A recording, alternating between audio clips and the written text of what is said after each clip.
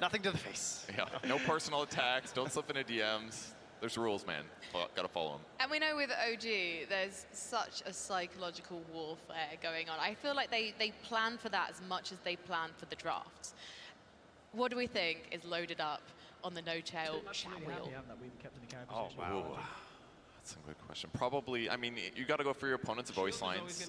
Ideally, some ones that are like rub it in a little bit. But with that said, I feel like Team Secrets, they're all veterans. Like they're going to be semi-immune to that kind of thing. I don't know if it's going to work on them. They know where the mute button is. They have found it. They've been here before. Yeah.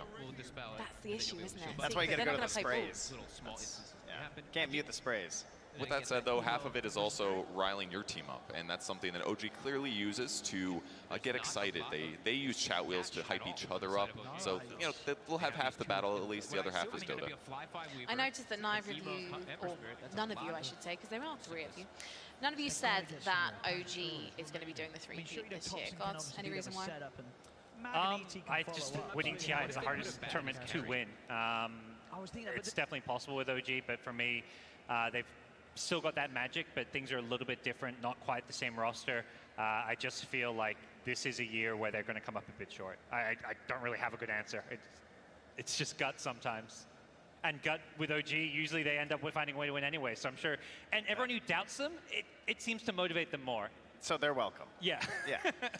I feel kind of similar that they still have the magic. They underperformed for the whole year a little bit under expectations, but they've got Sumail magic this year, and I think that's a really big difference. I think he's been playing fantastic. He was playing well in pubs that I was watching before we came to TI. He's been playing well in the group stage games, so I think that's absolutely there. But with that said, like repeating 3 times in a row seems very difficult. And I would also say that like there's a lot of insanely good teams this year. Like I feel like the previous TI years, you go into it, you're like, yeah, OG's looking really good, but like there wasn't like extremely crisp competition like IG and LGD and maybe like 2 other teams. So I feel like it's just a little harder for them to get the W this year. I may be thinking about a conversation that was had in the bar the other day as opposed to on air, but hopefully no one will mind. It turns out, guys, when we're not talking about Dota on air, we're talking about Dota elsewhere, which is the description of OG as 4 supports and a carry. Would you agree with that, Purge? I would, yeah. And that's like the Thompson X factor that he's always had, that he plays aggressive and he's not afraid to die on the enemy side of the map because he knows he's going to draw 3 heroes. So it is a goal to facilitate their carry in the past with Ana. With Sumail, maybe they don't have to do that as hard as the past, so maybe that opens them up to more options. But yeah, it can be like that sometimes. Why don't they have to do that as much with Sumail? The general perception was that Ana needed to have a good game, at least so that maybe to keep morale up, something like that. So I would say Sumail's much more, he's got an ego, that's been clear. It's been toned down a little bit, so he's got confidence. He's got really strong confidence. Sumail can play from behind, and maybe that wasn't something that they were as comfortable with in previous TIs. I mean, the man won TI when he was a teenager while wearing an airline pillow around his neck. So obviously, all I want to know is he going to be wearing the airline pillow again this year? God. He's got a bit more swagger these days. Yeah, but that would be hype if he came out of the finals with it. Yeah. I mean, that's pretty swag, but you know what is hype right now? We are ready to kick off with our first match, IG versus Spirit. Team Spirit versus Invictus Gaming. Game 1. And welcome to the draft panel. We're here with the first draft of the first game of the first series of the main event here at TI 10. My name is Avo Plus, whatever people may call me, that's my name. And I am surrounded by 2 of the greatest minds in the Dota world. On my right, I have Insania, previous TI player, future TI player as well, current analyst. And on my left, Lacoste, ex-TI player as well, current comedian. Yeah, not a future TI player for sure. Who knows what the future holds? Yeah, who knows? Who knows? I Maybe we team up if you see some good ideas coming out on this draft panel from me, or like, well, we blitz, see you around, or some of the players need to get kicked out, and I'll hop in. If anyone's looking for a coach, you know, if your team is called online something, that Lacoste is ready for that. So, what can we expect from this draft, Lacoste? I think Viver's going to be highly contested. Both of these teams really love to run it. And Panel talked about collapse heroes. His hero pool has been not so wide. He's been, playing only a couple of heroes: Mars, Tidehunter, Vengeful Spirit. So you need to either ban it out. Going back to Viver, I think that's Mira's really good hero. And Rubik's also going to be contested. If Weaver is picked, Rubik is definitely going to be picked as a counter because, everyone wants to have a Shikuchi on the team. You can do so much as a position 4, buying time, especially if you're playing from behind, killing the couriers, devording. I think this is the hero that is flex, but in most of the cases is being played as a position 4. Insania, what could we be expecting? What are the heroes we think we could be expecting? We talked, or the other panel talked about the offlane matches particularly. I mean, I think Tidehunter is going to be... So we saw Spirit, they have an 8-game win streak, and a lot of that has been off the back of Tidehunter. So I think for them, they got to be thinking about Tidehunter. But I think at the same time, right now, when you were doing your prep yesterday, you're going to be like, okay, they also know that we've been winning with Tide a lot. And the difference between group stage and main stage is that every team has so much time to prep for you. Both Spirit has time to prep for IG, and IG has time to prep for Spirit. So while you might have gotten away with getting Tidehunter 6 games in a row in the group stage, you're not going to get it uncontested here on the main stage. So I think they got to be thinking about potential matchups there and what IG might have prepared for their Tide. What do you think we could be seeing here for the offlane, maybe new picks for the offlane matchup? I know you're a fan of Team Spirit, particularly Collapse, as everyone is. Is there anything you think that he could be pulling out that we haven't seen at TI yet, Lacoste? There could be, some flex picks. We've seen Tiny being played as different roles. Support position 4. I've seen someone played as a position 3, so it could be a thing. Because to go back to Tiny, he's also the one that is being played at the mid lane for Team Spirit, which is a bit unusual at this point. Also, I don't think we're going to see Lycan. Team Spirit did not play a single Lycan game in the group stage, and IG only played it once. When Team Spirit plays the Tiny, because other teams have played the Tiny mid as well, and they just play carry from the mid lane, really, is that the same style we see for Spirit? You still want to go for the carry items. You want to be able to scale. We are not going to see that E-Blade type of a build Dagon. I still feel, especially with the offlaners providing some kind of buff for your carry / mid laner, press the attack from the Legion Commander, anything that builds into Solar Crest. I feel like we're in a meta where you need to find a way how to buff up your carry multiple times. We've even seen OG play offline IO. Do you think that IG might be able to pull off those stops in the offlane? Yeah, I think JT has a pretty big hero pool, actually. I think he might not have played that many heroes here so far, but I think it's because he just hasn't needed to. So I wouldn't be surprised to see him playing a wide variety of heroes.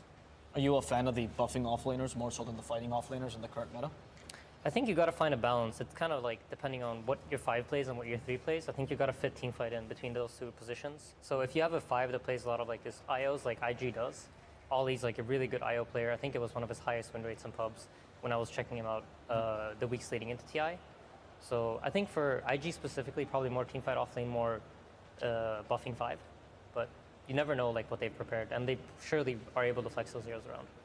We were discussing this previously, obviously off camera. You were talking about how the strength of the 5 in the current meta right now. And do you think that's led to the buffing offlaner as well, that the 5 is much more of a lane dominator these days?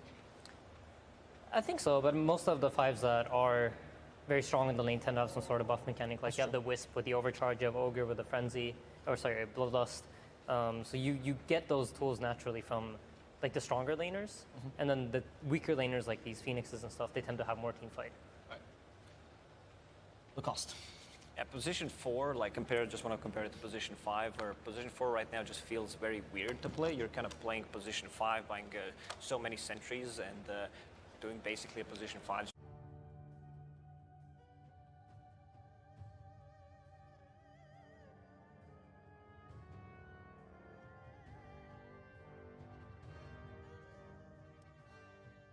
The Dire get a ban. Here's the Radiant ban.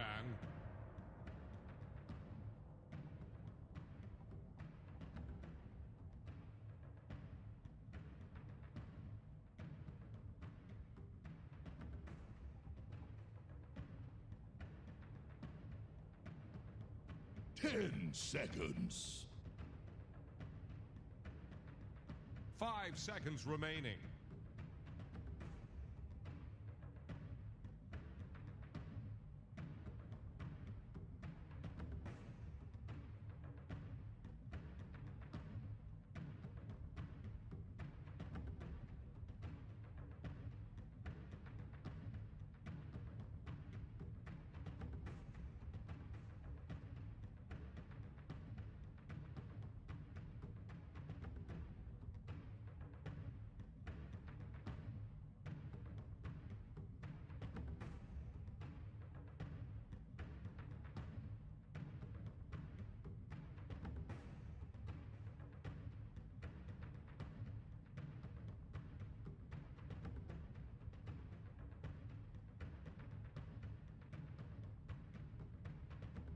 Radiant's turn to pick.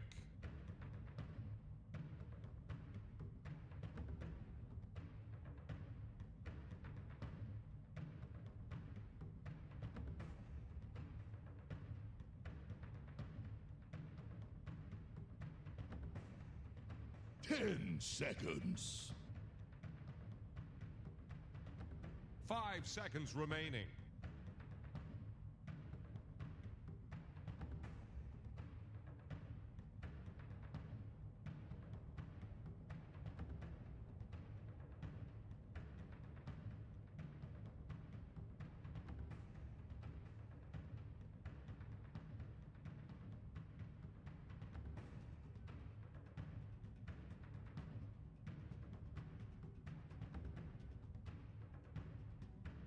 Dire's turn to pick.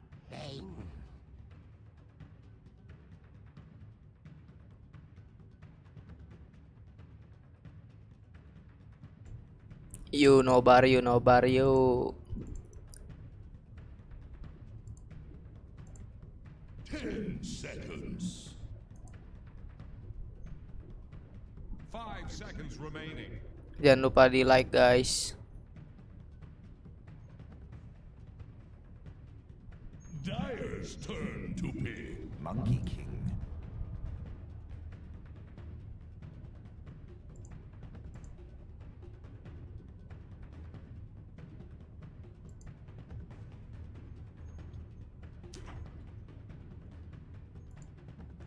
Ten seconds. 5 seconds remaining. Anjing gua bawa Elder Titan Mars.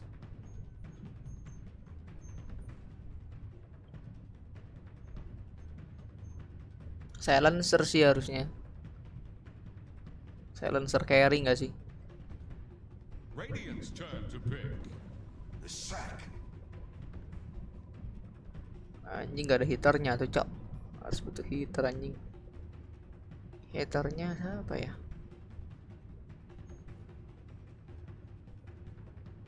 Offline-nya harus yang keras ini IG. 10 seconds. Bisa Timber,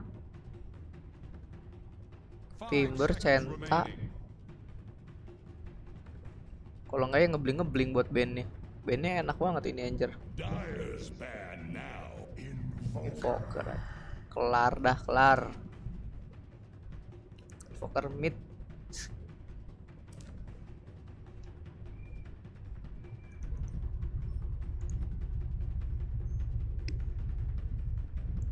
Ten seconds. 5 seconds remaining. Cek.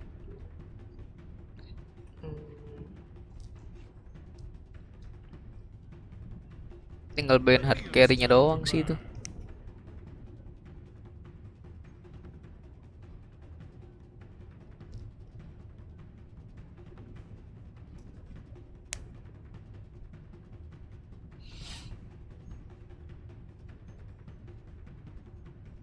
Ten seconds.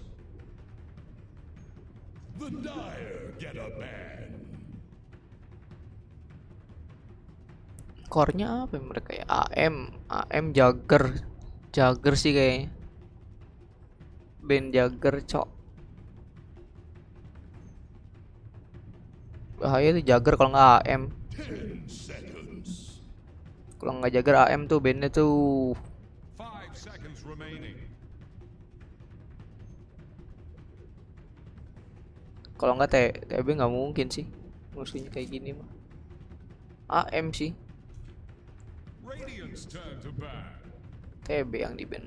Bisa pick AM dong. AM enak nyulik IO, nyulik IO, Lestrak. Dire's turn to pick. Pick apa anjing? Yang keras cok. Nggak ada hero kerasnya anjing.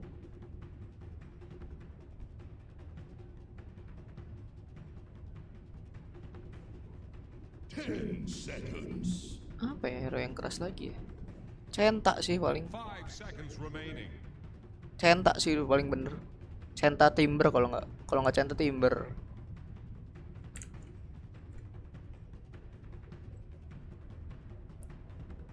Centa, Timber. Apa lagi ya?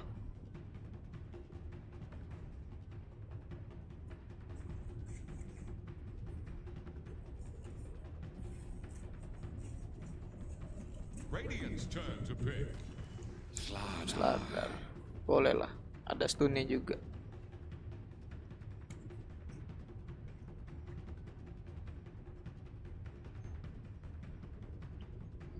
Kalau dari tim spiritnya sih ini ya. 10 seconds. Combo-wombonya udah kelihatan. 5 seconds Marsnya remaining. open ulti, terus di ulti Elder Titan di stun, invokernya tinggal nge-skill, tinggal meteor juga bisa.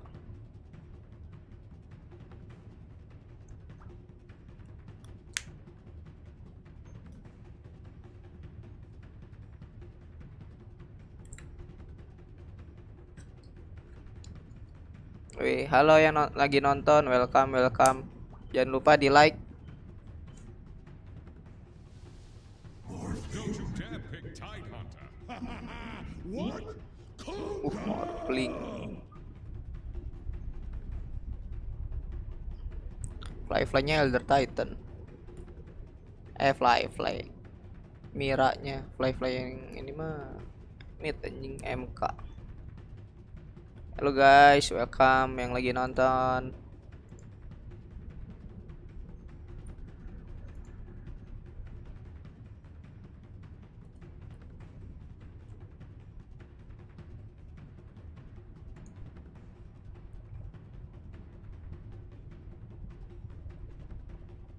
Jangan lupa like, komen, live chat dong, ramein live chatnya, ngobrol. 10 seconds. 5 seconds remaining. Goblok nggak diambil anjing bandnya.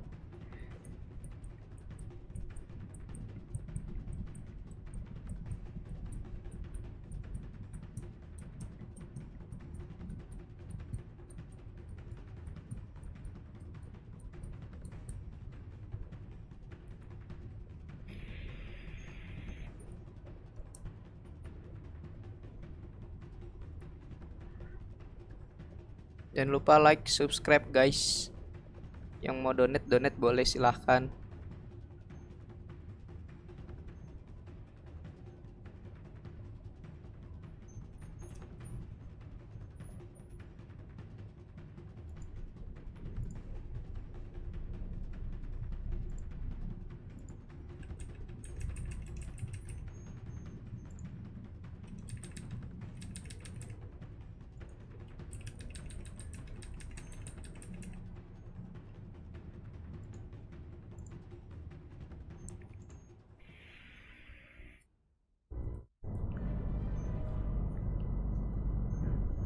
Invoker cosplay gaming.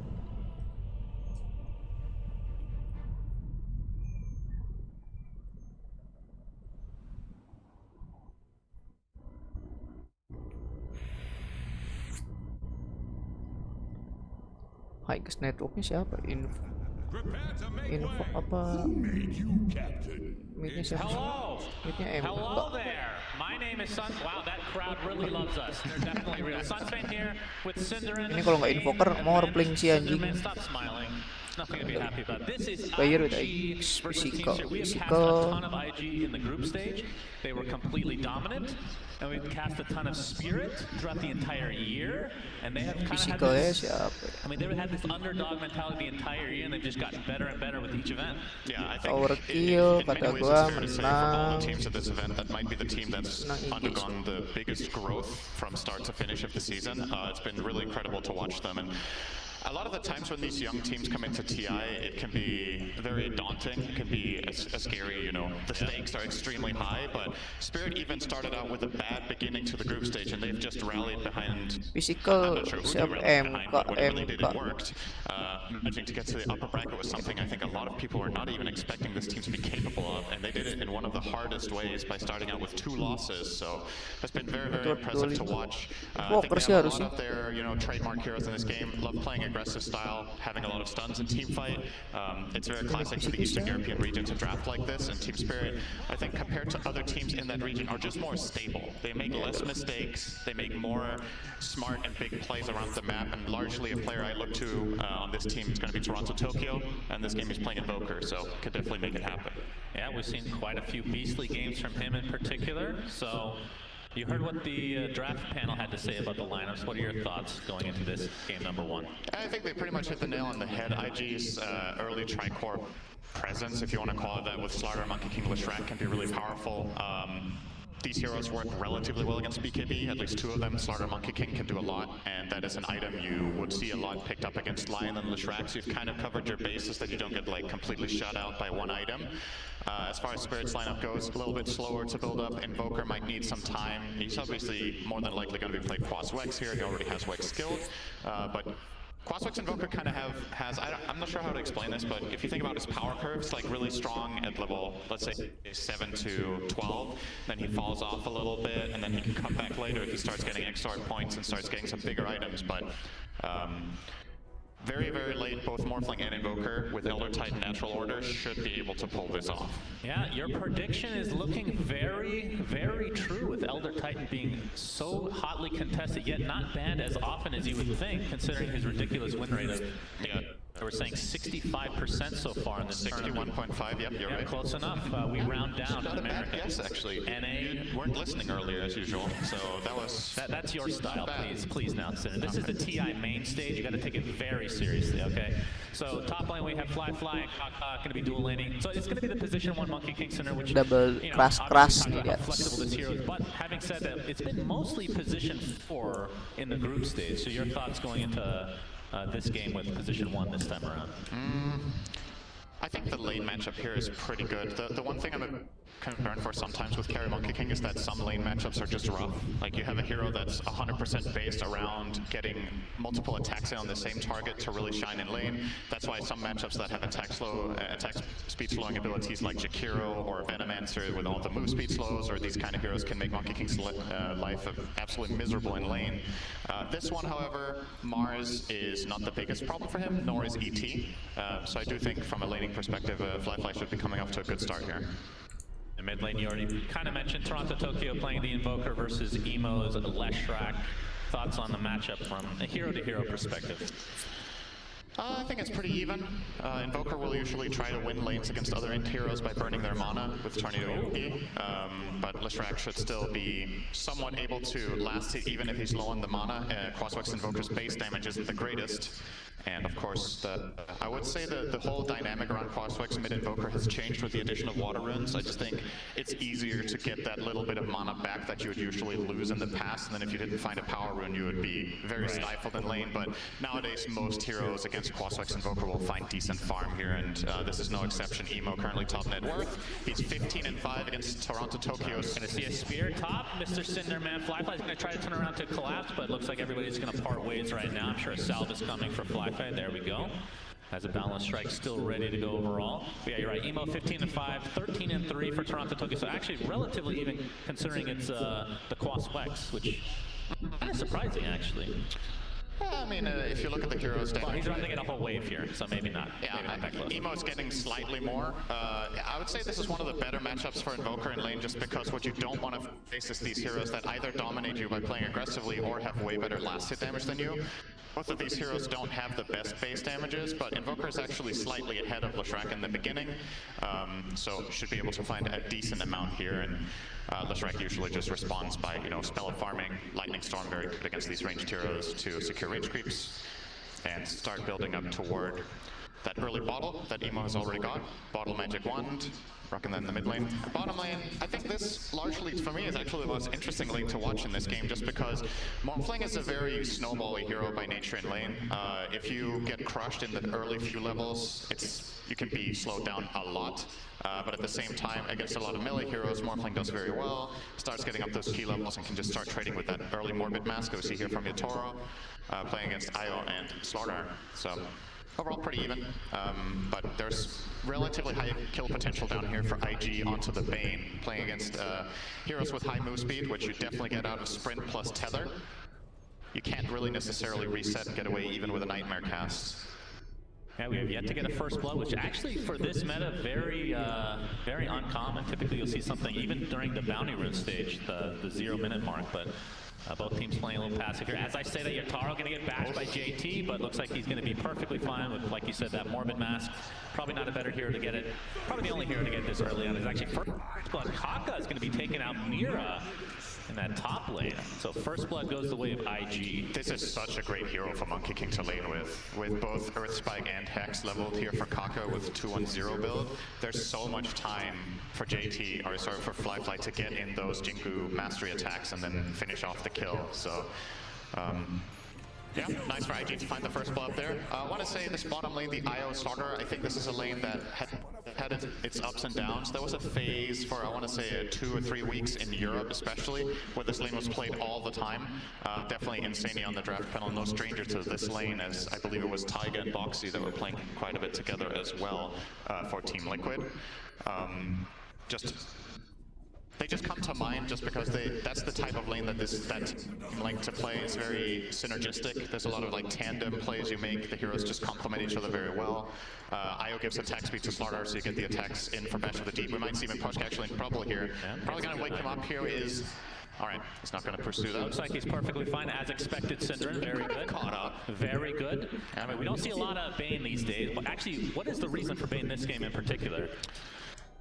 So what was the draft order? So they picked Bane third, and the heroes that they saw were Io and Lion, I think. Probably just protection. You know, it's a decent hero against a lot of the Io tether combinations. All right, we're just going to reset out here. Mira needs to be a little bit careful here, perhaps. There's the Hex mana coming in, and he is toast. Indeed. Pulse Nova's there for Emo, and a second kill of the game now for IG. But yeah, to finish off on the Bane thing, Team Spirit's like team ideology, or the way they play, Miposhka playing this hero is a very good way of ensuring Yatoro a good start in lane. So I think it's mainly for protection, and the feed script against a lot of Bane's or IO's targets can be nice. See JT and Ollie beating the absolute crap down here against Yatoro and Miposhka. Yatoro, of course, extremely tanky. Miposhka has the Nightmare available, and as you can see, they're just going to trade and sleep. Gak akan mati sih itu. Still damage is done. Yatoro has to back off now and try to regain some HP. They do have a salve. He's going to be healed up to full here, but has a Falcon Blade now as well. Small camp is going to spawn here. Yeah, Morphling, one of the better heroes against this lane, because if IO Starter don't kill you off fully here, you can just regen up easily. But now Kaka will make his way over as well. They're really looking to shut down Yatoro. Has found some pretty good starting farm though. Fly able to jump his way out of the Tornado's path, but yeah, still no kills for Team Spirit as of yet. But they're gonna group up here a little bit towards the top lane, have the siege creep available for pushing potential. We'll see if IG tries to mitigate this in any way. Fly, all he can do is watch from above for now. Yeah, Collapse is only level 5, so there's no Arena of Blood here for this potential team fight that could break out here, but it looks like it's just going to be a tower trade. IG rotating down Emo to bottom, and obviously Leshrac with the classic 2-2-2-1 build, which we see almost every game currently, is going to be maxing out Edict most likely after this. But still makes very quick work of this tower when Edict comes up a second time, as Glyph was used on the first one. And maybe Spirit won't actually get this tower. They still have the Siege Creeper, they'll get it in time. Yeah, that thing has been alive for eons at this point. Fly. Oh, he's going to get speared in. Not sure if they're going to get the vision here. EMP's there with the Cold Snap to follow. Fly gets off the Boundless Strike. Collapse just trying to follow behind him. The Tornado's going to be there, and he actually just blocks him. Goblok disambang, nggak dikasih invokernya anjing. The spear actually finishes him off there, but will be a 1-for-1 in terms of the towers, but obviously position 1 death, pretty big deal for IG. He's going to be returning to base here. Collapse ran completely out of resources. He's going to be heading out. Yatoro is now just going to be sitting close to this tier 2 tower bot and farming. You would imagine that IG could be looking to make a potential smoke move down there with Lion plus Lesh. Have plenty of magic damage burst against Yatoro if he's playing on that low strength, which is very common for Morphlings for the farming speed. And you see they snuck down a ward here earlier that just barely doesn't see Yatoro, but if he's trying to go right and look at that camp that JT just farmed, that could open up a move for them to cross down there. For now, Kaka will just be taking his level 6 in mid. Get Finger of Death, awesome ability against Morph. Once again, likes playing on low health, so you can find the kills very, very quickly. Yep, if you can be sneaky enough. His Emo and Ollie already got done taking out a couple stacks of creeps in their triangle. Fly continuing to... mid lane. All right, we got the Hex to start things out. Or the Spike to follow. Emo with the splitter. This should be a kill. There's TP supports coming. The Finger of Death, like you said, just takes him out in turn. But Yatoro has made his rotation. This would be a really big kill, but that's the pig pull. Emo turns into a pig and lives. That is a very small percentage play, Cinder, as we have discussed many a time, but it worked. It's a good point. The pig pull made no difference there. So happy you pointed that out. That you have really glad to be here with you. You have like a quota you need to meet every game. When there's a pig pull, you have to say, I don't know if you have some sort of a contractual obligation. With who? I don't know, some sort of company that makes bacon. Well, I do like bacon. Stun? Gak ada. Goblok di KS mulu anjing, itu invokernya nggak dikasih duit. 3-2 advantage now for team IG. Tolol bener anjing. And Emo looking in terms of the net worth here, top of the charts. And his counterpart in Toronto Tokyo about 600 off, which if you were to ask me at the beginning of the game, I would say that's probably normal for the Quad Flex versus Lesh anyway. Woi, invokernya kasih makan, cok. Lesh just farms faster in the jungle, right? Invokernya kagak dikasih makan anjing. In lane, Leshrac can always go to the jungle and farm with Pulse Nova, and he's playing with Io, which just makes things a lot better. You get that extra mana regen, you get the extra move speed to go from camp to camp. Now they're even going to bottle refill, Kaka TPing in for that. They're trying to make sure that Emo stays happy in this game. Has a tendency to pop off when he's given a good game like this. For sure. Very uncharacteristic for his name, but... I mean, we've seen him pop off, but we've also seen him get a little too overconfident at times as well, so... But overall, compared to other mids, he's definitely one of the best in the world right now. As they predict, yeah.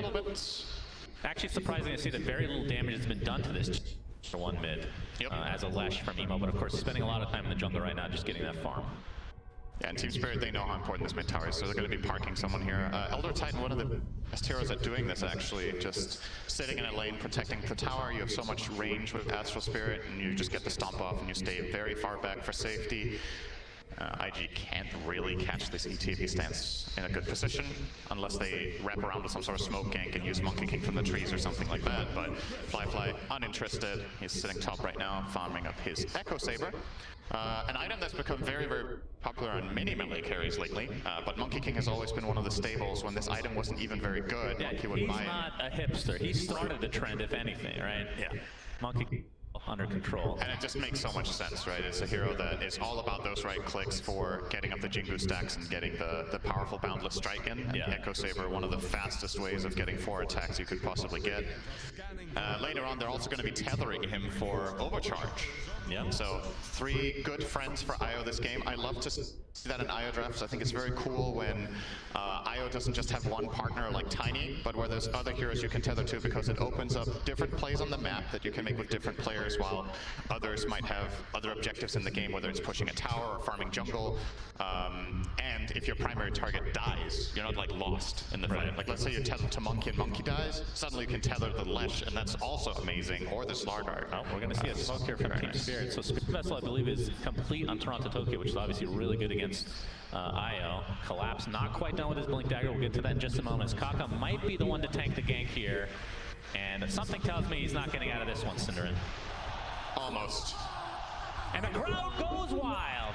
But Collapse, like I talked about, I want to say that this guy, during the, I believe it was the Animajor, I would consider him the MVP of Team Spirit. He was, especially on Mars, an absolute god. Now, Mars as a hero has kind of dropped off a bit in terms of the pick rate. But we're going to see him get the Blink Dagger as it's being delivered now, so expect some plays to come. Yeah, I think just anecdotally, without knowing the exact stats for the tournament, for me it feels like the primary teams that have been playing Mars have been Team Spirit and Vici Gaming. And a little bit of IG as well, I do believe, on JT. So it's primarily been the Chinese teams as well as the Radiant team in this game. Makes a lot of sense that the hero was rated relatively highly in the draft for that reason, because it is a contested hero for the other team as well. IG looking to try to get their first tier 2 tower of the game while Spirit are mid. Was that a cancel TP? I think it was. Oh, Mira. Monk's command, and that is going to be an easy kill on Tamir in the bot lane as the tier 1 falls mid. Stuck inside his Wukong's command for now, Toronto Tokyo. Gonna get gone onto Sar. Ya, kurung 3 mati berarti 3-an. Dar meteor. Trying to clean up. Ollie's gonna be the first to fall here, along with Emo. JT showing off that blink dagger, so he will be safe, but 2 big kills for Spirit. He got slowed by He's not safe, Cinderin. Why did you say that, Stop JT? lying to the audience. He's fine, I said it. Enggak main Sunstrike anjing. Sunstrike lah. I told you, Cinder. Enggak di Sunstrike dong. Oh, you're so good at this game. Slow hand anjing invoker. So good, and the crowd continues to go wild. So shout out to everybody that is cheering in game. We're still waiting on Twitch to approve the extension update that allows Twitch viewers to cheer on stream. You know, maybe if somebody's watching from Twitch, you could approve that at some point. It's not like this is the biggest event of all time or anything. So Emo and Ollie in the triangle. See if they're going to try for a smoke here, but Emo's death quite costly because he was top net worth, but now you can see that is not the case anymore. Yeah, looking great for Yatoro now. Finishing off the Asha, of course, building now into E-Blade. They have an enormous amount of magic damage between their heroes. Natural Order. Man, Tsunami really screwed me over earlier when he said Astral Order. He actually got to me. Exception, yeah. So Natural Order, you've got the E-Blade together with Invoker's spells. Oh, JT will run away. A lot of mana drain from that EMP. Is Kakon Company are here? Finger of Death. Oh, the knife and save! Miro will still die, so not as exciting as it may sound, but 2 dead. But for Team Spirit, it did look cool. That's a highlight. More important than winning. If you have a highlight of that, don't show the end portion, and it looks really epic. Just cut it off immediately. Wow! Absolutely, and look at this. Emo finger stack could make a difference. Stealing a bunch of creeps in the triangle center. This is a huge deal. All right, maybe not that big. It's still a double stack of Ancients available. Yatoro. Oh, Wukong's command fly spots him out with JT coming in as well. And there's a relocate. Huge kill onto Yatoro, who was and still is for now the top net worth in the game. Yeah, ahead by a whopping 13 gold over Leshrac. We'll see if Emo can find literally any creep except a garbage kobold. How dare you? I love the kobold. Best model of any neutral in the game. Look at him. The best model of any neutral in the game is the Black Dragon Goofy. Depends on your perspective. There's no Black Dragons available right now, so we can't show that. But I'm sure they'll spawn later. So in terms of pace, obviously, I mean, if you just look at the net worth right now, 2K lead for IG. I mean, coming into this game, a lot of people are expecting IG to take this series. Team Spirit still, it feels like they're always the underdog, and even after like great performances where they upset, they're still continuing to be the underdog for whatever reason. But I'm assuming you're thinking IG will take this series in the end. Yeah, I think you're going to be hard pressed to find a lot of people that have Team Spirit. Oh, Kaka's dead. Koshka's in the vicinity. Yes. Echo Stomp is there. Spear into the trees, and down he goes. Pretty big rotation from Spirit to find a lonesome position 4 there in the bottom lane. Effectively just the rest of the map being farmed up very nicely here by IG. All of their cores active around both the top bottom jungle of their own side as well as Leshrac pushing out that mid lane. So this could open up for a potential move for IG. See them drawing an arrow into the enemy triangle, so it looks like that's the next plan from Kaka here. He wants to maybe smoke. Of course, has the one key item that Lion wants in every game with that Blink Dagger, so can very easily initiate for the team as long as they have vision. Yeah. BKB just picked up by Fly. I think they saw him here, they see him. He has the ward on the high ground. Links to safety, looks like he's fine. Yep, gets so up BKB nicely. on Fly as he actually has the Oblivion staff, so actually hasn't finished anything with that yet. Changed his mind considering how the game is going at the moment. No, he disassembled it to make BKB something. That's right, that's exactly what happened. That is what happens when you look away for a moment. That's right. The game gets patched 7 times, and you can do that. Yeah, very, very true. Another important item, Cinder in Toronto Tokyo picks up the Midas, which this is pretty much the standard build from Invokers these days, as Roche is going to be attempted. Yeah, I like this. Absolutely. This is against a Slardar lineup, so if you can take it away from them, then all the power to you. Double damage more for the Alacrity. Oh, what's not to love? Well, they're going to get the first Roche of the game, the first Roche of TI-10 main stage, in fact. Yeah. As bottom lane, IG doing considerable amount of damage to this tier 2, and I would like to think that Spirit just lets it go. IG take the first tier 2 tower of this TI-10 main event. Are we just going to say that for everything? IG are taking the first outpost of this TI-10 main event. Okay. Dire's middle tower is under pressure. I thought you were going to keep going. Sorry. I just... Why would it? They didn't take anything else. Okay. Yataro damaging the top tier 2 for the first time in this TI main event. Let's see if they actually give this one up. IG doesn't look like they're looking to come here. They do pop the fort though. And Spirit continuing to stay in the area. You can see most of IG in the bottom jungle right now, as the game is extremely even. Obviously Aegis in tow for Yataro here. Can't go through that backdoor protection. Well, starting to push out this top wave, and looks like IG are not interested in defending, which means in all likelihood Team Spirit will take the second tier 2 tower of the TI-10 main event. And it will be going to Yatoro or the creep wave. It is Yatoro. You could have said the first one for the Radiant. That's actually true. Oh, JT, yep, jumping collapse for now. Collapse. You're going to get stunned. Ollie's trying to heal him to a high degree, but there's the Mars Arena blocking him off completely. He's just going to die within his own arena. So 1-for-1 for Kaka. And we'll see if Spirit want to continue to fight here, despite not having that big crack by JT onto 2. There's the E-Blade being shown from Yataro. Flyfly jumping on top of Toronto Tokyo, but there. Yataro doing some nice damage to Flyfly. He pops his BKB. It looks like Toronto Tokyo is donezo. Flyfly in the meantime looking to re-pursue here. Looks like the Elder Titan is next on the list. So a 3-for-1 after a really good initiation from JT. E-Blade still not enough to get a kill here for Yataro. Definitely has to be careful, but... You see the awesome synergy there between Slaughter and Monkey King. This is a nasty late game composition as well. We're not truly in the late game just yet. I would rather call this the later portion of the mid game, but already you get Corrosive Haze on the target. Monkey King pumps BKB, has the Echo Saber ready. And very quickly gets the hits in, and then that Boundless Strike, it really hurts. We're going to see it in a moment here in this replay. I think it's about 20 seconds after this. So looking to be a decent opener for Spirit. They get the grip off. Obviously gets cancelled here by Flyfly.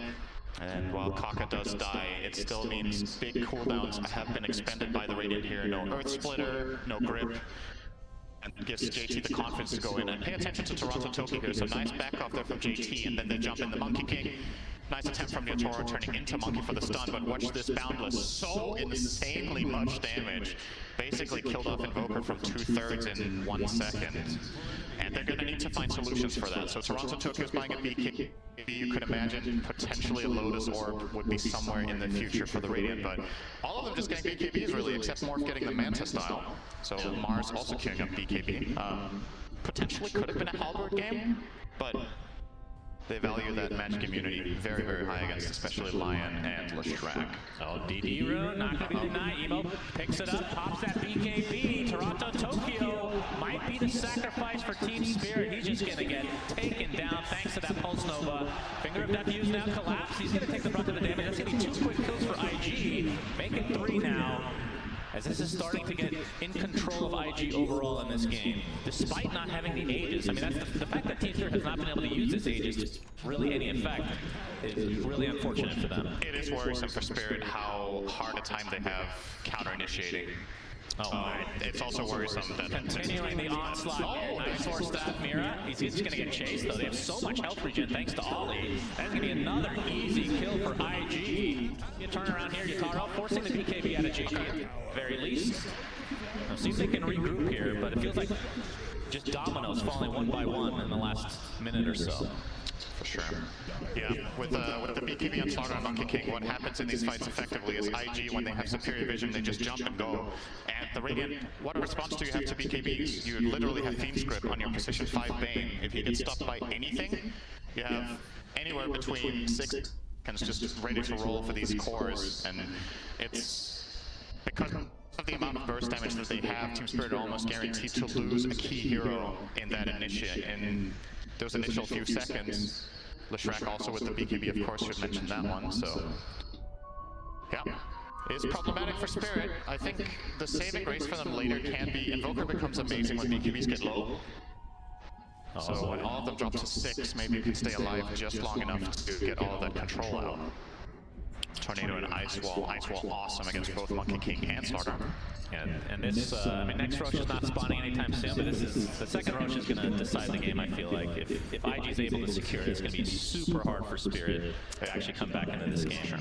And they obviously take it very fast. Not going into the triangle. They know this is coming from IG.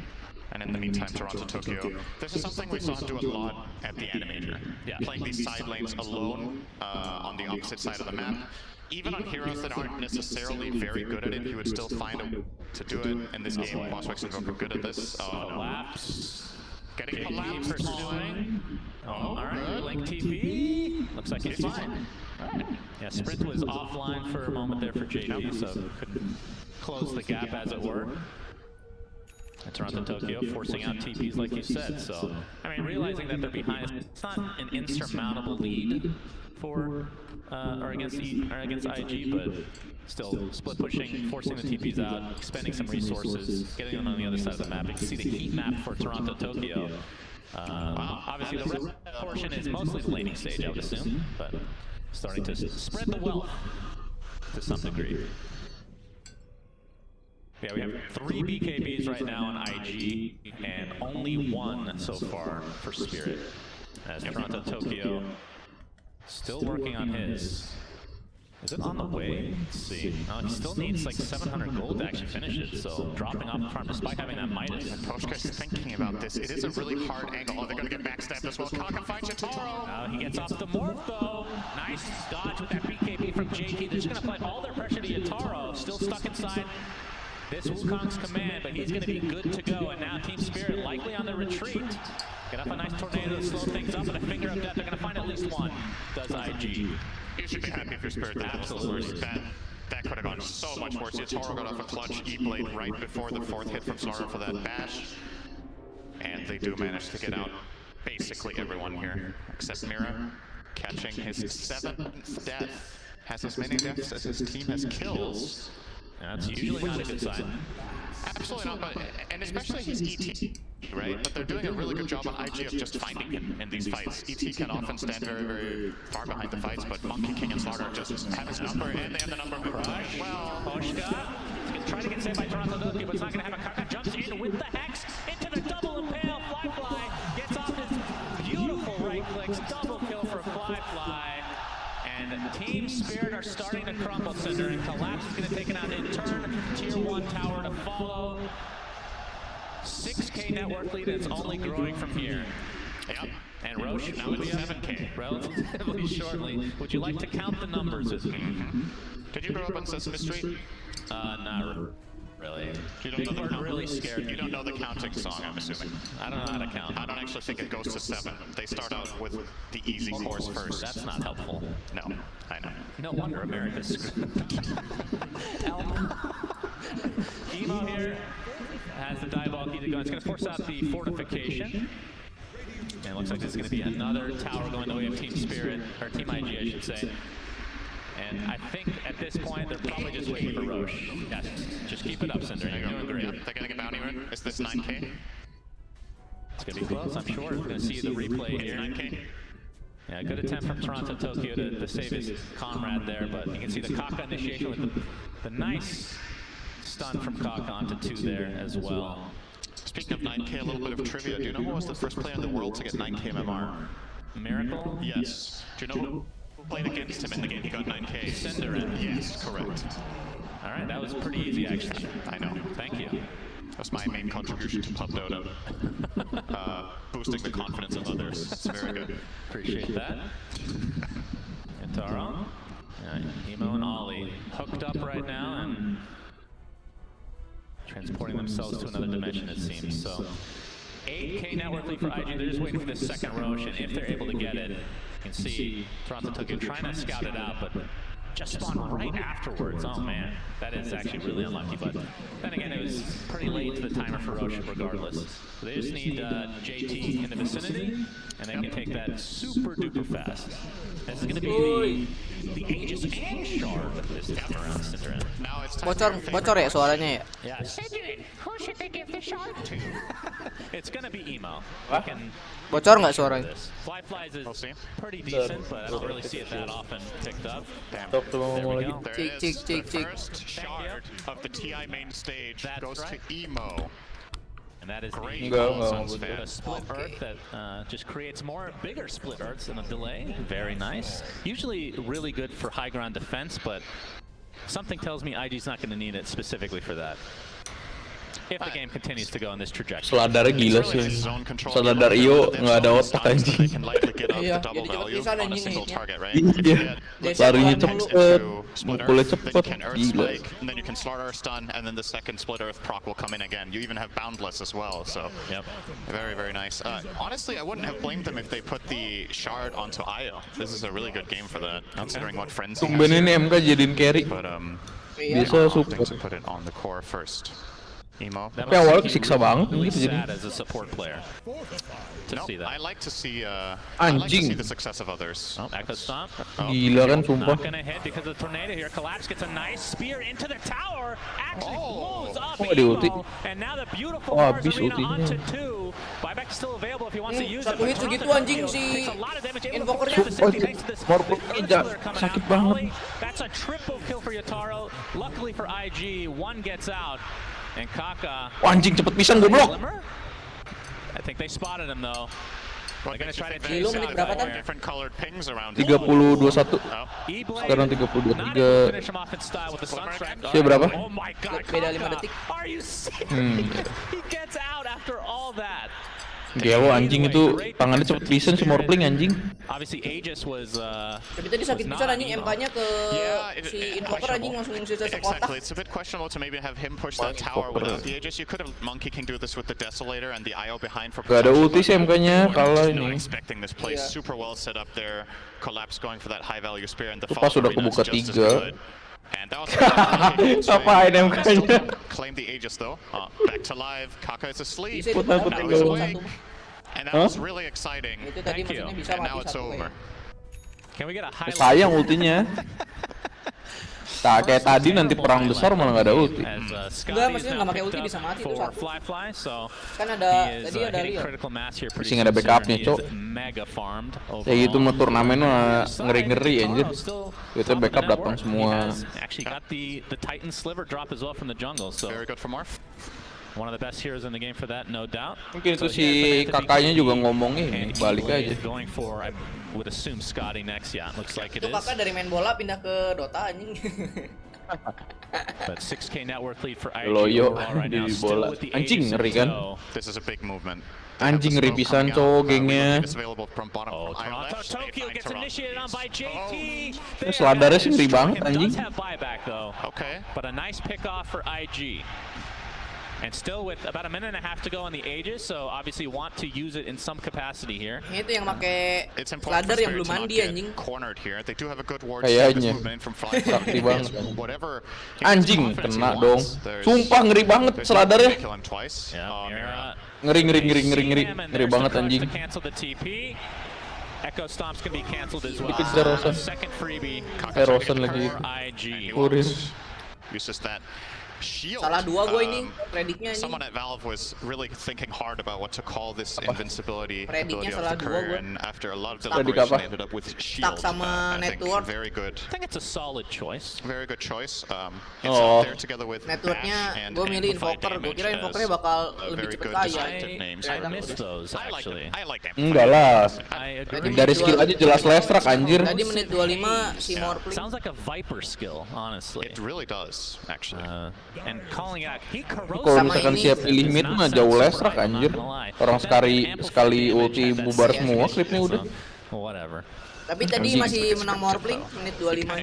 Pas menit 25. Ya Morpling karena free ini. Ya pas menit 25 kan itu.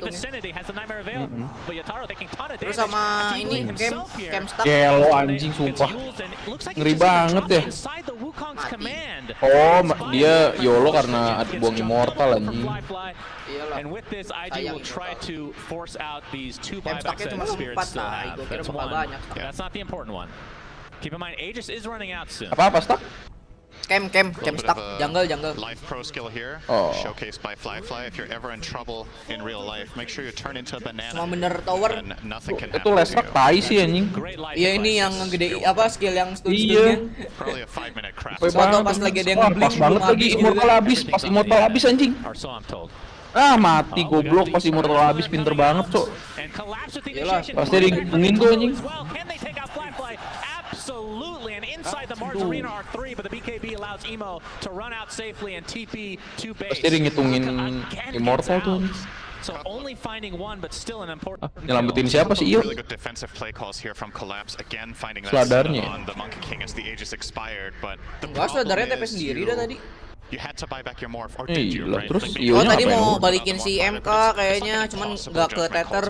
So you will generally see the core buy back there. Baru mati. But it makes that win a lot Kan more tadi terbang bittersweet juga tuh. because you have an opening now. Tapi MK-nya kan kejauhan, nggak bisa ke gapai kayaknya. One more time now, and you're not going to be able to get anything meaningful Iya, in terus this itu minute. jungle tinggal ditinggalin aja kasih stun 1 ya.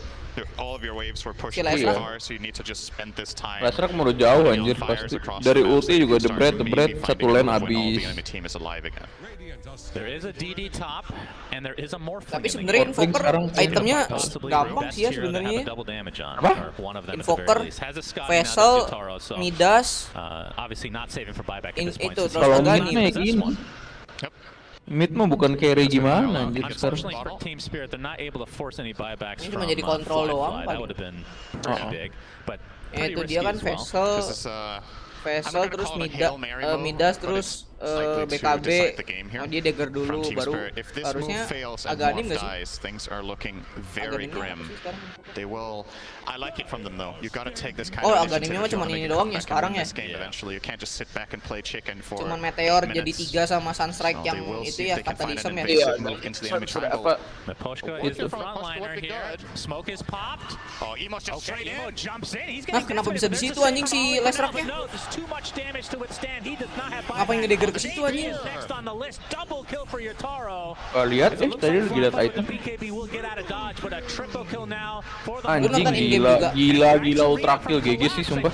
Morphling emang jago banget anjing. Rempek cok GG. Pembukaan langsung rempek ngentot. Rempek. Besok masuk Dota WTF. Okay. Itu tadi Lestraknya langsung dong. Langsung Tadi Lestraknya aneh sih Tan. Ngedagger ke musuhnya anjing. Di Twitch nggak bisa mundur sih ntar. Remember, 2 of these core heroes do not have buyback for IG right now. Oh, si mati satu. They use the last one remaining. That is a tier 4 tower. Ya late game udah sakit sih emang si Morphling. Gak ada otak. Pasti. Alacrity again onto the Morphling. Going for the tier 4 tower. Anjing beneran di end goblok. Lawan lo kontol. Wukong, nggak ada ulti, iya. Anjing deg-degan banget. Deg-degan banget, cok. Anjing, wah abis dong. Aduh, kenapa tidurnya? Anjing, gila. Gila banget. Kalahnya najis. Anjing, kalahnya najis banget. BO berapa sih? 1 apa 3 sih? 3 ya kayaknya ya. Iya lah pasti playoff mah. Anjing ngeri banget enak goblok. Tai kan anjing. Tai banget anjing. Gila. Sumpah. Aduh sakit hati banget IG anjing pasti. Bener bel anjing komentator ngomong apa? Underdog anjir, tim underdog. Iya. Bener anjing jagoan mah.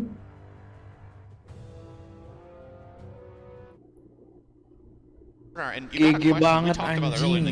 Emo can pop off, he can also be a little reckless. That blink in with BKB into 3 enemy heroes. Sumpah. Gila banget anjing. Itu yang makronya juga pinter banget lagi anjing, nyuruh langsung N aja nggak usah ini. Nggak usah barak. Pinter banget anjing, udah nggak ada kesempatan lagi kalau ini. Sumpah anjing. Si leader ininya juga jago anjing. Hah, 40. Oh, prediknya harus 40 bener anjing. Wah, kayak lo banyak juga.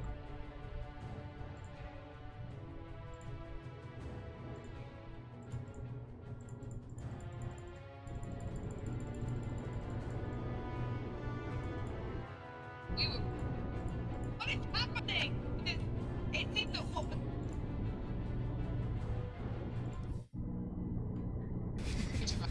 Was he apologising then for Team Spirit finishing so suddenly before we didn't even expect it? We were running to the desk like, what is happening? Because it seemed that what was happening was Yatoro and Collapse are the perfect duo in Dota right now. I mean, out of the teams we've seen play at the main stage, approximately 2.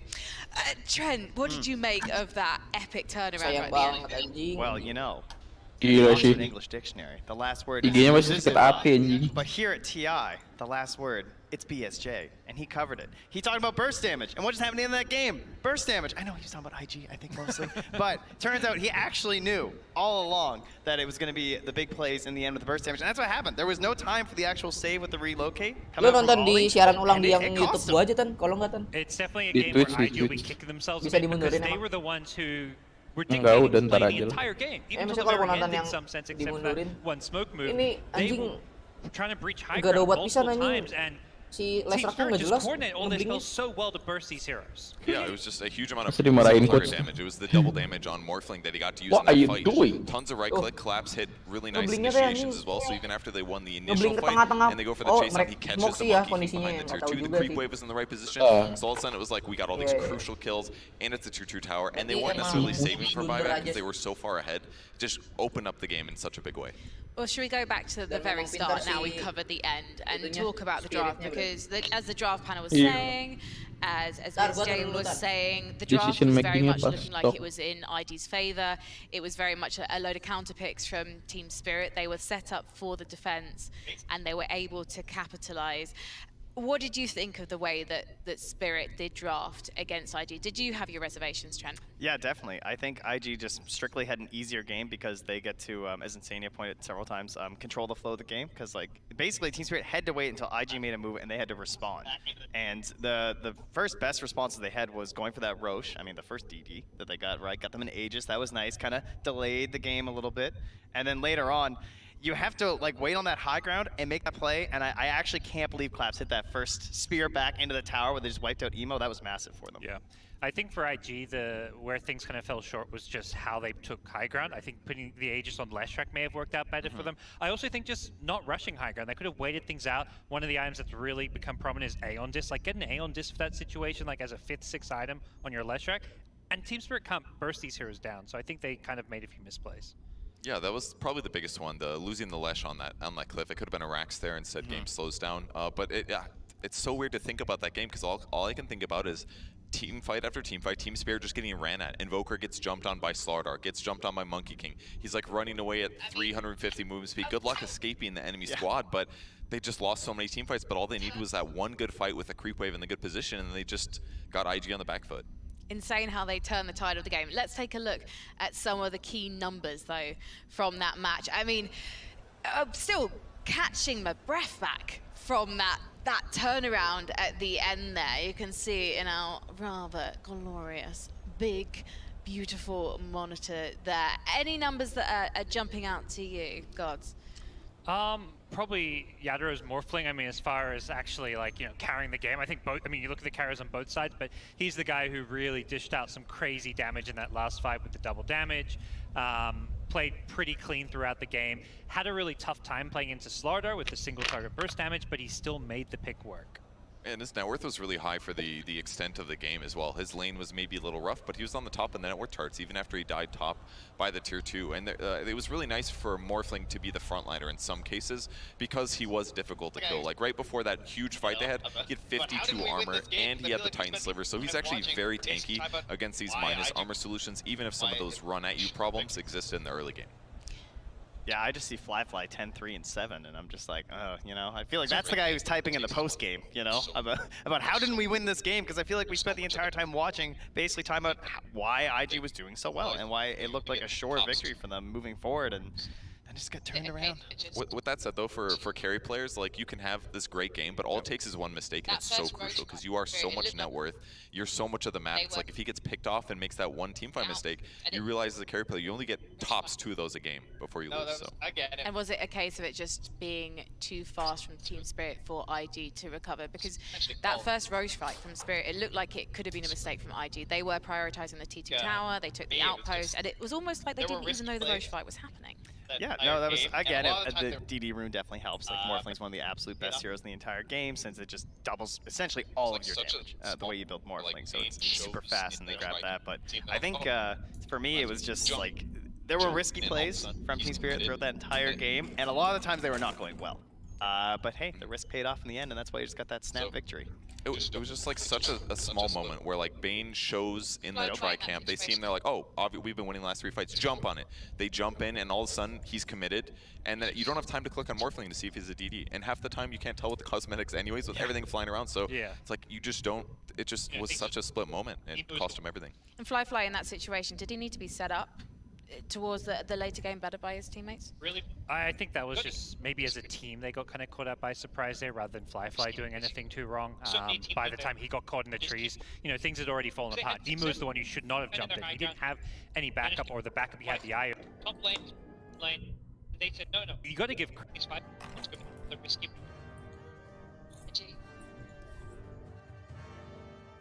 Feeling more tingles. Was that an answer? Yeah, we haven't brought. This is all fresh for us. Chaos. Absolutely. Let's talk then about whether we think definitely feeling shame. Yeah.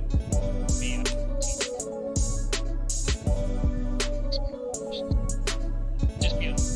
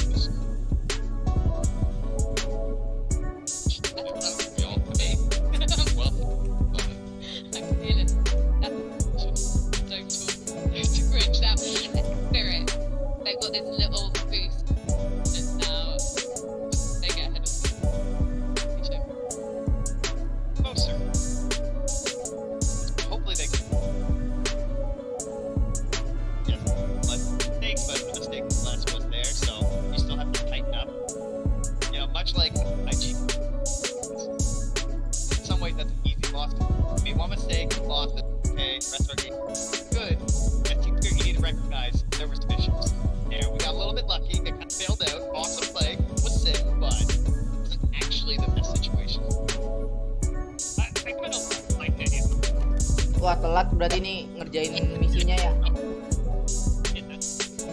Udah pada kelok anjing.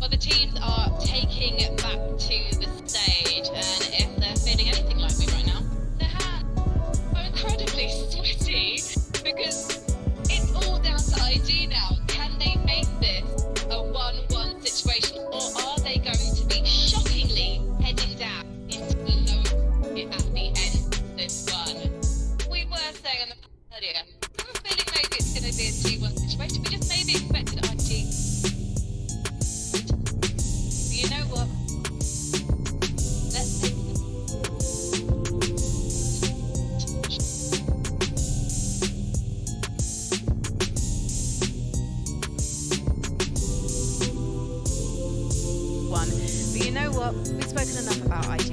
Let's take a look at how Spirit got to international.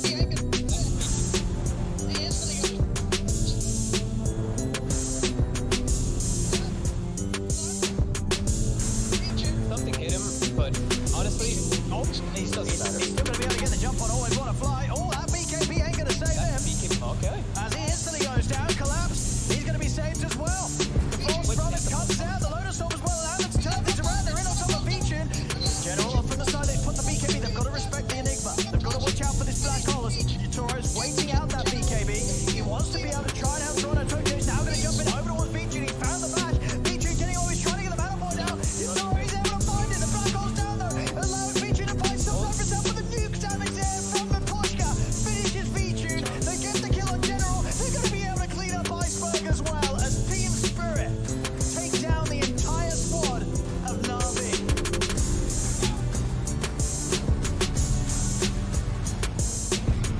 Use the BKB for that attention. Toro got Pikachu jumping in. The Rage King. Him chain stunned. Can't stop him from taking the tower. Dora. Burst from one. Whoa! Oh, the disrupt! Oh, the disrupt on the finger! Oh! I saw him disappear. I was like, wait, he didn't die. He didn't lose the ult. He still got a good to go. Mirror with the perfect timing. Alright, oh baby.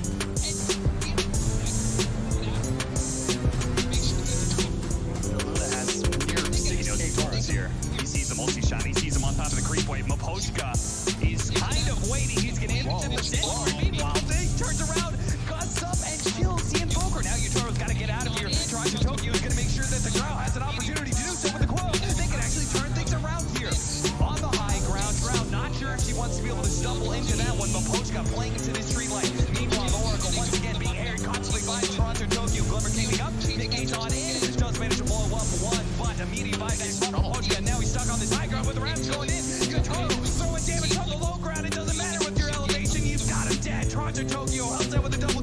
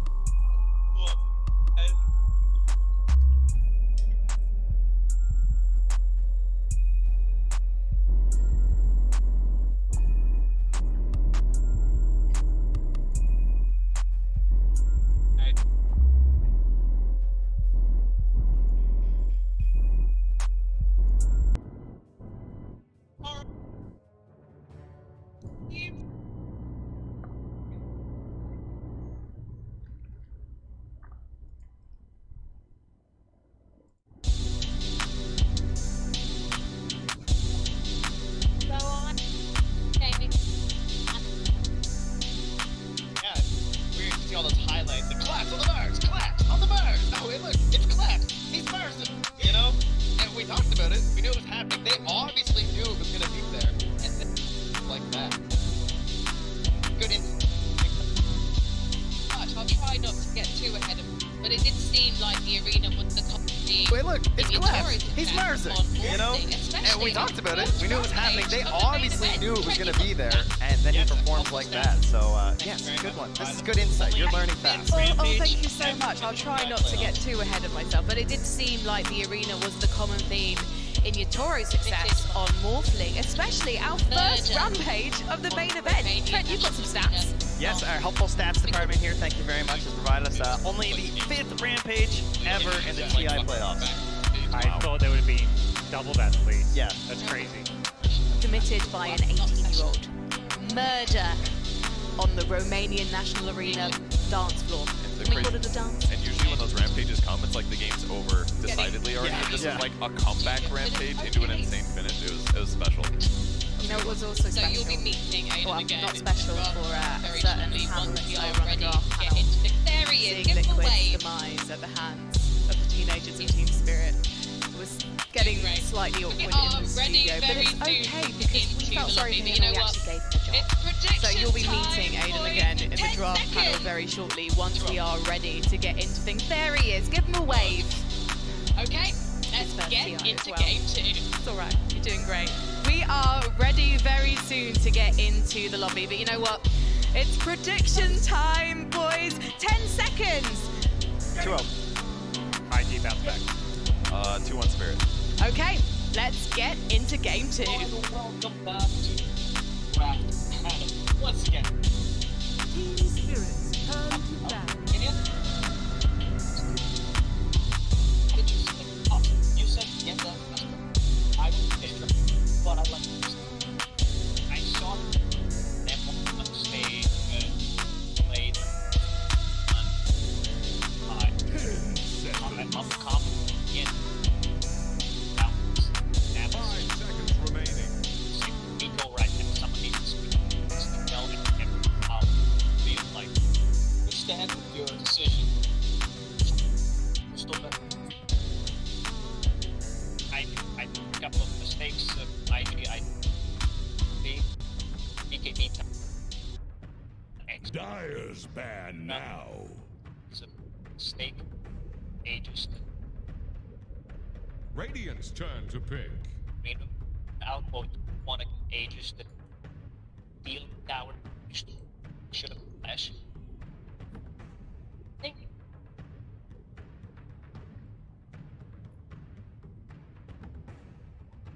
Actually, that is your one. 10 seconds. Okay, flash back is 5 10. seconds So remaining. Dyer's turn to pick. Weaver. If you guys load back, you will know 1 point. Spirit over found them. Got them back. So they probably had there. Dyer's turn to pick. Radiant's turn to pick. Get a lot of Lion. or they side well.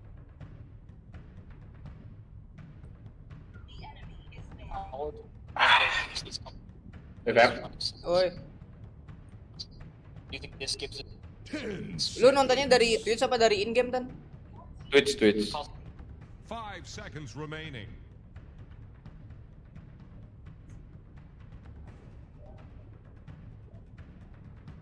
Ya udah standar lah ya. Pick Weaver di counter Doom anjing. Buat support lah. Nyebelin itunya doang skill satunya. Iya sih. Jadi Weaver sekarang udah kayak bounty hunter Lepas dulu master pas ya? zaman support.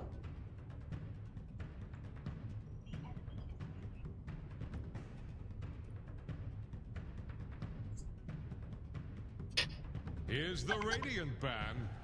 Legion Commander. Dyer's ban now.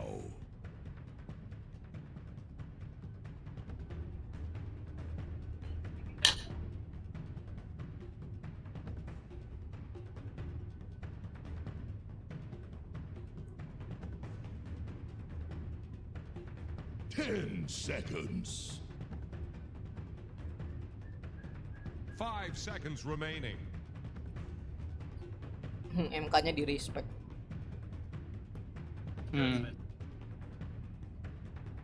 Oh ini si Fly. Radiant's turn to ban.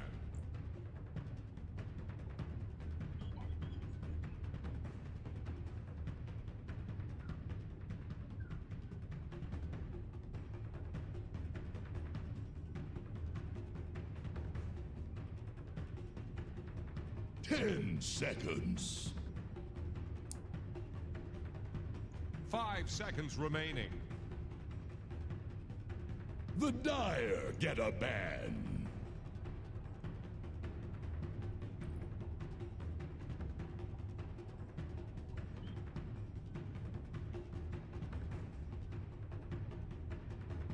Lagu draft picknya kayak lagi muter itu ya, open chest anjir.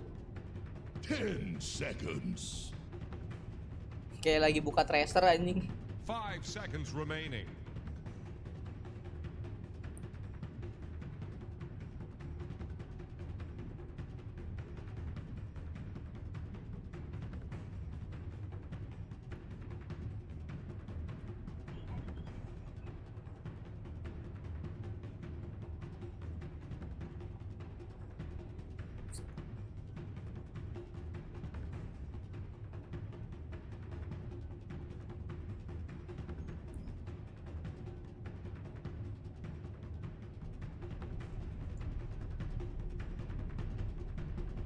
Here's the Radiant ban.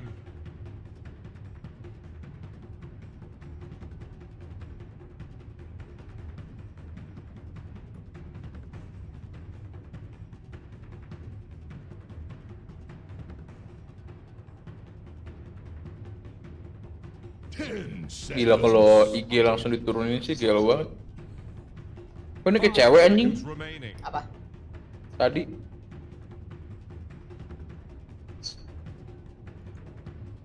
Oh di lu mah masih ada highlight orang-orangnya ya? Iya. Gitu. Oh iya, lu nggak ada. Gua nggak ada.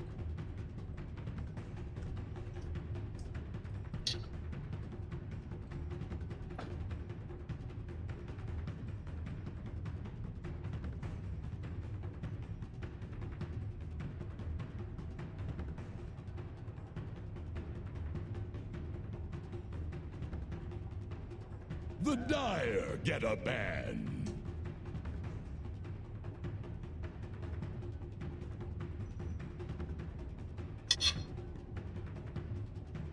Wah, lagi makan tuh. Yoi.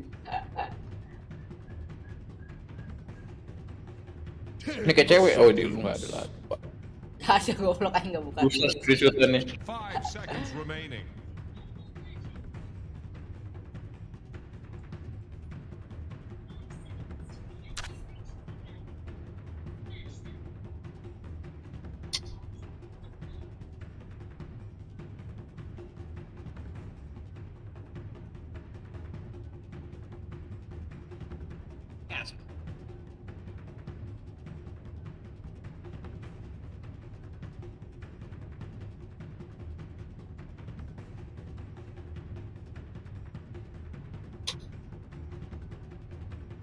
Dire's turn to pick.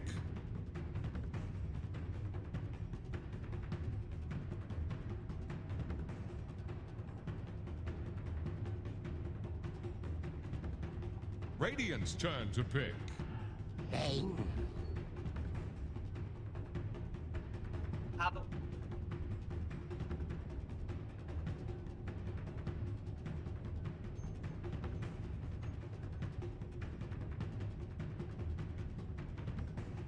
10 seconds. 5 seconds remaining. Done.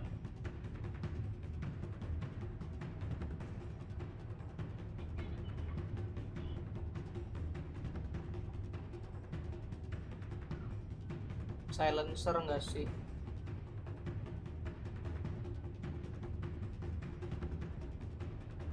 Radiant's turn to pick.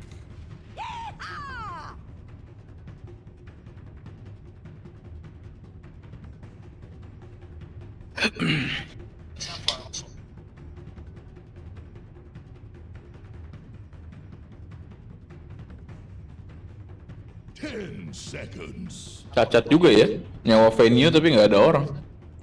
Itu kayaknya nyawa stadium deh, Tan. Nyawa gor Iya. outdoor. Dire's turn to pick. Chaos Knight.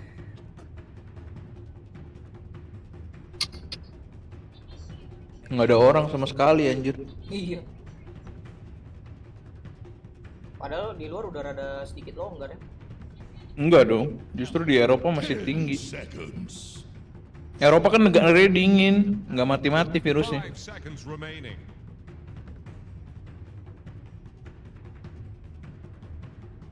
Kalau Denmark di mana Denmark? Eropa kan? Here's the Radiant ban. Sama.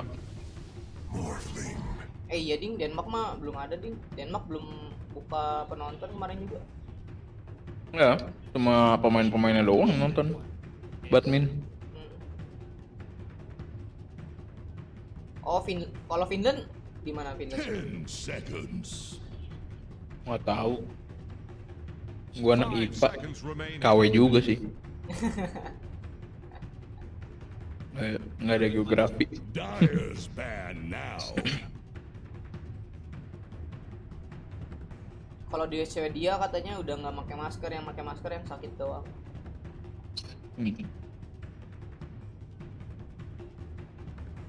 Swedia kayak penduduknya nggak banyak loh. 10 seconds. 5 seconds remaining. Radiant's turn to ban.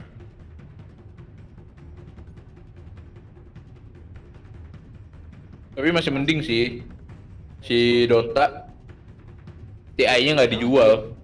Kalau TI-nya dijual lagi sih anjing dihina-hina habis. Venue-nya cuma kayak gini. Jualan anjing. 5 seconds remaining.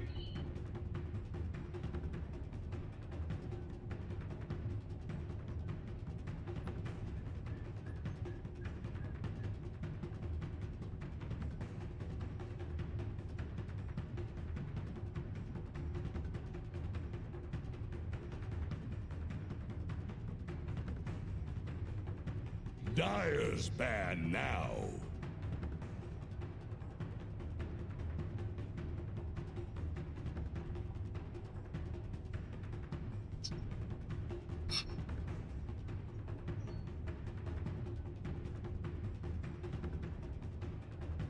Ten seconds. 5 seconds remaining.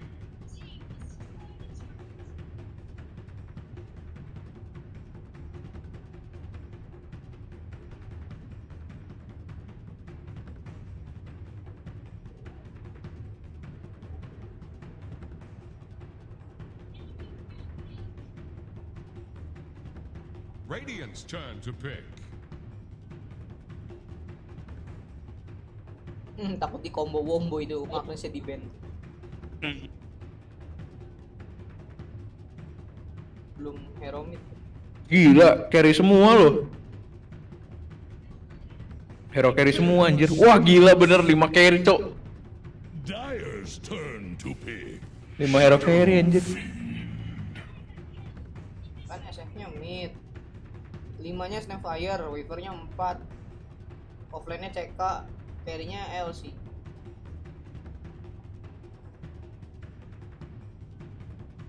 Bisa jadi carry-nya malah CK. Ya bisa, pokoknya kalau nggak ya Si itunya, Snapfire-nya offline. LC-nya support ya. Ya, LC banyak kan support, Weaver juga. LC-nya 4 berarti. Kalau itu.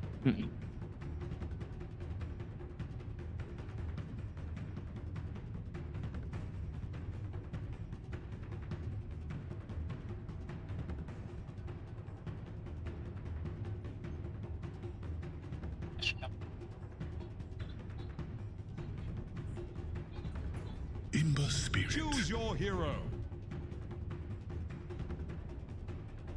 Doom of Land. Ngebales nih ya Morblingnya nih ya. Kalau bisa sejago tadi anjing, jago banget sumpah. Fly sih harusnya lumayan ya.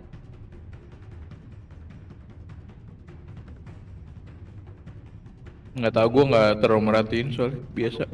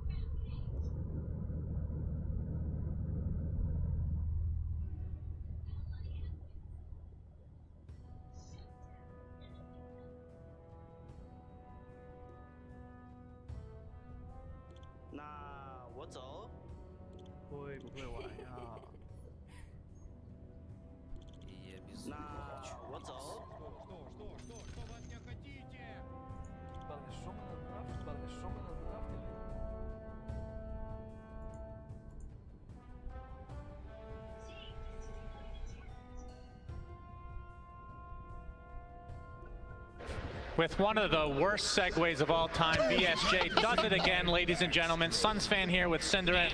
I mean, Gabe himself, Cinderin, would be really proud of BSJ in this case, and Team Spirit for coming back in a god tier game number 1. IG on the brink of going to the lower bracket. Oh, bener kan carry-nya CK? We can talk as much about the draft as we want and everything, but you got to talk about the mental game in a game like this. You were up Siap, really Toro. far. You're looking great. One moment, one key decision from Emo, and one great play from Team Spirit at the exact same time with a double damage rune, and the game just ended out of nowhere.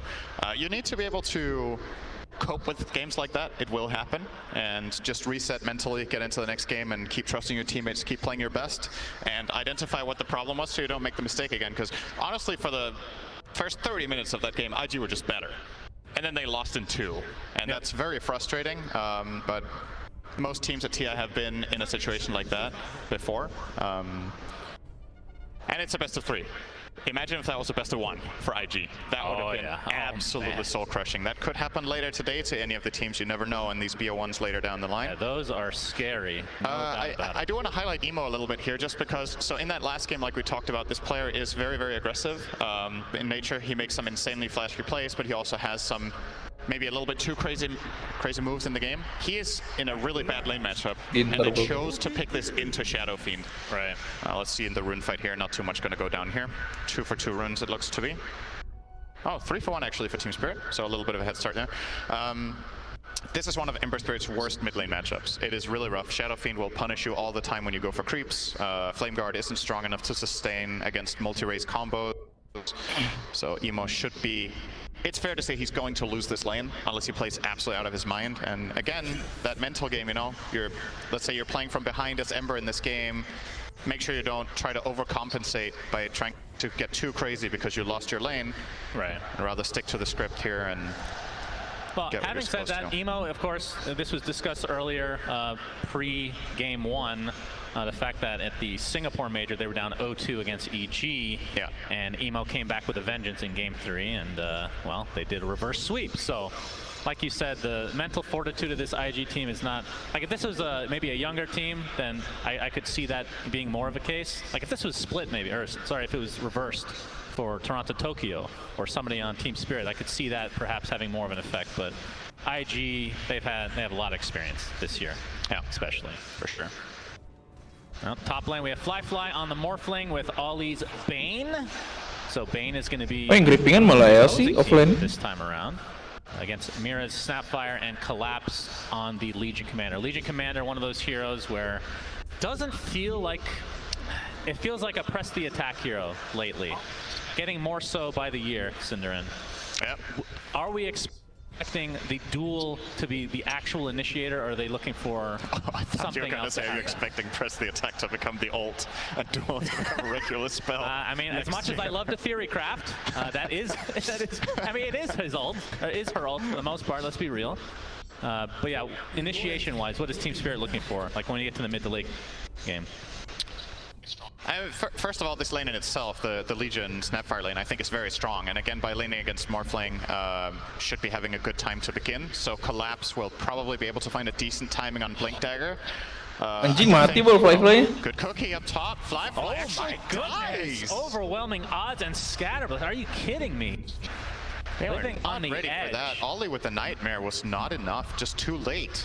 Absolutely. So first blood, the way of Team Spirit, they obviously have the momentum after that last game. I mean, that's an understatement, no doubt about it. And we'll see if Toronto Tokyo can get off that good start that you were discussing. He should be. Right now, 13-4 to the Emo's 10-0, so not too far behind. Skaka looks like he's going to get taken out by Yataro as JT. Looks like he'll limp away. Has that swarm applied right now, so lots of minus armor. Yeah. Team Spirit's lanes are really good this game. Shadowfiend against Ember, I would say they're favored. Chaos Knight does very well against Doom in lane. It's maybe less so than it used to be because Doom got some armor. He used to be a 0 armor hero, but then he got some base Soalnya armor. kalau kayak LC gituan yang carry sekali di Doom udah nggak bisa apa-apa. Kalau CK harusnya udah ulti dulu pas war. So honestly, I could foresee a situation Jadi here where Team bingung mau Spirit just Doom end yang up mana. winning all 3 lanes hands down. Nggak terlalu gampang And then it's nge-counter about kalau whether CK. IG, similar to last game, just make the better moves in that mid game. But it's a very good look currently for Team Spirit. Yeah, and we talk about Roche a lot, probably because I have some obsession with him that we won't speak of at TI-10 main stage, of course, but Team Spirit have a lot of minus armor to be able to take out Roche. Yeah. I would say they definitely have the advantage, and they don't really have, like for IG... Oh, mati anjing Gelo, skip And pisan. Ollie is in quite a bit of hurt. Scatter blast into the right click. Ribut Spirit aja. Overwhelming odds, so... Ini IG kayaknya kena mental gini mas. Spirit, again, third kill on the board. Yeah. And Emo struggling, right? You're seeing it here. At the very least nowadays, he's going to get a water rune here. Oh, Miposhka really wanted to steal it. That might actually cost him his life. Miposhka, of course, the support weaver, so that Shikuchi will not come back online in time. Crucial for IG that Kaka is there. If that rune gets stolen by Weaver, Emo's actually just flat out of the lane. He's still going to struggle here. He took some damage, but at least the kill on Weaver is a little bit of a comeback. He is a full level behind though. Minute 4, and that is without a kill. Shadowfiend 23 and 11 to the 10 and 0. Cuma kadang iseng aja. Now you knew what you were getting yourself into with this pick. You can't be surprised. Yeah. So what's the plan for Emo after, or I guess the extended laning Sama phase tim of si yang the tadi. game? How do you get back into the game? Is it Solo. just kills? You go try to get some stacks with Flame Guard? I think there's some key items. I think Doom's BKB is really important in this game. Probably the Lion Dagger. Until you have these key items, it feels a little bit tricky for your lineup. Anjing hampir belum mati goblok. Especially if Ember isn't having a particularly good game. Fly so close, has to waveform away. But living on the edge again. I mean, that is kind of the Morphling's job, right? To min-max. That's position 1's favorite thing to do in general. Yeah, I guess he's keeping all these pulse at a constant 120 Apanya? at least. Leon. That's right. Now bot lane, we're going to see the Earth. But there's a swarm on top of JT. Mungkin ceritanya mau gangguin biar tidur-tidur kali ya Banenya. Iya, tapi maksudnya enak si bandnya di bawah nggak sih di atas, Leonnya biar stunnya besar. Mati anjing. Beautifully done. That'll save his teammate. Never mind. Reality Rift back in. Kaka dies. Sejak kapan sih ini berubah jadi 2-1-2 lagi? Miscalculating the amount of damage that it actually does, but I think he might not have thought reality. Terakhir kan 3-1-1. But yeah, Terakhir looking gua great again here for masih. Team Spirit. And I say again, the last game did not look great for them, but they won, so they are looking good. Off the back of a win, Miposhka going to steal that bounty rune away as well. Now, will be spotted by Kaka. Yeah, better be careful. Earth spikes there. JT in the vicinity as well. Wah That's anjing, easy cleanup. anjing nggak mati dong. But if this is a trade, that's great for... JT, that's a phantasm. JT has to pop the wand. Has the Anjing mati Gelo, Yatoro. Yatoro. Not much mana to speak of. One Yatoro jago anjing sumpah. killing spree for Yatoro at the 6.5-minute mark. I actually think that attack needed to be a critical strike, so only 1 in 3 times will Yotaro get that kill. That's good math, Cinder. Thank you. I did Sesame Street counting class. The upgrade was statistics, actually. Wow. Yes. Interesting. What was We the started character? early in Denmark. What was the character that did statistics? Don't show the crowd that I don't know anything about Sesame Street. Okay, so you lied to the crowd. I see. Fly. Gonna take some harassment here in the top lane. It's a 1v2 right now. He's no teammates nearby, but he seems to think he's gonna be just fine. Ngeri Fly-nya mati anjing. 2-0 kayaknya anjing. Kalau nggak comeback mah. And now we see a chaos bolt in the reality rip. Lokasi udah gini mah comebacknya juga susah anjir. But Huh? Cinder, if I didn't know any better, I would say Comebacknya IG juga susah. somewhat tilted from game 1. Nggak tahu juga ya kalau ada blunder mah. Very un-IG like right now. Kalau tiba-tiba kebuka terus si CK-nya di Doom ya udah beres. Tinggal ya sebenarnya ini carry-nya terlalu banyak sih. Harusnya early malah menang What I really like IG about this kenapa top malah lane from this kalah? is how constantly they are putting that pressure on Flyfly. The Gak reason susah they emang. find the kills to begin with is that he's Damage-nya half gede health, banget or kan. threat health from just Mira laying into him over and over and over in the laning stage. And it's just been paying big dividends here. Top 3 net worth is theirs. Keep in mind, one of the heroes in the game is an offlane Doom, who is in 4th right now with that Devour level 3. So that is a very, very good sign here for Team Spirit in this early game. Right. I'm always a little bit concerned about Shadow Fiend strategies because I feel like this hero is one of the ones that suffers the absolute Mampus malah disamperin anjing. most snowball reliant as a mid hero. Goblok ngeri Also banget. is incredible when you are ahead like this. Trying to turn this nightmare into Aduh goblok, Banenya yang dapat damage tolong. Nambah damage cenah. Bane loh. damage now. 2 dead IG get the Oh, per begitu predik. ngaruh. Kan per predik dapat poin 100, gue baru sadar. Now he has wave Oh. Berbenar predik. That was what he was missing. Now with okay, let me give you a question here. You think of a worse hero to win a duel on? Ooh. Lion? Definitely better. He will attack in between his stuns, Bane right? attacks during Nightmare, Cinderin. Does he? In mid-game? I mean, Bane almost doesn't exist at that time in the game. In a lot of games that we've cast, at least, as we see. Actually, a Midas picked up here by Yataro. So, going for the, I guess you can call it a bit greedy, but they are off to an amazing start. So this is just going to amplify their farm. What are your thoughts on that item pickup? I think CK really wants it in general. It's just one of CK's downfalls is that he doesn't have very good farming potential compared to a lot of other carries, right? Like the meta carries now have some sort of wave clear or illusions, whatever it is. Chaos Knight, sure, you can use Phantasm to farm as well. It's not terrible. Nggak tahu juga ya. Jadi shotgun having a Midas really helps. That's true. There was a short period of time where Battle Fury was a thing, but Battle Fury doesn't At seem least to be kayaknya like Weaver any mati sort deh. of anti-mage, the one Kalau game that we shotgun. actually cast. Now check out this Chaos Knight set. His face looks like Axe. Okay. Cinder, It's Axe's cousin. Do we have lore on this? Wow, you're right. Actually, I thought you were kidding. It's Jeremy Kahn. Jeremy Kahn. There it is. At it again. What a god. Flyfly is going to TP out, so this looks to be a free tower for Team Spirit, and we'll see if it ends up being a trade of tier 1s overall. I wonder if there's some lore combining Doom and Axe in some regard. I guess we can ask Slacks on our time off here. That's going to be the tower for Spirit. Maposhka is in the vicinity, gets off the swarm. We'll see if they want a TP to actually try to defend, but it looks like Collapse is TP mid instead. Falcon's going to get up the Hex. The Mirror's in the air. Lumayan juga nih kombonya Cookie not going to si. be able to land. Yeah, nice But to it will see be there from enough to Cosmos. defend the tower. But yeah, the defense here Siapa from yang Cosmos is naik very ini important. tuh? You don't want to give this up at Fire. all. And you're Udah fire sama LC. tier 1. Actually, JT mistiming the last hit Oh, there. bisa dagger banget. Creep, but most importantly for IG, Awal a little masih bit bisa of buat breathing geng room, right? Like those ini. 2 kills they just Kalau found mau make a nyari. very big difference. And you're getting Emo a little bit into the game as well, closing in on Maelstrom. I imagine he's going to go for a 1-4-4 build here. Felt forced to max Flame Guard, which I think Ember players actually don't like to do unless they have to. Yeah. A lot of the times nowadays, Embers want to max out Sleight of Fist. It's just way more teamfight damage to have that low cooldown, especially when you get that Maelstrom. But the lineup, it's going to time pretty Oh, well. Weaver enak banget ya buat Kurirnya ngebur mati itu. anjing. Probably going to be fine. Ih, 2 kali hit lagi dapat lagi. He was literally just pushing out. Goblok gara-gara skill 3 aja. Double courier kill? Oh, Maposhka. Eliminate attack for the win. Langsung di tip sih itu harusnya. Ada lagi nih. Kuriran dapat lagi nih. Very shortly, Fiend's grip in the Dapat lagi 3 kurir. IG looks like Bang kurir lagi. everybody needs. Wah gila udah IG kacau IG. Udah ada next game lah, cepet lah. T1 ya, T1 ini. OG Secret ya? OG dulu. OG Secret dulu anjir. Iya. Agak malaman baru T1 ini. It's a global sound. T1 LGD. As we've discussed many of them, very important to know that it's being cast.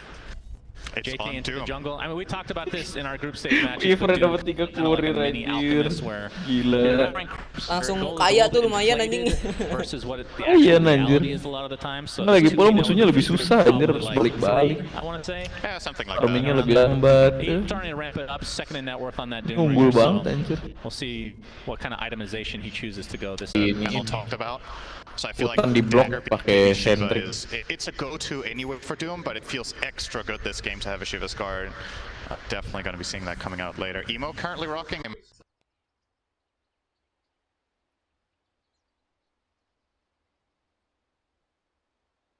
GG anjing, GG banget dapat anjing langsung. Duel, this would be a huge kill for Team Spirit. They're going to find Emo. That is damage going the way of Collapse. Oh, these are the best moves. Not only do they get the kill, but it actually they're in position and they get the save, but instead Emo dies, Spirit get the mid tower, and IG waste a smoke. So absolutely huge timing there. Team Spirit to make that move at the exact same time IG were doing it. Just really good stuff. Yataro has the casual Sage. Will be finishing the S and Y, it looks like, into 8th lane. So is this going to be one of those Octarine games, potentially? Cinderin? Wait, which hero? Chaos Knight. He's going for the crazy magic. Well, not all of its magic, but... Aetherlands with Shard into Octarine. Do you go Octarine after Sanjin Yasha only? I'm not sure about that. The Sage and Yasha in combination is a little odd, and the fact that he's position 1 makes it a little bit odd as well, in my opinion, but we'll see. It's not... I'd say the CK isn't the most played hero at this tournament, so it's kind of hard to decide what is meta, right? When there's so few games. It is a feel-good item to at least get wins, just because it helps you so much with connect. Yep. Oh, the pinball saved him! Did you see that? Cinderin, admit it. Admit to me right now on stream. Keep in mind, Legion has the talent for the extended range. He would have gotten the duel off. Did it actually save him? Yes. We see a from Toronto, Tokyo, but Fly is perfectly fine. TP's coming in mass, and TP's canceled in mass. How did that go so wrong? I don't know. He was not really very close to killing Fly, I think. Is about to take the plunge. JT. Oh, there's the duel that they've been looking for. Mortimer's kisses is... Gila. Iya, tapi backupnya gede juga itu anjing. Iya. He goes. That'll save him, and Collapse ends up being casualty for Team Spirit. Very nice save. Yeah, and it's big for Kaka to get that finger kill. He's close to Dagger now. Yeah, and that's when he starts to really show his impact on the game. Some more item updates. Obviously, Yataro's still sitting on the same items discussed because we talked about it literally 30 seconds ago. Tokyo has the Dragon Lance and about 1,000 away from finishing BKB, as it looks like. And as with many games, BKBs are kind of the go time for Team Spirit. He's going to be spotted. There's the cookie initiation into the duel. Easy victory for Collapse. Silver lining there is, if Ollie isn't there, that death is probably JT. So, but Team Spirit are going to immediately look to Roche. They only have level 1 little Shredder. But they have a lot of other minus armor. Presence of the Dark Lord. And a Blightstone, I think. Yep. So this goes pretty quick. They are not forget They will about not the forget Aegis. the Aegis. Ntar kayak Sumel aja ditinggalin. That happens occasionally if you're just joining us. May seem impossible. That is a play that is reserved for TI winners. That's true. Team Spirit do need the Aegis. Right.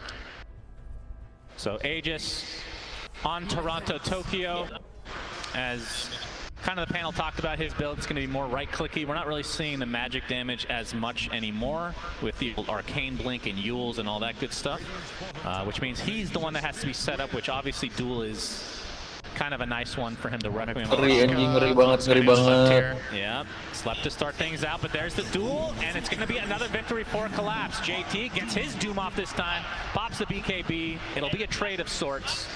He might get denied. Well, we'll see. He's going to the creep area. Fly. No. Looks like he'll finish him off with the Shikuchi. JT in the meantime, look at this damage coming out the Mortimer. Anjing, gak mati masa? Gak mati JT-nya. Potential 60 Cinder. It's going to be close. He's actually going to live. Goblok gak mati. Anjing jadi mati 4 loh. GG. Gila anjing nafsu semua. Sakne, cok. This is actually the best game for Pickle we've ever seen. We've not even seen one time that it mattered. Now it's been twice in a row. Holy G. SF yang nggak ikutan nih Aegis. That was given to him not too long ago. Mending cekannya Aegis. Really showing its worth there, I have to say. Tapi ceknya percuma sih.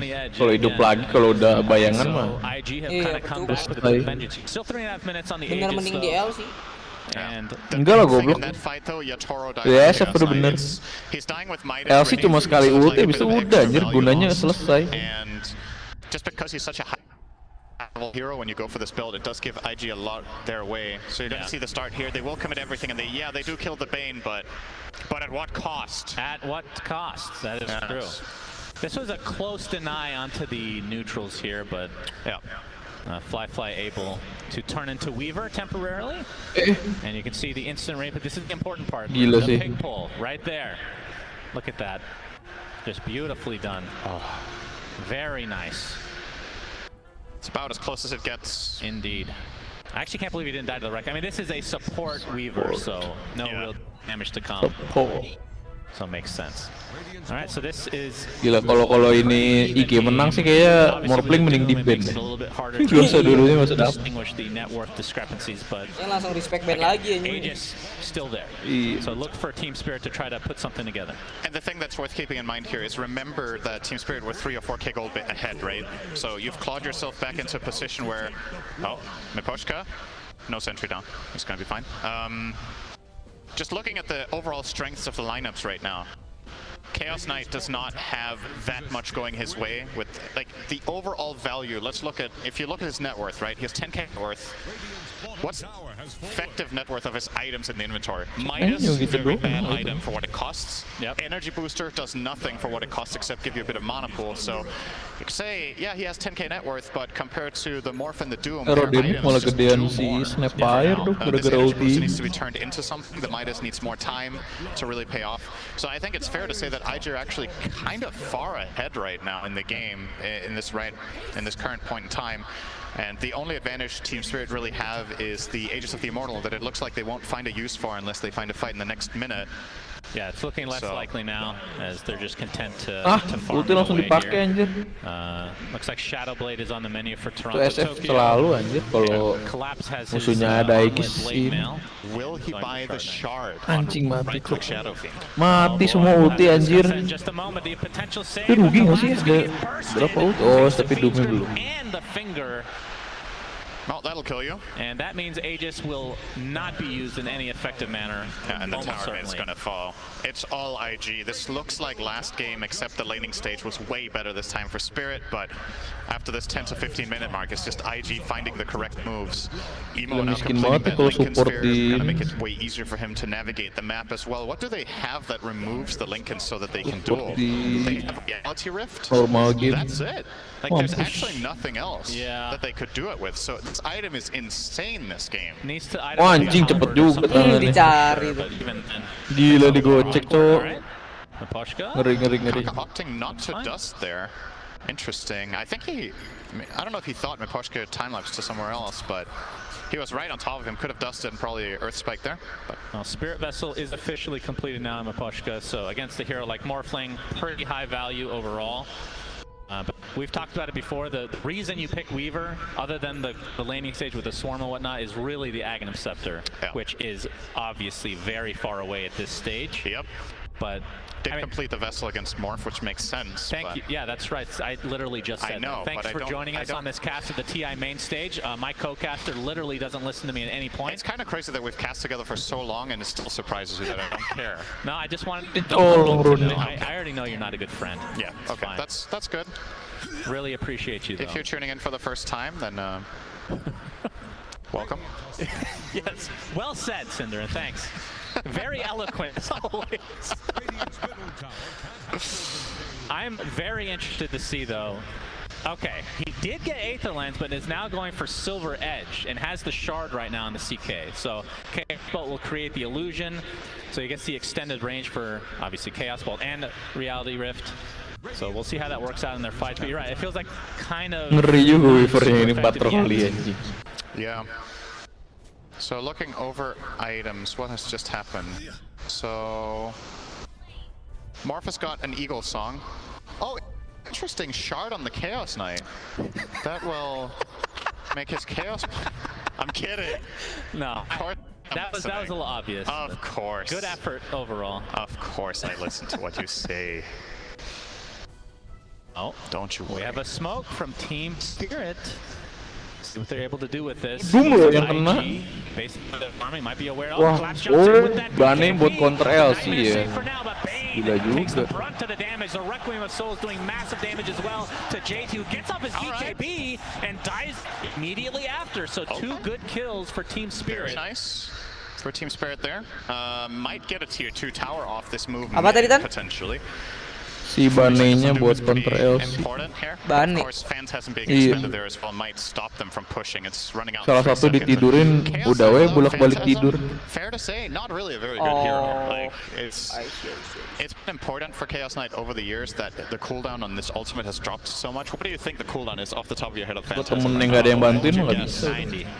Pasti tidur-tiduran terus sampai beres. So it's a lot shorter than Ngeri anjing, jago banget Weaver gocek. Gila kegocek semua. Very nice sidestep there by my Pushka in the tree to avoid Earth Spike from Kaka. Itu dedenya nggak diambil dulu anjing. Mau perang ambil. So they're gonna have 2 Lincolns against this duel. Yeah, it is really good this game. You have to buat si itu. Halberder. Like what else would you want to buy? You have to itemize for it, like a Force Staff, just something. Yeah, I'm not sure. Jadi main shotgun nggak sih? The problem is who can expend the gold for it that will also be in a position to use it. Because Commander needs a BKB. Iya udah pasti lah itu mah pasti. Shotgun soalnya nambah agi juga lah, nggak masalah gitu. Another utility item, so it's kind of...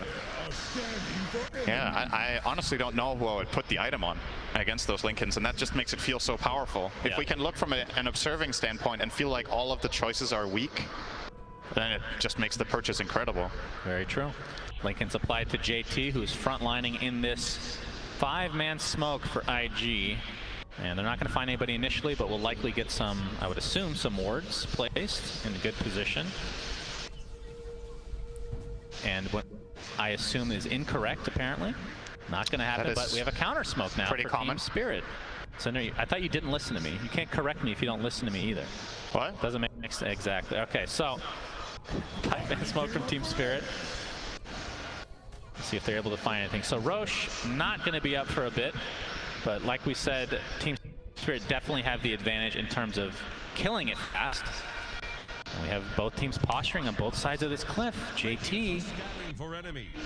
Yep, we have a scan come out, so Spirit are aware of IG's presence close to their triangle. Yeah. It's a pretty telegraphed move because of the vision that Spirit have themselves, that they're able to make this call. But obviously you just chill here. Both teams, they know this Roshan is super important.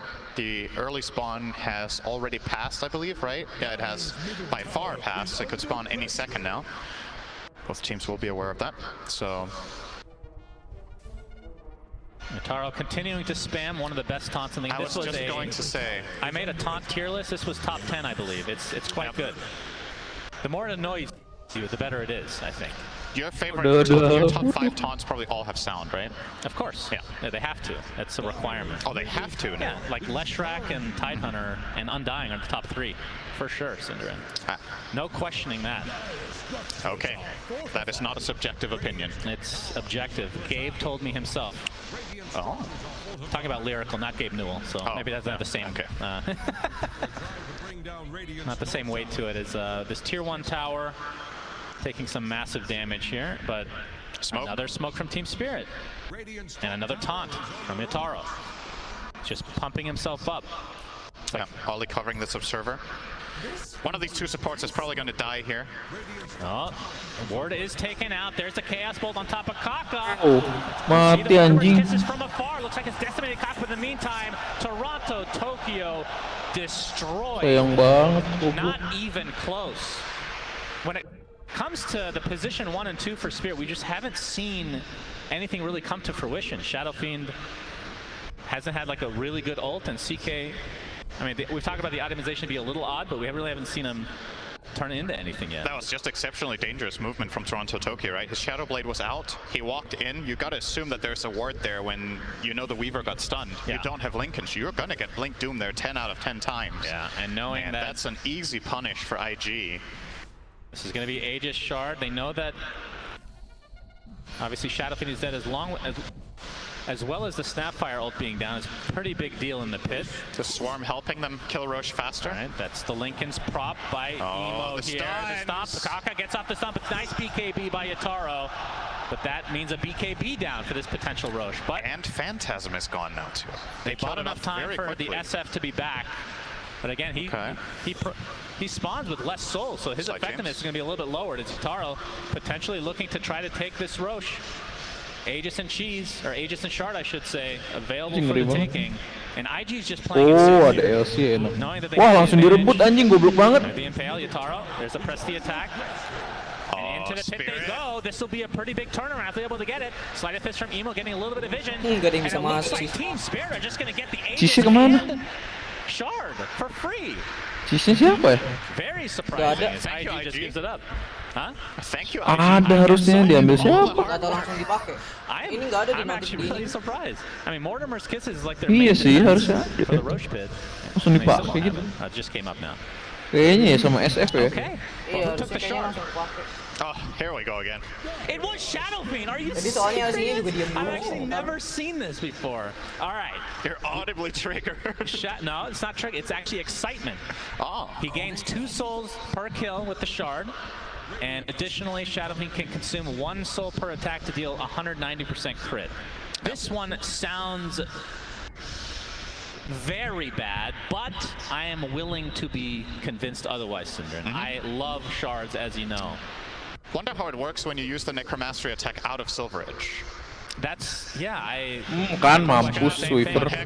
Kalau udah ini mah. Very fast though. Kalau shotgun mah. Blown up from afar. Kaka gets Gem lagi anjir. another stack Did he of have finger. a gem? That would explain that. That's a pretty big kill. Susah anjing ini When I sekarang. say pretty big, I mean very big. As we have an Aghanim Scepter now online for Emo. So he's going to be super speedy with all his remnants. This is when I feel like Ember just gets really, especially with Lincoln's against his team that we've already discussed, gets really hard to kill. And he is so good against Chaos Knight right now. Like, all of these remnants, he's probably he's queuing up the shard, right? If he finds kills in these fights, can just keep snowballing, has so many remnants, just a passive damage as well on top of CK, all of it. This is going to add up, compound over the fight. What we're looking at for Doom. Anjing kena lagi dong. Silver Edge. Let's see if he uses his Mati shard langsung. thingy there. Oh, they found Ollie. All right, that's a freebie. Down he goes. See you later. See you later. So that is dual victory. Well, I don't know how many he's had, but he has 50 damage right now. So you do the math. As Probably top 4. lane, whoa! All right.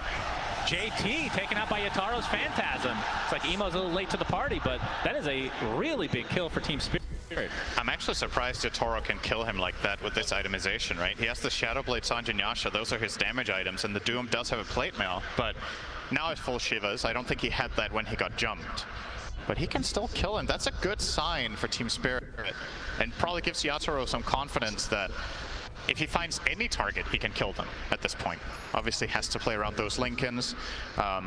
It's a bit tricky. You Reality Rift maybe, and then hopefully you can get a Chaos Bolt in before they react.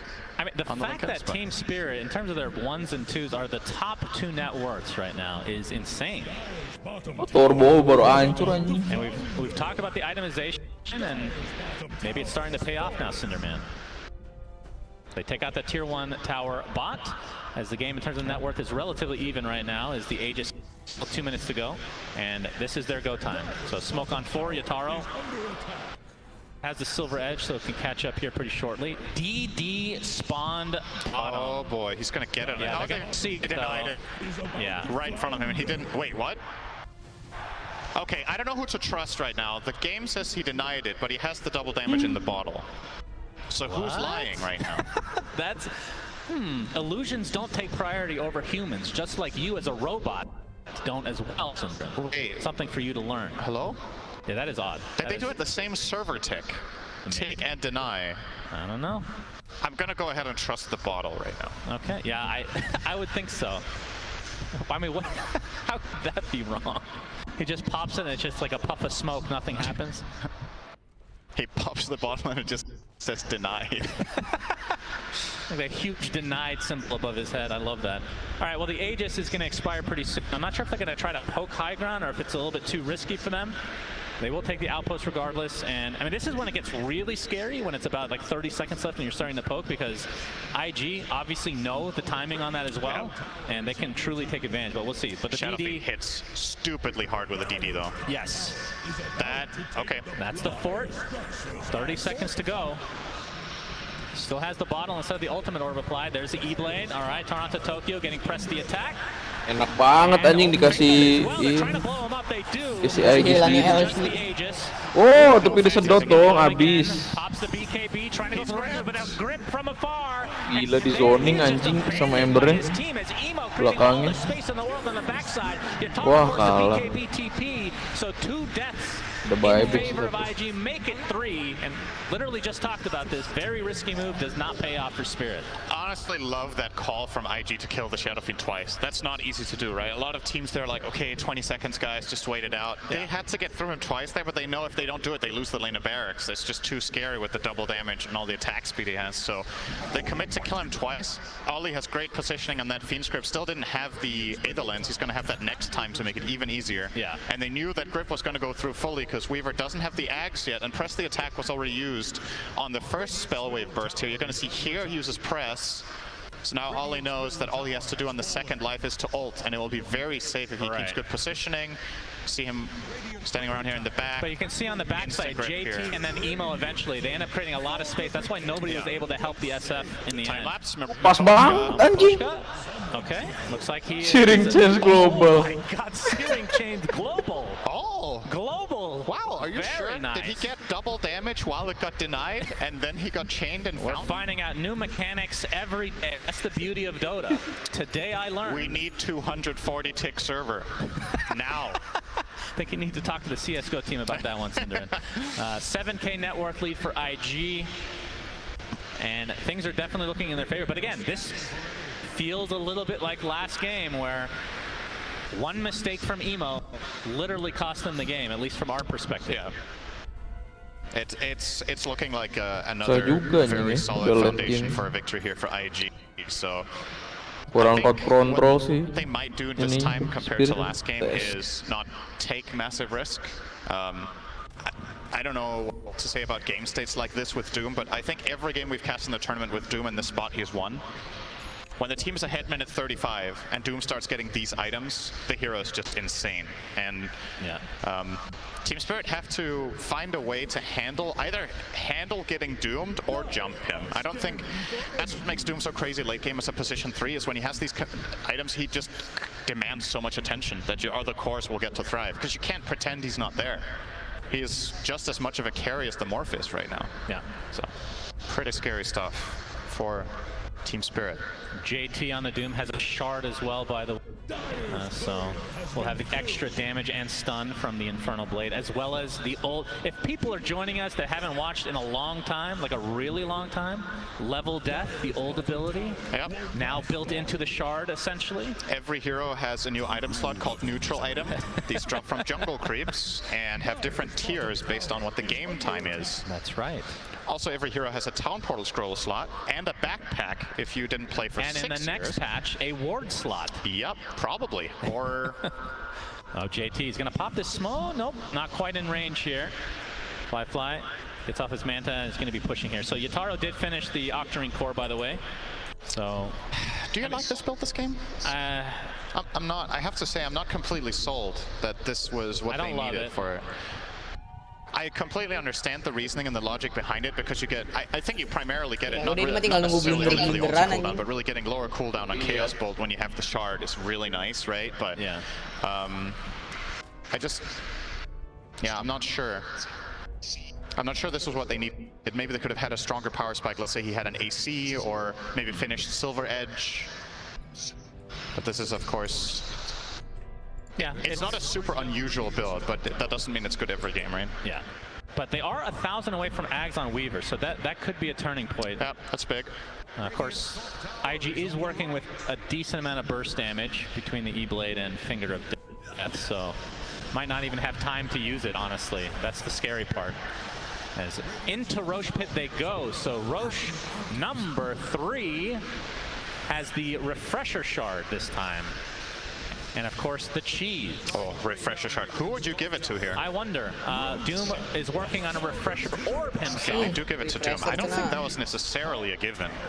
It's insane on Ember. Yeah, Ember's is crazy. That's true. You get 5 extra charges on Fire Remnant by having the Refresher Especially Shard, when you so already have Ags. It's insane. It would have been crazy on either of these two, but they do value the Doom higher. Yeah. And I think it makes sense in a way, right? You're probably working under the assumption that this Weaver Axe is coming soon. You've seen his inventory for quite a while. Mending kurang beser nggak sih? And having the second Doom will just give you that much more freedom to isolate and kill targets. Even if they do get saved, you can do it again. Shard doang dia bikin. Maposhka running into JT potentially. JT has the gem. He sure does. Oof, that was close. So he's 800 away from that time lapse being able to be used on teammates. He might actually run into him in the bottom wave if Maposhka tries to go for farm here. He doesn't know. Yeah, this is a really scary point for Team Spirit. If they lose the next fight and Aegis is still online for IG, they could potentially go for some sets of racks here. JT was looking for him there with the Trickster Cloak and Shiva's Guard out on the side, but Maposhka very wisely standing far back to the bottom left. And JT's almost done with his Refresher. Refresher. Yeah, they're going to try to jump him. JT blink very quickly. And the right clicks have come and put the save. Nope, not saved enough, sadly, for IG. Wah, gila. Saya mau jadi gede kan? Nice time lapse too. Proc is Maposhka trying to get away, but they're going to be able to find one more kill. The buyback onto Doom. Oh, ini ada dia pakai ini Psychic Headband. Great fight from Spirit. That's basically Nah, pakai Strange anjing jadi gede banget bangsat. They do get the Doom back. They found the duel and they found the Lion kill. And the Weaver time lapse on like 10% health. They got the duel on the Absolute Edge. I think he actually only reached it because of Psychic Headband. Like, no joke, he needed that too. The cast range there was really, really long. Psychic Headband plus his talent. Yeah. He needed it. That looked really far. I thought he had an Aether Lens when he popped. Yeah, same. I was like, how did he reach that one? But it was the headband. Now they're going high ground. Chaos Knight has buyback. And there is an Aegis Lah gemis sekarang siap? as well as the second Doom. Oh, Doom ya. Asalnya kan Morphling yang bawa. Kan Morphlingnya tadi bawa Aegis. Itu anjing. Oh, Weavernya dong. GG sih anjing Weaver itu. Wah, dikebut. Wah, mantap. Showing off that time lapse, Aghanim Scepter as Emo jumps in and finds Toronto Toge. They do have buyback onto the two heroes though. Another Doom was applied to collapse, and he collapses to the ground. 70 seconds on the deck, no buyback to work with. So 5 versus 4 once CK's back online. And this entire engage, CK not using the buyback, holding on to it. They thought they could defend there with that good time lapse and press the attack, but just got overwhelmed. And remember, no, actually don't remember. I remember everything. They're gonna try to go. They take off the Lincolns. There's the CK Chaos Bolt. You can see the illusion come to fruition as well, but Fly just cleans it up easily. More Chaos Bolts to come. I mean, it's pretty annoying. Oh, di Ember sekarang. It's not really doing that much damage right now. Fly. Di Ember soalnya Doomnya takut mati kan. And this is looking like a set of racks. I don't think Spirit can fight without Legion right now. No, they're just trying to delay. And IG will be happy with the melee racks. Yeah, it is starting to get costly for Spirit. Given the circumstances, though, you were fighting into Aegis and Refresher Shard there. Digeng mati. It could have probably been worse when your CK was dead when the fight even began. Mati. Kill for IG. Gak ada buyback. Is remotely close. Baru beli item. 90 seconds. Aduh, jadi Silver X tapi gak ada buyback. Do IG know he doesn't have buyback though? Ngeri banget anjing. Because now it's because of gold. He finished. Weaver udah nggak bisa apa-apa sih. Mau apa nge-ward ada banyak. Wants to buy it. I mean, he is virtually unkillable right now when that gets delivered. So I feel like they'll be pretty confident to go forward. Ember did actually go for a refresher himself, and JT changed it up after the buyback.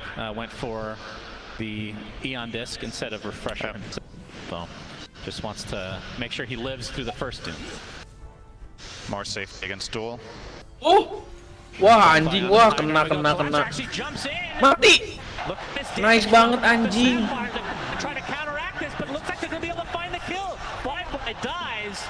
Langsung buyback goblok. Anjing jadi dari ngantuk aja nggak jadi ngantuk goblok. Umpat tadi udah mau tiduran anjing. Buyback cina fly. CK-nya sih lah. Oke, beli item dulu goblok bukan disediain buyback. 2 menit 40 anjing tolol banget. Ya lumayan dapat 2 melee cina. So buyback ends up Enggak, being great. itu satu range. Range ya, yang midnya range, bawahnya range ya. Emang lebih tipis, kadang hitungannya gitu. Pilih yang cepat sama yang optimal. Kalau optimal melee, kalau mau cepat ya range aja tuh. Actually, Emo doesn't have buyback either yet. He's 200 gold agak short. tolol His sih inventory CK-nya is tapi. really valuable, so his buyback is expensive. Terus udah nggak nge-reward kan? But this time around, IG, the call is, alright guys. Udah ada buyback belum CK-nya mau ward ya anjing aneh Don't make aja. the mistake you did last game. They're all missing. Tapi gila sih tadi CLC-nya bang, pas banget langsung buka ke foreplay. Lo tau nggak tadi itu kan ada ini sih Firefly ada Lincoln kan? Iya. Ini pakai apa? Dipercayain pakai apa tau nggak sih? Enggak. He turned into Satanic, right? Pakai Psychic Headband. Wait, so where did his Pakai Psychic Headband. Itu kan kayak nge-force staff gitu, nge-force staff musuh. Lalu pakai. That's gotta be more than BKB buyback. Did he buy anything extra than that? Jadi di Psychic Headband baru di di duel. Pinter anjing, cepet pisan tangannya goblok. Why are you lying? Oh sekarang udah ganti. You have nothing to gain. I didn't lie. I said he bought them for free. Just trust me. Okay. Source, trust me. It's hard to trust somebody like you. I'll just tell you what. Oh, yes. I used to have credibility. That's true. And then you started casting with me. Oh, fly. All right, turns into CK. Nggak dipukulin aja. It would be interesting for him to get shard on Morphling, so he'd get the CK shard. All right, Shannon. If he wants. I have your answer. Okay. With the help of 250,000 people watching on Twitch chat, we have isolated it. It was Boots of Travel. And BKB. Yes. Okay. Yes, there you go. So I wasn't lying. Thank you, Cinderin. Thank you, Chad. You Why are always you have my reading? back. It's TI main stage, and you're reading Twitch chat. What is wrong with you? What can I say? I'm a deviant. What do you want to know? How can you even pay attention? That's why I can't hear you half the time. Too busy looking at the kappas and whatnot in chat to hear what your co-caster has to say. You actually disgust me on a level I can't even. Alah mati lagi, mati gelo. Kedum sih tapi enggak ding. Kill 3 doang. All their ideas. That's a dead Weaver. All right, that's one death, and that's no buyback. Aduh, nggak ada buyback lagi goblok. Masa game 3 sih kontol lah. Discovered that I don't know anything, but I just 2 take game the aja smartest sih idea lah. from Gue chat. pengen IG kalah dulu lah. Wow. What do you think? Well, does that sound believable to you? If it's a lot of people, then you'll usually get the right answer. If it's like I guess you need to have a filter. There's a lot of garbage there too. Yeah. There's a lot more Most garbage. of it is than garbage, good of course. Yeah. Collapse. Ooh, yeah, looking for. I mean, what does he have? Any Lincoln's breakers for him right now? Oh, dia pakai Yeah, still shurikennya buat nothing. ngedas doang anjir. Looks like he's going. Nge-smoke. Oh, really? He's queuing up an Octarine core, so LC-nya. going truly ham this time around. I'm actually really surprised they don't want Lincoln's blockers. 20k lead. Roche is but now. It's really about the buybacks. If they can just find the kill on the right hero. And that's why Aegis is so important, right? When you approach the stage of the game and you know buybacks aren't cooldown. All right, Cinderin, it's going to be Aegis, She's, Refresher Shard, and Achamim Scepter. Who gets it? Let's see. So Ember already had. Susah sih ini Ember. 3 game Jonathan. Apa? IG-nya 3 game anjing. Is for break Maksudnya? Beli 3 game anjing, ada 3 game. Oh iya juga, ada di Bane, ada di Ember, ada di satu lagi siapa? Am I stupid? siapa What's ya? happening with Roche? Oh, there we are. Morphling. The clock just didn't update. It just Gak kept penuh saying pasti 0 Morphling. sama Leon. Morphling wants to turn Leon? on the other team. Or on his team. He could turn into Ember, I guess. That's kind of decent. Double slight chains, right? It's good. It's not Dark Willow, but it's good. Okay. This is the moment, though. We can't theorycraft that. It doesn't matter if this fight breaks out and IG win it. But what if Spirit do? Has to time lapse himself. Remember, he has Aghanim Scepter, so 20-second cooldown on that ult. So we'll be having it for this engagement regardless at some point. And it's all about second Roche. Yep. Can Team Spirit hold on? Will IG extend this to game number 3? Ketahuan dong itu ada di situ musuhnya anjir. After last game, I'm not ready to call it one way or the other. And this is essentially non-commitment, right? Fly can hit this without taking damage because he has 50 armor and lifesteal. So the rest of his team is going outside the pit. Kenapa nggak ada yang satu di bawah seperti dia? You see Emo just non-stop sliding now to they try to see it cancel with them out. Swarm. And here comes Mira ultimate. That means Anjing. they're gonna go inside the pit. Ulti. Oh snatch anjing. Di snatch cok. Wah gila Morplingnya gila. Mati.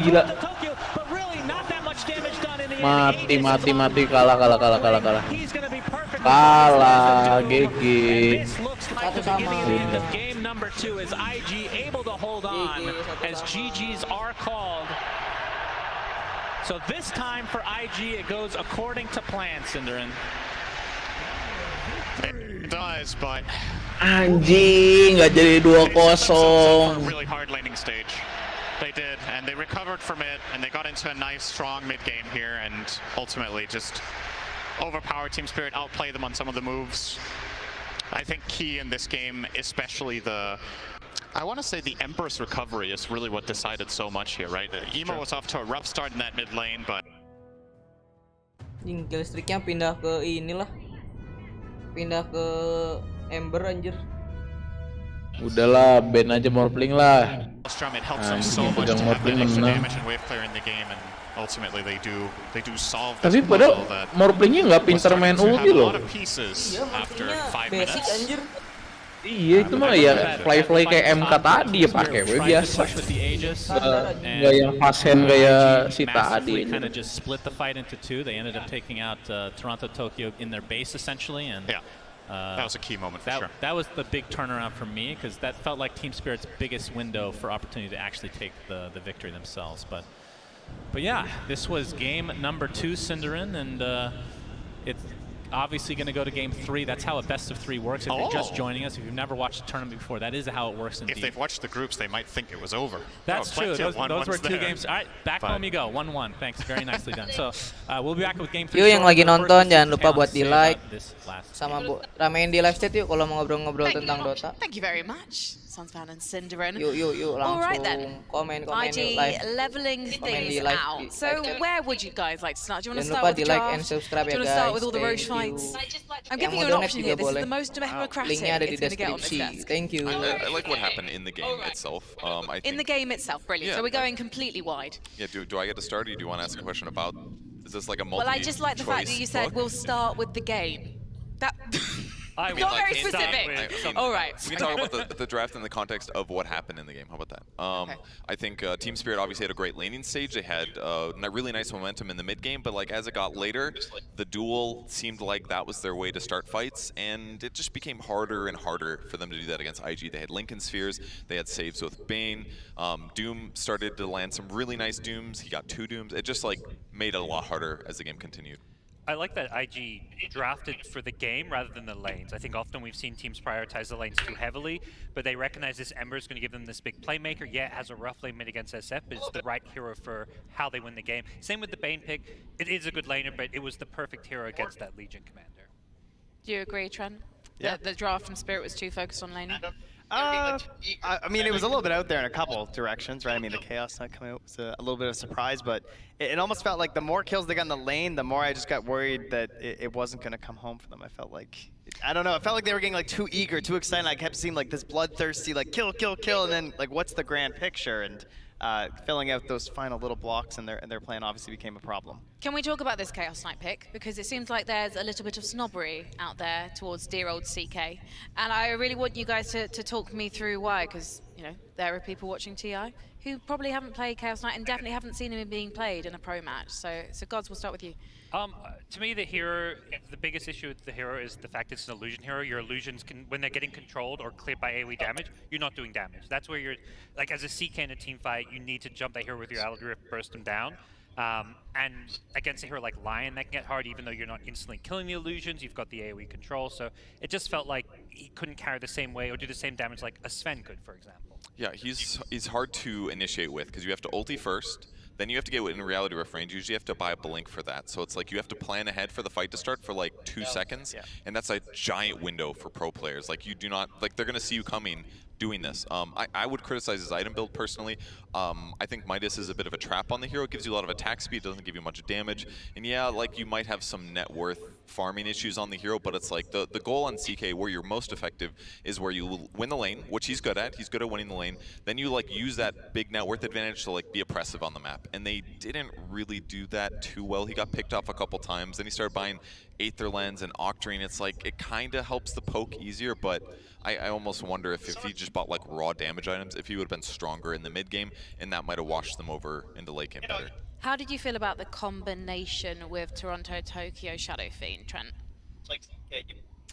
Sort of similar, I guess, in terms of like maybe not the most popular hero we've seen, but also requires a lot of setup, I would guess, because like you know you can break up a fight as Shadow Fiend, that's great. You can get this like big fear off, maybe you can chase down and everything, but much like CK, you prefer for things to be a bit set up for you as you're coming into the engagement. And they only really had the duel, and we already know that IG had great ways to sort of like peel off or just like disengage from you. So this problem started occurring where like Team Spirit wanted to fight, and IG were just like, well, let's pull this back a little bit, and we'll fight on our own terms a little bit better. Gods, do you like numbers? Absolutely. Well, you're in luck, my friend. You're prepared to be satisfied because we're going to take a look at the key stats from that match.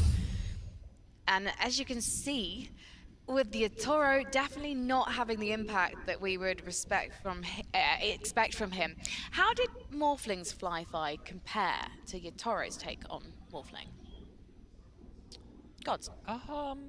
I think overall it was kind of similar. I think he took less risk, but that's also a team thing when it comes to IG.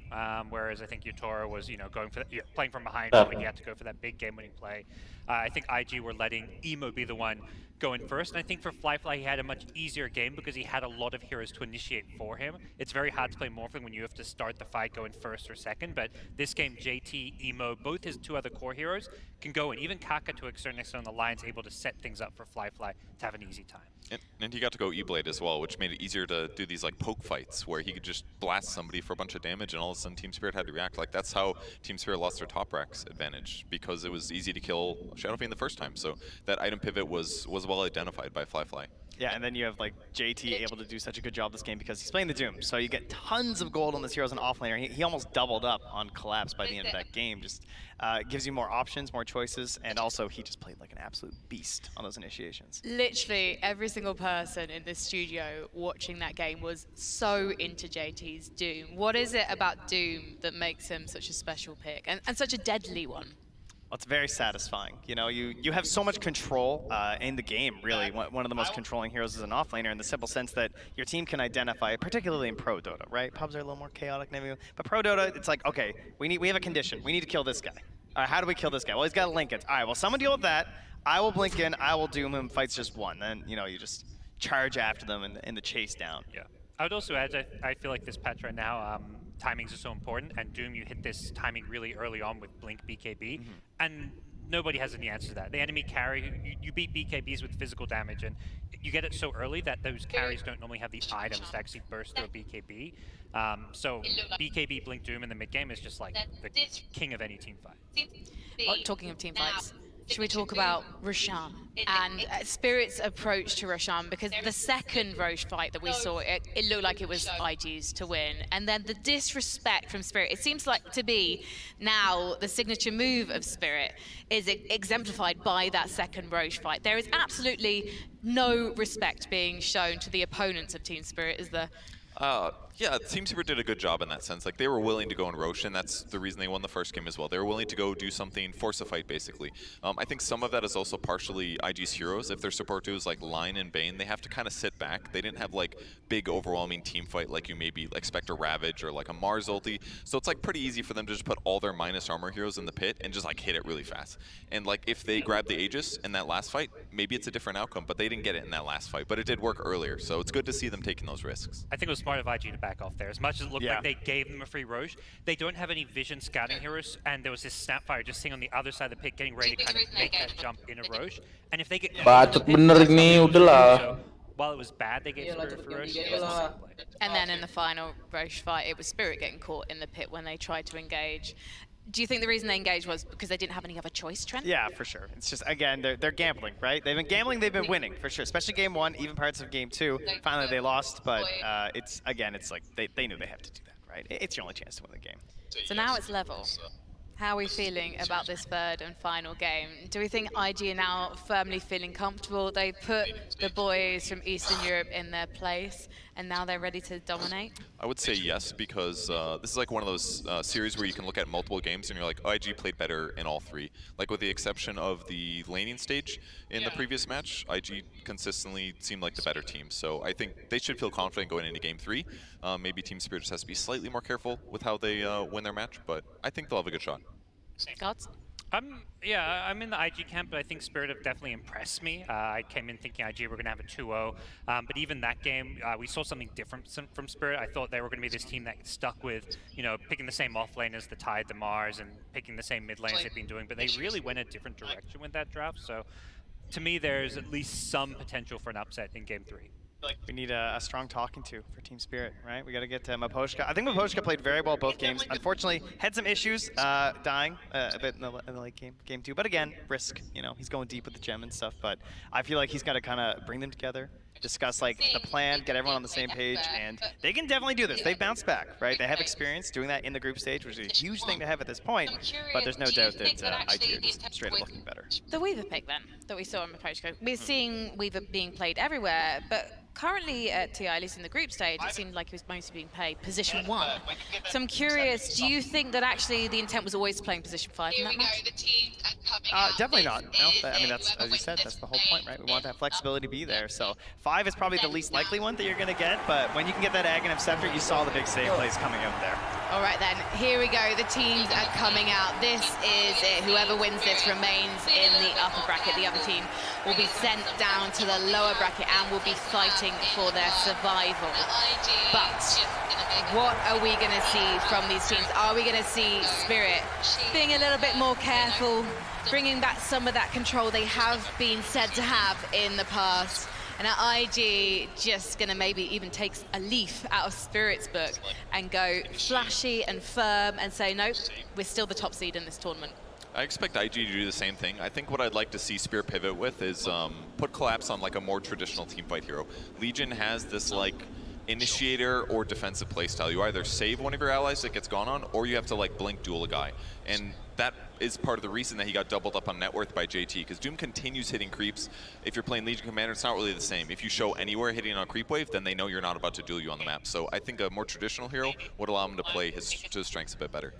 I think they could also maybe consider some of these hard lockdown heroes. Yeah, they had the Jewel, but neither of their supports had like reliable hard lockdown, which is what Kaka, every single game you're going to see Kaka online. I think they either need to ban the line or take it for themselves, or take something similar with like an instant stun, because when they don't have that instant hard disable, Emo has such an easy game. He's playing an Ember Spirit, he died once the entire game, and it's because of the heroes that Spirit have. Who are you banning if you're Team Spirit? just tuned. I mean, I say Lion. I actually completely agree. I feel like other teams went to that in their first phase, and I think Kaka's just way too comfortable, and it gives him so many options as fights start. You know what? If you have just tuned in, we do want to remind you of something that happened in the first game of TI-10, and it involved Yatoro, a Morphling, and a Rampage. So to make things official, obviously, we need a little graphic, so switching from Yatoro's pink hair to a reminder of who else has achieved this feat. I imagine you remember every single one of these Rampages, Gods. Not because you're old, just because you've done a lot of TIs, okay? I want match IDs, Guts. Game time. Honestly, no, sorry.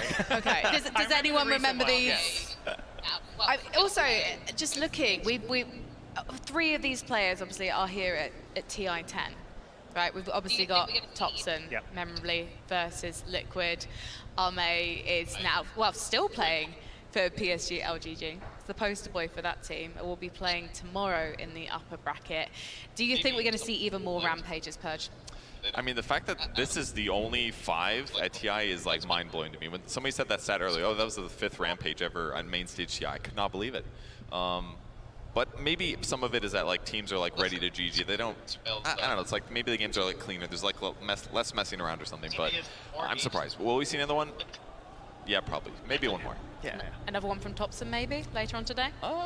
Channel saya itu naon sih? I think Sumail's better chance, like 2-1. Channel YouTube saya itu naon sih? Wow, he has more aces than Rampages at TI. That's true. Yeah. That's impressive. Yeah, I mean, for Yatoro's in good company. 3 of Oh, those players are TI digabung. winners, so, you know, not saying he's going to win TI, but at least you're in a group of 5 Dua players yang who are some nonton. of the best who's played at TI. 3. Who would you like to see Yatoro play in this third and final game? Terrorblade if it's there, but I don't think it's going to be there. Yeah, I think it's very draft dependent. I don't think there's like a you want him on this hero because he's played 12 heroes in the group stage, so he is very flexible. And I think the carry pick and carry role, you have to be able to react and wait till you see what comes in the draft to see what fits the game. So I don't think there's like a you want to see him on this hero kind of factor for Spirit. And what about Collapse? Because it does seem like the synergy between their position 1 and position 3 it's crucial. I mean, that's the same for all of Dota. It's a team game, isn't it? But given that we're probably not going to get to see him play Mars. Ini judulnya lo harus ganti deh, Beb. Jangan terlalu gitu. Kalau bisa yang di search keyword. Jadi Dota 2 di internasional, terus nanti belakangnya baru Nobar. Kalau nggak nanti nggak bisa di search orang. Lu nggak mungkin masuk rekomendasi soalnya. Kayak gitu pasti dia harus di search, terus kalau misalkan keyword lo tepat dengan yang orang lain cari, lu yang ditonton. Tapi tadi udah nyampe 10 orang sih. Terlalu lah kalau dikasih tahu ngomong. Hold on to this idea of just like the confidence they seem to have in this game and try and go for like that Night Stalker. I feel like that could really suit how well they're playing right now. Kind of make up for some of the issues they're having in terms of like the Ini bacot amat komentator udah sih main lah. making opportunities throughout the entire match. Why? Why does it suit the playstyle you want to see them play? Because you know you gotta throw off these better teams a little bit. You gotta be willing to push things when perhaps they're not expecting it. I think that's why they're finding some success. Why this isn't just a 2-0 wash right now. And Tidehunter, it's much easier to punish because you have this massive long cooldown to deal with. Night Stalker has its own issues because of like the day and the night cycle, but it is still a little bit easier to work with, I would say. Do you agree, God? Yeah, and I would add on to that, like the majority of the time I feel like when underdog teams cause upsets is because they play super aggressive. Very rarely do you see an underdog team win a series against, you know, a more experienced or a stronger team on paper by playing passive, by playing safe and trying to play late game Dota. Yeah. All right. Purge. Yeah, that's totally exactly agree. true. Like, because if you play like passively, they're going to get in their comfort zones, going to do the things they're used to. If you put them on the back foot, you get aggressive. Even if some of your goes are kind of weak, I really agree with what you said about vision. You need vision to make some of those aggressive dives, because some of the times those plays you're doing that are aggressive all the time, you're not going to see the heroes sitting behind them. So some of the times they will be sitting with 4-man. They're going to turn on you when you do go on them. So having extra vision from a Night Stalker would be a great way to give them the ability to make better decisions. And given that Spirit were able to dominate the laning phase in that last game but still lose the game itself, do you think that we're going to see them maybe have a slightly different focus in their draft that's shortly coming up? Is IG's focus going to be different as a result of the last one? I think Spirits. Spirits? I just think the offlane is the thing they might want to swap. I love that they went for the Legion. It sort of almost worked. Maybe do it again if there's not a Bane in the game. But other than that, I like to see them pivot back to more typical initiating team fight sort of hero on Collapse, so they can be aggressive and scale a little bit better. Do you want to see Night Stalker? Night Stalker, I think, has good potential, yeah. Generally, he plays more like stun-type heroes for Lockdown, but because Night Stalker requires a little bit more coordination. Like, he'll jump in and disrupt enemy team fights, certainly, but he doesn't really, like, set up your team. It's more like lock out the supports from the fight while your team gets the rest of them, and that maybe isn't quite what he typically does in a game, but it could work. Is it bad for me to say that I want to see Underlord, and I know we're not going to? But I'm holding out for some not point in necessarily time. true. Really? Got some tools. You're Yes, so every nice to hero in me. Dota is broken in some way, even the ones we have picked. Right?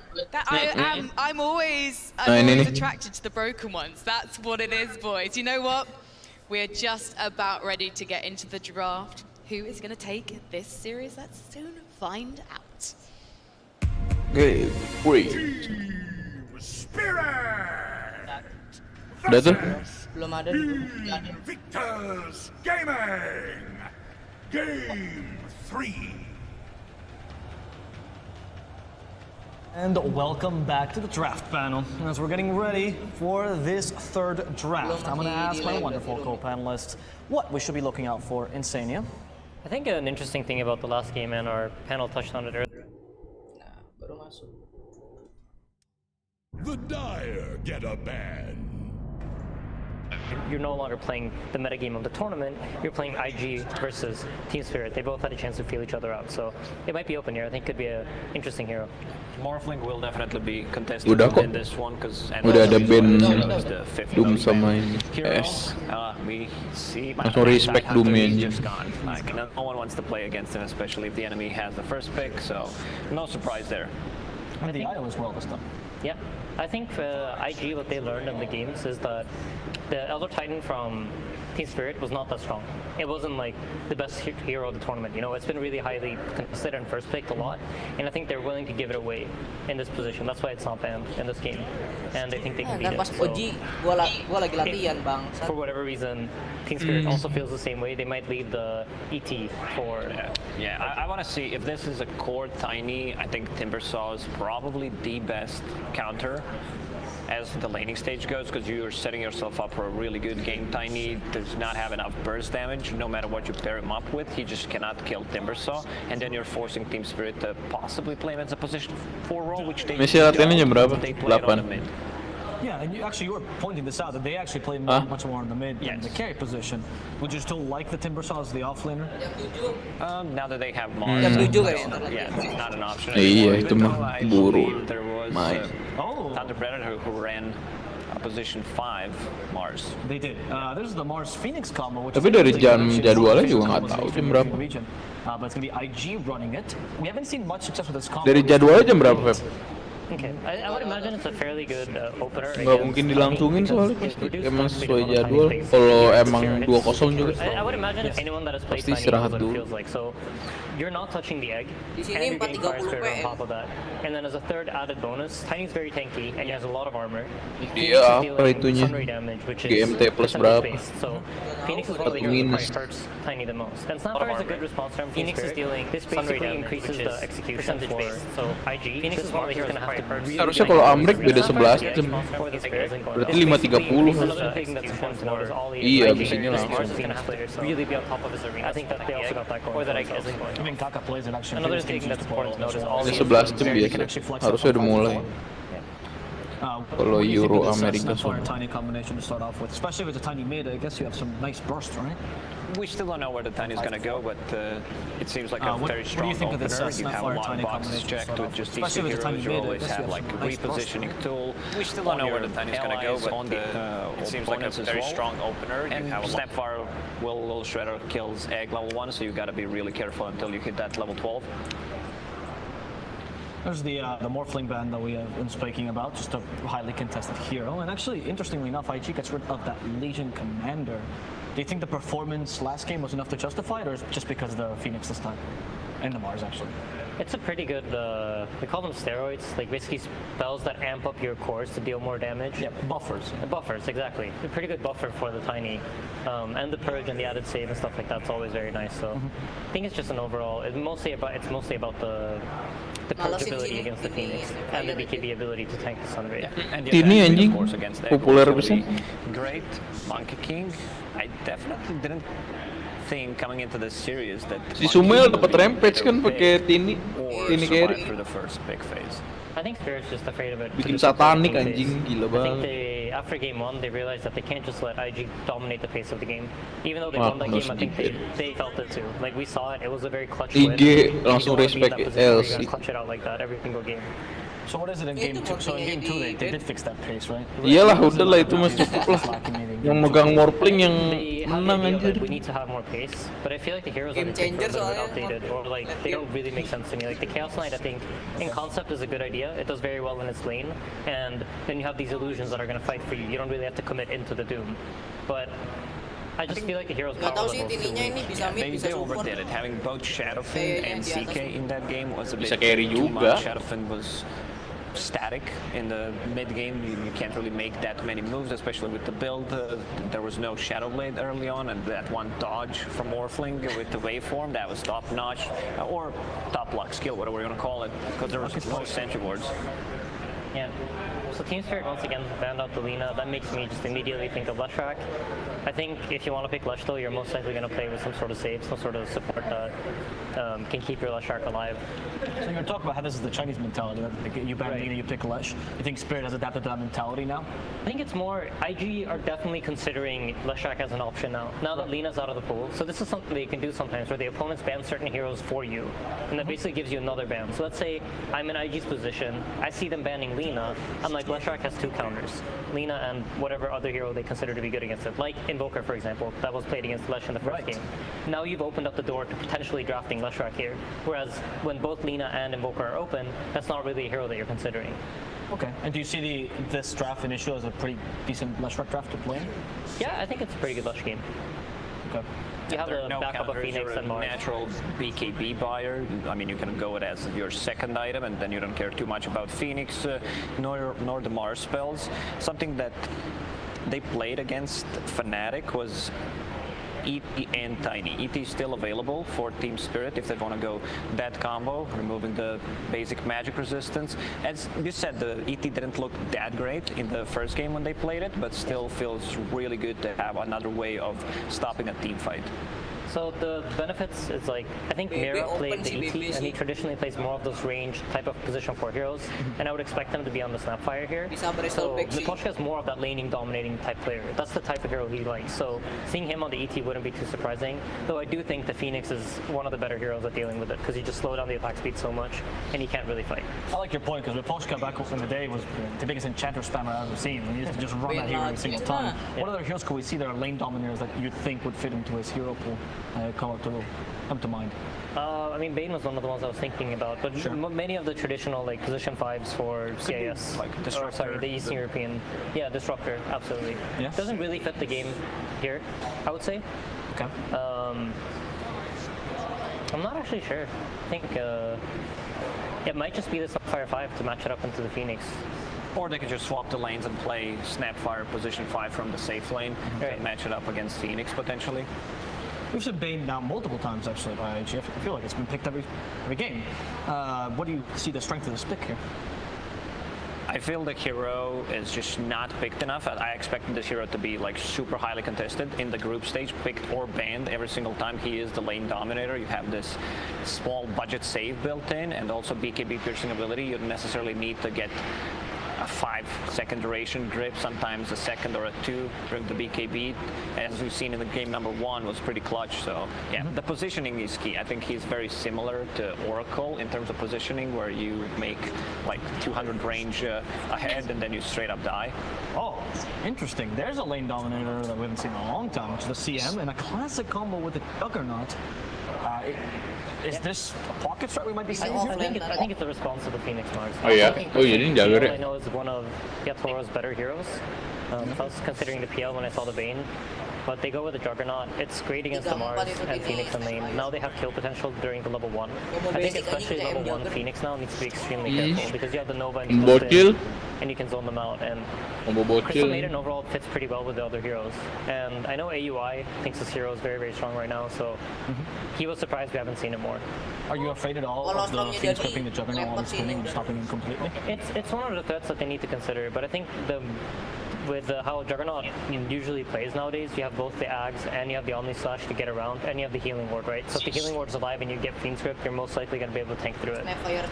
See, Storm, that was a pick they've actually banned, a pick banned multiple times for Emo. Tell me a bit about the strength about Emo and the skill Lacoste. BKB rada susah juga Storm.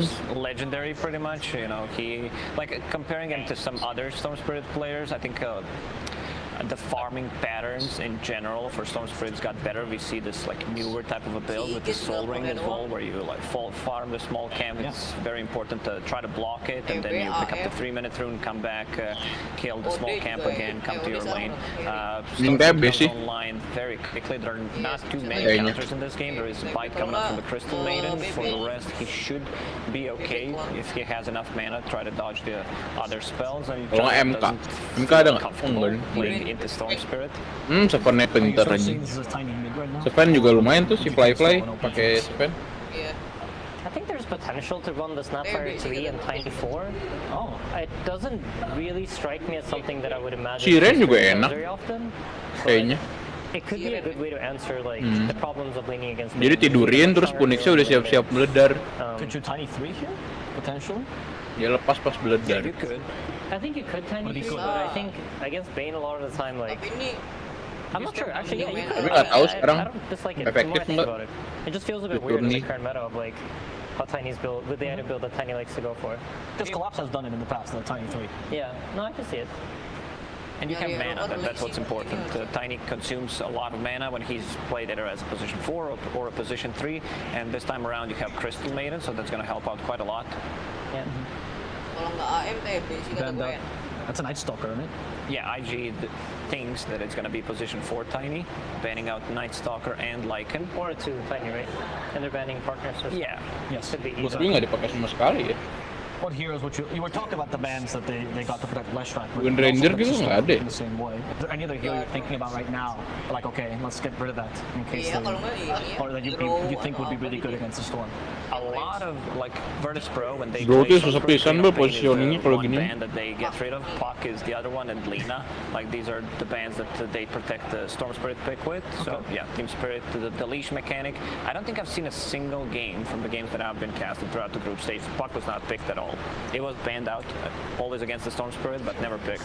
I actually saw this matchup quite a few times, and I think while the puck is good with the Dream Coil, now with how Storms can buy Kaya Sanj and Bloodstone, they have a way to really survive through it. They can tank through it, and I think between the Nightmare Sleep and the Phoenix heals, it might be enough to keep the Storm alive. But other than that, there's no stunts on Spirit. It's very hard for Spirit to kill the puck. Bro, nggak sih They kayaknya. did buff the Bane Fiend Script cast time. Harusnya ngajak Mabar si Koyo anjir. Yeah, killing the puck for IG is going to be difficult in this game. Ngajak And I think Mabar si Koyo. It's really Oh, up to the Spectre. Bane, right? You got to grip either the puck or the Boleh Juggernaut. juga. So I think that might be something that's tricky for them. Spectre Storm is a very, very strong combo. So Storm Spirit, generally speaking, wants to find the right target and jump them. So one of the hardest things of your game is you need to have vision of the back lines. But with Spectre, it's very easy. It's one button, and your Storm sees everything. And he can jump safely knowing that there's no heroes close by, or he can choose the target that he wants to go on. So really like this pick. So that's the strength of IG's draft. If I had to summarize that draft. I think their team fight is going to be very, very strong. And look for Emo to make some aggressive jumps off of Haunt initiations. What about IG? For Team Spirit, sorry. Team Spirit, this is going to be position 3 Tiny, which can scale. As you mentioned, there are no real stun silences for Puck, so that's going to be a bit problematic for Gue belum lihat. and Gue belum lihat. Tokyo, especially with the help from Crystal Maiden, could completely pop off on this Puck. All right. Well, before we get into the game, we got to hear the last word from BSJ so he can guide us as to what we should be looking for in this game number 3 between Team Spirit and IG.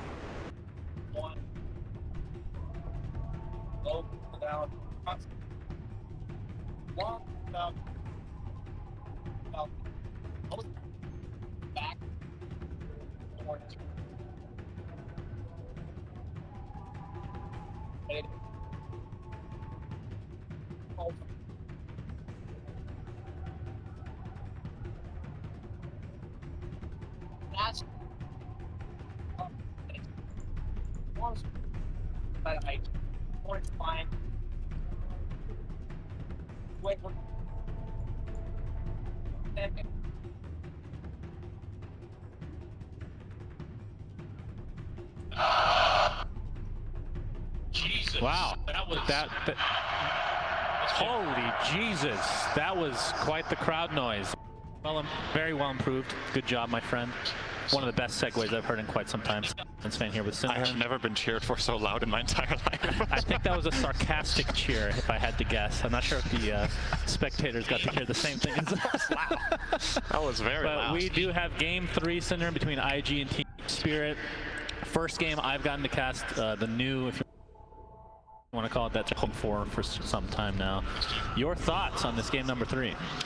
Yeah, I think the way BSJ broke it down is actually, he just hit the nail on the head about what's going to happen in this game. It's an assassination game, and these games are super fun to watch because they're so explosive. There's like two, like he put it, there's 2 assassins on either team, right? Puck Tiny versus Spectre Storm, and that to me indicates that this could indeed be a game where you see that new meta Spectre build where you go for an earlier Aghanims.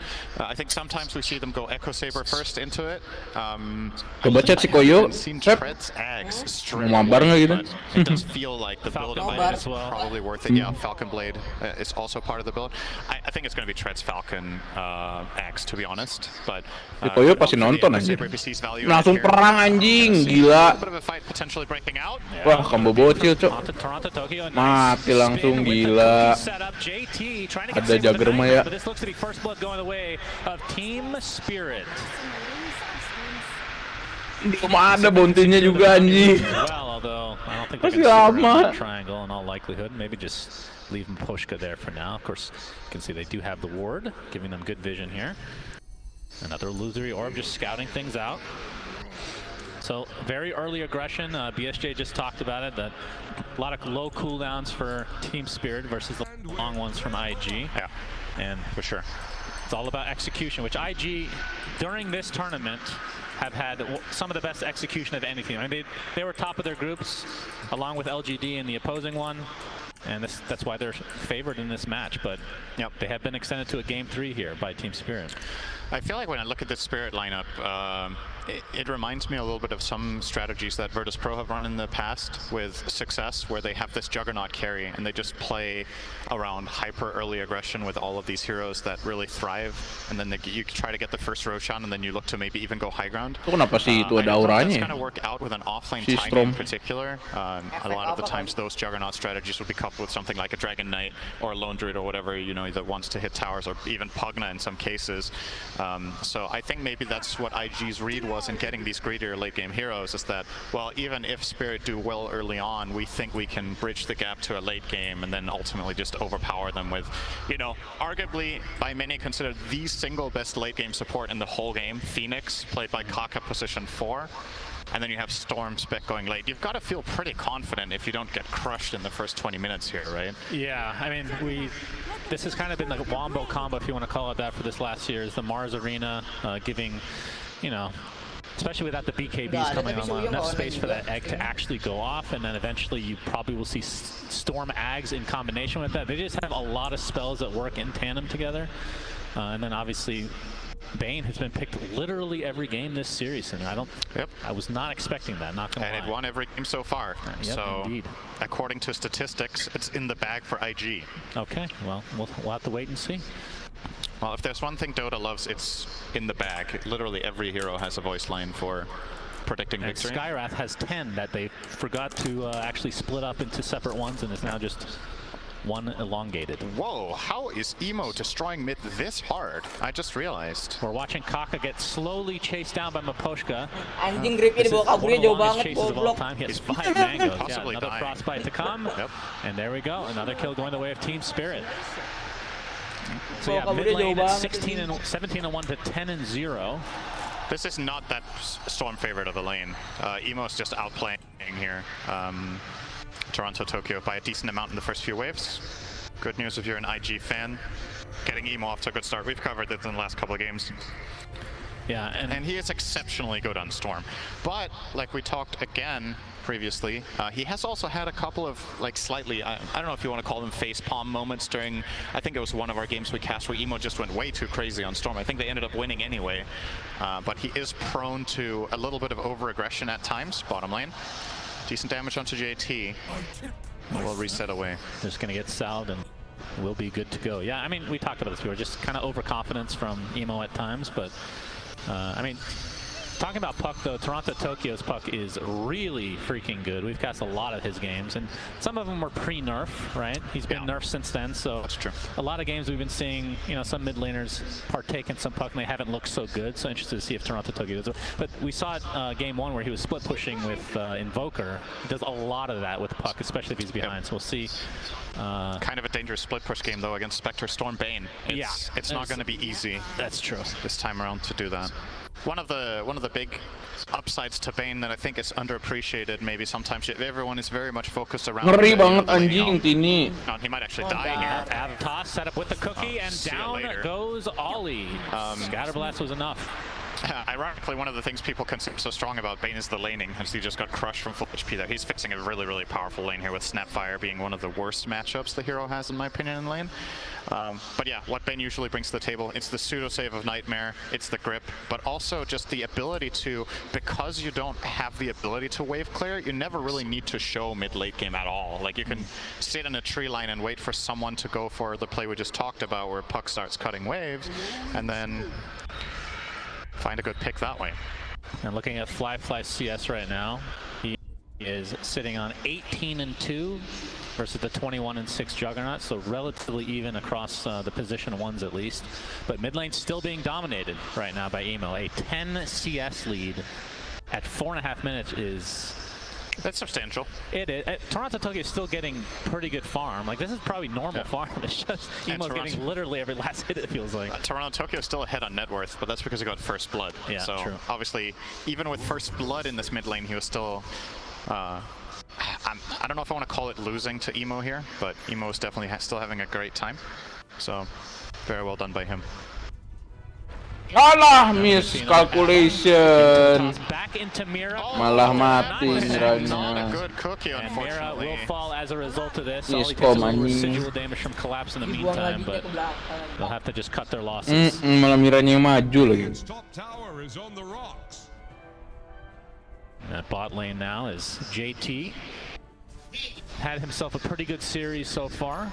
It's had a really good group stage, I have to say. It's going to be the first coil of the game. It's going to be broken immediately into the Waning Rift, illusory orb. Oh, it feels real bad if he doesn't get the kill here. Fine, just barely. Oh, it's one thing not getting the kill, but it's the time, right? Yeah. Storm is now 20 CS ahead. He's pushing the Avatar, Scatterblast, Fly. Looks like he's actually going to live. Spectre, one of the tankier position ones in the game. Definitely major upside against a lane like this that is so burst oriented. As an off-lane Tiny, do you think, I mean, you still go Silver Edge at some point against Spectre, right? Maybe you can do that on Jugger. I think it depends what they value the most out of their Tiny, because he could also go for like a catch build. That's a dead main, by the way. Yep. Oh, nice fairy. A little bit, but the toss finishes him off. 4-1 advantage for Team Spirit. So game 2 and 3 starting off kind of similarly. Oleh pasti ngomong tapi itu atau kita itu kills, but it's really the mid lane that's the story right now. But we can just call it a wash just because of that first blood.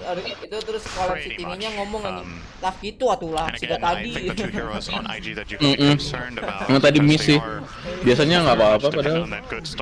I think both Storm and Spectre are feeling pretty good about this, right? Fly has a kill and 30 CS, and Emo must be, you know, you have like a mental checklist for what's good farm. Having 10 CS per minute and at 7 a Storm, you're pretty happy with that. It's not gonna get, like, how can you get more than this, theoretically, apart from having a guy staying in all your camps? Musuhnya nggak maju-maju. So, no, that's very true. Looks like Collapse is, well, we're gonna see the coil in the mid lane. And Mira kind of coming in the vicinity here, but Ollie is TP'd as well. Toronto Tokyo trying to get the first damage. Scatterblast is going to be enough. Toronto Tokyo takes out Emo. Mira gets stuck, but there's not going to be a whole lot of damage between this Phoenix and Bane and Ollie. He's completely surrounded here. Spirit bagus awalnya. Standing loser, a double kill for Toronto Tokyo as Team Spirit. Spirit movementnya bagus banget. Very well. Tadi mah game pertama ya. Si kill midnya diambilin semua anjing. Anjing si Mira jago bro. Anjing gelo bro. Si Mira opennya bagus banget. Penerusnya First of the game, they're going to try to Cap go for masih tetap lebih bagus sih. He wants revenge. Illusory orb. Cap Magnusnya sih nggak ada obat. Toronto Tokyo will fall. Cap Magnusnya nggak ada obat nih. Next on the list, gets off the frostbite, and Emo not with a ton of mana left, but Fly will be trying to pursue. In fact, Emo might be in trouble here. Jataro's made a transition. It doesn't look like the cookie connects, so away Emo goes. Well, Fly Enggak, the high ground, keburu. but he has mana for TP now. He has to get out of there immediately. Yeah, and he will make it. So, yeah, it looked like a nice kill. I really like the way they cast their spells to execute this kill on the Phoenix behind the tower, but of course it does compromise Anjing langsung. position just enough. That's Kena. finds that counter Ada kill. tower lagi anjing, enak banget mati kan. Collapse ends up getting procced by the spear, and Emo cleans it up. Eventually, JT gets credit for that one. So nice rotations. Is feels like at 8.5 minutes we've had a trade of tier 1 top and bottom in both games, and that's not even remotely the case this time around. Well, Spirit have done more structural damage for sure. Like wait, have IG? Okay, IG have hit a tower. They've hit a little bit on mid and top, but yeah, the top tower for Spirit looking a lot healthier. So all in all, still very, very close early on, and you just gotta wonder what's gonna happen as soon as this first round of items comes in, right? So Storm is queuing up the Orchid, Puck is going Boots of Travel, it looks like, here at Toronto Tokyo. Not too uncommon, but also a little bit risky sometimes, especially playing against a hero like Storm who wants to go Orchid. Yeah. You're not gonna be like that step ahead where you already have the Yules when the Orchid comes out, so you are a little bit exposed that way. But I mean, he's definitely made it work in many games that we've casted him in the past, so see if that comes to be again. Of course, it is against Emo, like you said, an absolute beast. Toronto Tokyo about to hit level 9 here. Has his tembus. opening is collapsed. Trying to bait a bit. Oh, spear does not connect. Anjir pas banget pohonnya kosong. Into the Anjing gak kekuatan. avalanche to masa gak mati? Nice. He gets off the nightmare, but looks like JT's gonna barely tick out banget sih. They spend a lot. TP support from IG. Masuk data PTF sih itu harusnya anjing. And Team Spirit get the kill. And they're gonna Harusnya ya. Pohonnya pas bolong loh anjir. Hoki banget. Be stopped in their tracks for now. Toronto picks up a double damage. Padahal mah kayaknya awalnya tininya juga anjing kena cenah. Iya pasti. And Yataro. Gak akan expect aja. It's kind of incredible. He could find an angle for that spear to not land on the tree. Yeah, that was such pretty a unfortunate. small window. Well, I think one tree was missing at that time as well. Yeah, the one in between them and the back, but still, even then, it's pretty narrow window there. It looks like IG's going to defend here. They will be successful. Bikin apa dulu? Yeah, Yataro is farming really well, actually. Bikin apa Orchid? I mean, Spectre is one of those heroes that farms a little bit slower, at least Itu when si you get Jagger to lu the lihat Juggernaut, item. but they're basically on the same footing right now. But yeah, it will be Aghanim Scepter. Biasa mana pakai Falcon Blade, so itu. he will not be going for maybe banget. we'll see. Yeah. Anjing gila. Si Miranya dong. Playmaker banget tadi. Another coil expended for JT. Gets off his ult as TP supports are on their way. He's going to get bursted down though, and Emo with Fly coming in on the dia bikin they're going to be able to dulu clear kan 2 kills right bikin off the bat, but staffnya. it's just 2 supports. Double kill for What? Fly. Gak tahu. Now Toronto Tokyo is here. Itu makanya gua nanyanya itu. Coil 60 seconds on the deck Di market here, dia udah but tinggal langsung gets ke the waning ini, rift. ke mantap. Biasa Not sure he's going to finish this. Iya, kalau itu ya gue lihat. Yataro has a healing ward. Trying to spin here. He's taking a ton of damage in the meantime, though. Masa nggak mati anjing. You see the egg on the Gila backside here, but Mungkin mau itu kan apa namanya? Eko. a little bit too aggressive. Masa Eko Saber sih? Kayak lebih make sense ini Orchid deh. Ngeblink ke Storm, Orchid, langsung ulti. Memorable moment from Malah kalau Orchid lu bisa jadiin itu juga, Bloodthorn. Jadi setiap kali dia ulti langsung ini critical. Pokoknya sakit anjing Bloodthorn. And they even got a really good Makanya. launch because Jugger got Fiend mungkin Script buat and nambah immediately basic Avalanche awalnya dulu canceled kali. the Fiend Script and he still couldn't get the Omniflash off. Yeah. You see the replay here. Gila sih bagus banget. So they Si collab sama Mira. end up killing a Phoenix, who the fact that he eggs at the end of this fight just shows how long it went here. A very extended fight. Susah ini CM-nya, pasti kena si Emo This terus. is what IG's lineup can do. The moment you start committing, this global presence of Storm Spec can always come in and punish when cooldowns are out. Ini CM-nya pasti kena Storm terus ini. It's very Iya pasti understandable lah. that Spirit want to chase. Right, you have a DD puck. You know the enemy team is Kalian bikin somewhat out of scatter resources. kalau mau juga. The sidestep from Toronto Tokyo there to not get Fiend script. Ya Toro mati. Yeah, and he never omni slashes either. Maybe taking too much not sure if he would have gotten. Enggak lah, EO juga tetap. He's yet to actually omni Cuma slash this game, if ditungguin I'm not terus. mistaken. I mean, it could have been a lot worse, honestly. Kalau nggak ya Aldis lah, oke lah. But And now Collapse will take that top tower, obviously with those cooldowns not ready for IG. They're not interested in trying to defend with a Supernova or Haunt, so a little bit of a silver lining there, at least that they grab the first tower of the game, but the question is if they're going to be able to defend their own bottom as well, or if Bener ya? Mana? it's just going to Belum be a deh. trade in the end. Saber. Saka's eyeing up a Yules. I think it's probably a Biar pretty good nge-slow choice kali ya. here. Maybe he's worried about Slow the bisa silence, boomer. and he wants to make sure that he can get his Supernova off. Iya, Jaggernya Echo. Just TPing bot, yeah, it's going to be a tower trade. They're making very sure here. TPing Phoenix bottom here is basically them saying, all right, we take no risk here, just in case Spirit want to defend. Since they have Omni, we're going to have as many heroes as possible in the neighborhood, and now they realize, okay, defense is not coming, so they're going to rotate. And Kaka will maybe stack a little bit of Ancients here. I don't know if they want to do that. Seems like that's a yes.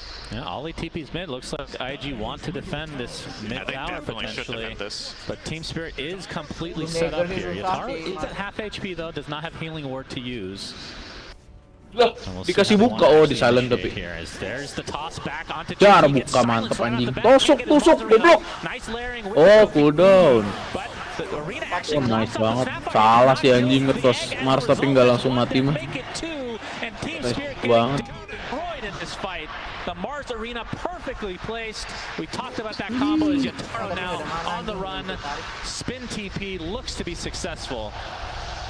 Such a godly setup there from IG. They make sure that the one hero that can be caught is JT on the Ngaco Mars. banget He nge-Mars instantly ini. uses the hood, Terus Mars kalau nggak and then langsung they get mati. in and get the counterplay with a great Supernova Arena combo, and they instantly Fiend script the Snapfire as well, who was part of coming in close for the extra burst, but that obviously means that there's no Mortimer Kisses. That's one of the problems with this hero in some situations is that you always need to gauge what distance you want to play at, right? It's rare that you find a fight where all of your spells get used well.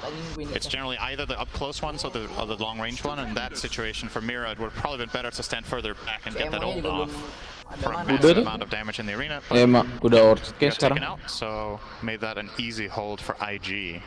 Yeah, now Fly top of the net worth. I believe Aghanim Scepter Dia is Storm being delivered as we baru jadi. speak. So essentially he gets, I guess you can call it a mini haunt. You have to have vision of the target. A single. Iya, ntar tinggal main smoke kan. A Shadow Step. How about that? What do you think? Do you think that's a good name?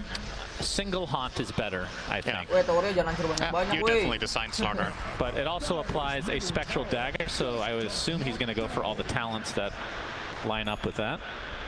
Just already taking the dagger talent on level 10, which is very common. Single target, that's what I was trying to say. So. Single target haunt. Single target haunt, yeah. It's very accurate. That is pretty much the worst name you could give a spell that I can imagine. Well, amplify damage. That's better. Oh, Avatos from Collapse. They're going to be able to blow up the Bane right off the bat. Maybe expended coil as well. And look at JT Gila di somehow cover surviving through kakaknya the dong. hood plus the Sunray. Kakak yang baik. That's only level 2 Sunray, actually. That wasn't even a maxed out one, but just the hood facing the right way and getting Sunray really can keep JT alive for a long time. They do get the pick on Bane. And this is going to be the crucial part of the game for IG. Tapi si IG tuh kurang crowd control loh. Sekarang malah lebih enak di tim Spirit. And right now, Toronto Tokyo has nothing to Ya lah take itu it ada over. ini ada Snapfire mah enak pisan. That will dispel that. Di One IG for the cuma Kaya, si who's Marse going to doang. blink next. It's dangerous. Iya, Mars kalau kena It's bukan so yang dangerous target when you're not pasti. playing with a save, right? It maybe sometimes you can justify this a Makanya little bit easier if di there's someone who Spirit can ada yeah. ini ada Snapfire Very yang bisa good. ini. Well, you get some CM juga enak. something. Iya, When bisa CM level 15. nanti Aghanim bisa ngebekuin. The Orchid Level 15, the 200 heal from Cookie. Yang ultinya sambil jalan ya. done its work by then, I'm sure. Bukan dong, ulti sambil jalan mah talent. But I mean, Toronto Atau shard ya, Yang ngebekuin lupa. doang ya. pays off. Kalau Aghanim aslinya mau ngebekuin lagi ulti. That's the thing about glass cannon builds that if the Kalau situation is Storm correct, it's dibekuin ya very good, udah. and Kalau nggak it's ada kinda just, ini. you're just polarizing your play, right? You're saying, okay, in good situations I'm better, and in bad situations I'm worse. Yeah. And they are relying on having superior Tapi vision. pinter si Fly ini. Tiny, which he can for the most part Farming trust collapse. mati langsung anjing. They're going to see the Orchid. We just Oh, talked ininya, about it. sharpnya Too yang risky, ke Cinderin. jalan. Too risky indeed. Mira, not in the right position, although the cookie, as you explained, would have made a Mati difference udah here. ini. For what it's worth, he would have also done. Wipe They're out. actually gripping collapse as well. This is going to be a team Oh, fight. ceweknya di ulti band ya. Double kill for Emo. Si Jaggernya cacat banget loh farmingnya. This is getting caught in two different places with two different heroes. Jauh Just being banget. fragmented there. Network. I mean, for what it's worth, the kill on the puck had nothing to do with his item ability. He has Yules there, he still dies. He was- Tower he was padahal just getting killed menang with itu loh. the Ya, vortex farmnya pull. tadi harusnya menang awal. Yeah, it's a problem. The Spectre is so farmed that I don't know how Team Spirit can really handle this. Their lineup kind of has to win early. You're going to see it here. Actually, he did have time if he had Yules, to be fair. Yeah, maybe he could have reacted really fast and got it off. He had like half a Vortex. second. Yeah, maybe. Could have possibly worked, but Somebody record that line. I haven't heard that before. You're right. Thank you. Menang IG sih ini. This was a disastrous fight to Team Soalnya Spirit. comeback I lagi. was talking to production. Team Spirit rapi di awal doang, akhirnya rada ini. And I was like, you're right, you know? Fair enough. So, Fair yeah. enough. That Ya makes nggak sense now. konsisten. IG with a 5-4-5-4-5-5K net worth lead, keeps going back and forth. And that is, for 18 and a half minutes, that is a crazy lead. And the fact that you have the Spectre, you have the Mati Storm, lagi. that feels very bad for Team Spirit. And this should as well. Toronto, Tokyo evaporates. Ah, udah. Right now. Udah, IG-nya menang dia. Probability. IG after that Spectre di lawan di akhir bisa I don't know what apa you wanna call Jagger. that. That was a very surprising Mati win for lagi Spirit. satu-satu, You ya gotta give Spirit credit for ampun. that as well. Udah buta apa gimana weh? But after that, IG have just Nggak kelihatan gitu. just like they did in the group stage. Yeah, and it looks like Oh, lagi Torrent malam could be in ya. trouble here. They have all the vision and info. They're just waiting. Tapi harusnya itu udah kelihatan sih. They don't have grip right Enggak. now. Kayaknya nggak kelihatan deh. Lagi malam, Pep. Si Banek kelihatan karena ada ward. And they are actually Bodoh, shellacking anjir. Team Spirit right now, Cinderin. This is rough. I've casted a lot of games, Shannon. Yes. I've seen Dia closer tahu games than tim. this. Yes, I have to admit. I have seen closer games. Udah I've IG also seen menang. less close games. Tadi game 1 emang menang comeback. When you think about how game 1 and 2 went, this is turning into an absolute stomp. And it's not, you don't just look at the numerical values. Right? Apa? Okay, you're 6K head minute 20. That's already good. It's the heroes that you did it with. Yeah. Right? The scaling possibility in this dire lineup is so superior to that of the Radiant. And Team Spirit, honestly, I kind of like from them that they went in with Mati this kind of, lagi. Udah lah, confidence kulit and satu-satu. mentality in this game. Okay, we see their Selesai. heroes, we're going to pick something that's good. But Udah GG aja langsung in lah. terms of anjing. execution requirement, they have so little margin for error in the first 15 minutes with this lineup. They have to be ahead on kills. They have to do better in lanes than they did. And now that we're not at that stage anymore, it just feels like it's kind of cruise control for IG right now. Wait for every time you have, what's it called? Sorry, single target haunt ready. Then you use that to kill a hero. Thank you. And then you also have every target haunt, which is your ulti. Yeah. Very good. That's very accurate. I like that. And you just, every time those things are ready, you try to Makes find it picks with Storm. Easier to understand as well. 7K network lead for IG. They have 4-man Udah smoke tim right Spirit now. udah ngaco. And Spirit just has to play in Apa this. network Jagger bisa kalah sama Mars anjing? Kind of shadowing. Lagi play kok Cyber buat Pushing apa? to save them potentially, or at least create some havoc. Iya, Sangya saja apa kalau nggak itu. Mantap. Ah, kena lagi.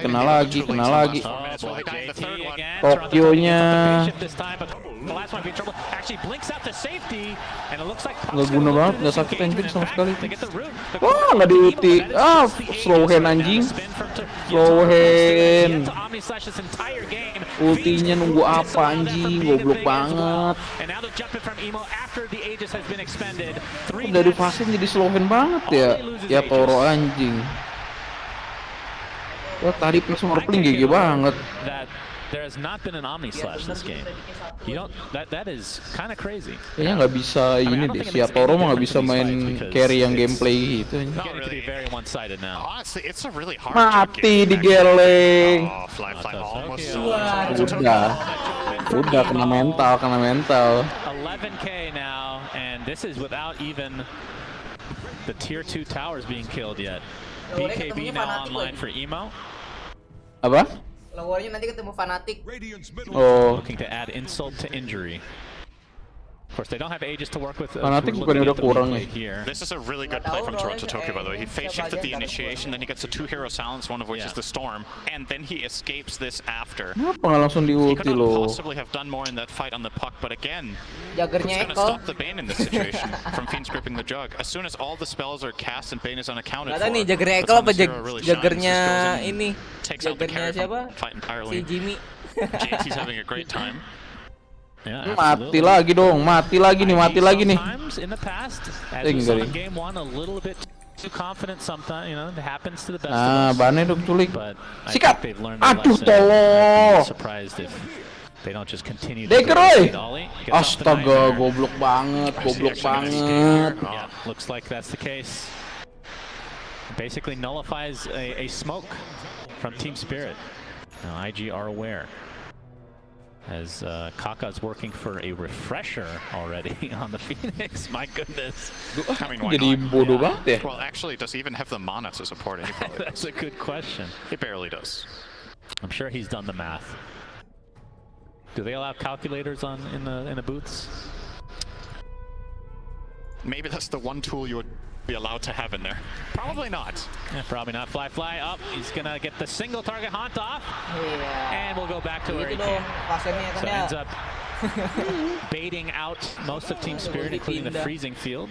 And that's another thing about Spectre when it has this item is if you want to gank Spec, you kind of need to either have full chains udah ini bubar lagi until deh. it dies, or you need to be all 5 heroes.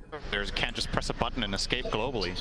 It's very, very annoying. Counter banget sih si Tokyo-nya. Team Spirit to deal with here. Pinter picknya langsung ini. And IG are immediately going to make their own move. I love this. You know, you use Shadow Step. Mati. Morskanya mati. Keculik lagi satu-satu terus. Dua mati. Gila, udah nggak ada harapan, goblok. Sapphire CM Dunzo. Lah, Anggias dong. And the fact that this Shadow Step is only Mati. Mati keculik satu-satu, goblok banget ini tim anjing. Aduh, tolol. Udahlah, GG aja lah, beda 13.000 networknya anjing. Udah nggak ada obat. Siap toronya goblok banget itemnya lah. Overconfident again. And do they see Toronto Tokyo? They don't have vision of him right now. He's sitting there in the tree line. If Bane were to randomly walk in there, Toronto Tokyo actually dies.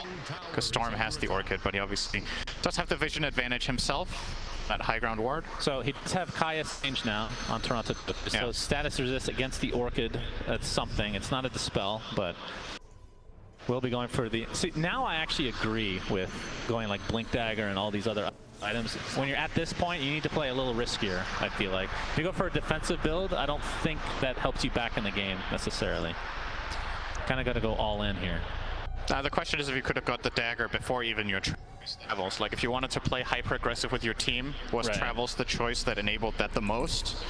I don't know. I don't have the answer for that, but I like usually the travels Kayasanj build is more of a greedier approach to puck. And I don't think being greedy in this game is easy to say in hindsight because they got rolled in all the fights, right? But Emo is searching out. Tawan, mati lagi satu-satu. Mira harusnya di belakang buat ulti, Cibai. JT jumps in as well. Udah. Pesta nih. Makan continues to grow here for IG as they try to get as much map control as possible to starve out. Enggak sih, IG-nya pasti ngelawan pingnya emang biasa aja. We can have a very long discussion. Lebih ramein IG lawan OG sih. As is the tradition. Firefly working on a Scotty for himself. Nah, mati lagi udah ini mah. Look at the farm discrepancy. Oh boy, yeah, Nightmare setup. Udah diincer banget, abis. Abis udah selesai. Looks like he'll find him. And Collapse dies as well. So it feels like IG is like opening for Team Iya, nggak ada opener anjing, bener juga kesini. Opener siapa coba, nggak ada. Mati lagi nih. He might actually get caught here as well. Oh no. Ah, kena, mati lagi. Mati udahlah, GG aja lah. Believe he died in this same spot last time around. Coba ya. Jagger miskin, nggak. Sama Spectre-nya. As we'll know. Dari tadi nggak smoke lagi, nggak cobain culik siapa kek. Bane kek culik lumayan. Team Spirit's perspective, Cinder. Mati. Anjing, hampir goblok. Nope, Maposhka. Coba kalau ada beser gitu ya. Actually live. That's the first surprise. Enggak. What's happened in the last 5 minutes? Coba sebenarnya beser. What can Team Spirit do to try to creep back in this carry game? timnya anjir. Belum Spectre-nya. Enggak, kayaknya nggak akan beser. Taking your time here. Di turni gini nggak jarang banget beser. Okay. A pretty big Monte Carlo sample here. I'm typing to Nox as we speak too. Very good. How many, what is it in, which movie is it again, where they manipulate time and there's one possibility out of a million, whatever, not Captain, what's it called? You know, Si bingung sih buat apa cuy cybernya Jagger. I watched this movie, I can't remember what it's called. Talking about Inception or something? No, not Inception. Well, you're the one that's only watched 5 movies in your life, so pick one of them. It's from the Avengers movie, that's one of the Avengers. No wonder, I know. Nggak coba smoke gitu. Many possibility. That is what we're looking at for Team Spirit. It is, honestly, it is a total miracle comeback if they do it. Gabe Newell gives them 1%. Gracious Gabe. That's always stays positive.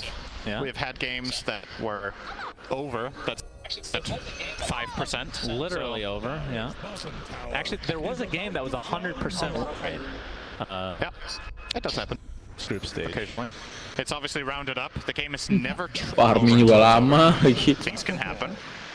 Absolutely. But for Team Spirit, I don't know, you got to go for some sort of Mary, and I feel like you should have done that for the last 10 and 15 minutes, and they've kind of tried. Mati lagi. Udahlah. They're getting chased around the map. Honka is dead. Yataro spin TP. Looks like he'll be successful. No bash or anything like that for Fly, but it's like every time you blink, somebody just gets jumped somewhere by Storm or Spectre, right? Dagon goblok, kenapa nggak Iondis gitu ya? Together and looking for a team fight, but the problem is setidaknya kalau di silent hilang. of how the Dire are playing here. IG make sure to push all the lanes. So if you want them to find that move, generally what sets you up to make aggressive moves is that you've pushed at least 2. Itu kenapa nggak Iondis gitu? Udah tahu diincer ini. Udah kek. Buat hilangin ini. Lincoln kemahalan, Pep. Lincoln kemahalan. Ini farmingnya udah susah. Minimal Eul paling murah 2.000. Lincoln 4.000-an mahal, 2 kali lipatnya Eul. Ya baru sekarang. Bodoh sih kata gue. It's very good though, so it is very good. 3 procs. Sangnya sih kata gue nggak terlalu guna. JT is ready to go in. Iya, Sangnya buat status resisten ceritanya biar stunnya nggak lama, tapi kan mending Eul ya dihilangin aja. The game. Lincoln anjir. I mean that is actually an okay scenario for Team Spirit. Tapi kalau Lincoln rada ya sebenarnya bagusnya Lincoln cuma kemahalan. It's what kind of a game it is when you're happy one guy dies. Yep. Kalau lagi posisi kayak gini mah nggak bisa farming anjir, ngapain Lincoln? Much need to sugarcoat it, you know? They're just getting owned. Like they got ran over. Mati lagi kan, gak guna banget so. Sangnya sebut apa? Orchid again. Yeah. Do anything. Nah, dari tadi alhamdulillah akhirnya Spirit ngekill. Collapse, gets off the Avantos. All right, they find a. Tadi ngeliatin mati terus Spiritnya anjing. Lihat sampai networknya udah 19.000 loh. Killnya kelok anjing dari tadi 12 ya terus. Spectre's too big. We need a silver to have a chance. Oh dear. Mati Miranya mati lagi. Gem loh. Mati udah. Emo basically out of mana. Oh, Mira is in trouble. Mira is down. Hey, he actually has shard on Mira. Didn't realize that. Gives you a little shotgun blast. But IG just getting whatever they want. And still 3 minutes to go on the Aegis, so expect them to, I would assume, try to go high ground here. They have a gigantic lead. All right. Did we do it? Gaben has called it. What is it? 100? Gabe is like, welcome to the international team spirit. 0% chance kata si komentator juga ini. Winning this game, but remember it is Ya rounded chance-nya up. paling kayak tadi anjir yang pas Anywhere between 99.5 to 100. Right. If there's anything I know, Big difference. Ini nggak mungkin deh, spektrenya tebel banget loh. I don't know if that's useful here. nggak bisa terus si Oh, ditipu. Working on Anjing gila, gini kayak Toro tolong. Ditipu anjing. Si Banenya ngerti kayak Aduh dari tadi ke. Kalah nggak apa-apa, yang penting bikin momen. Mana tuh bikin ngotak ke pakai otak anjing. Tiap kali tuh ini wah, aduh mati lagi. Deger. Aduh tahu. Slow hand anjing. Malah diulti dulu loh. Halah. Oh, Echo Saber buat ini kali ya, ngemukulin si Phoenix 2 kali langsung.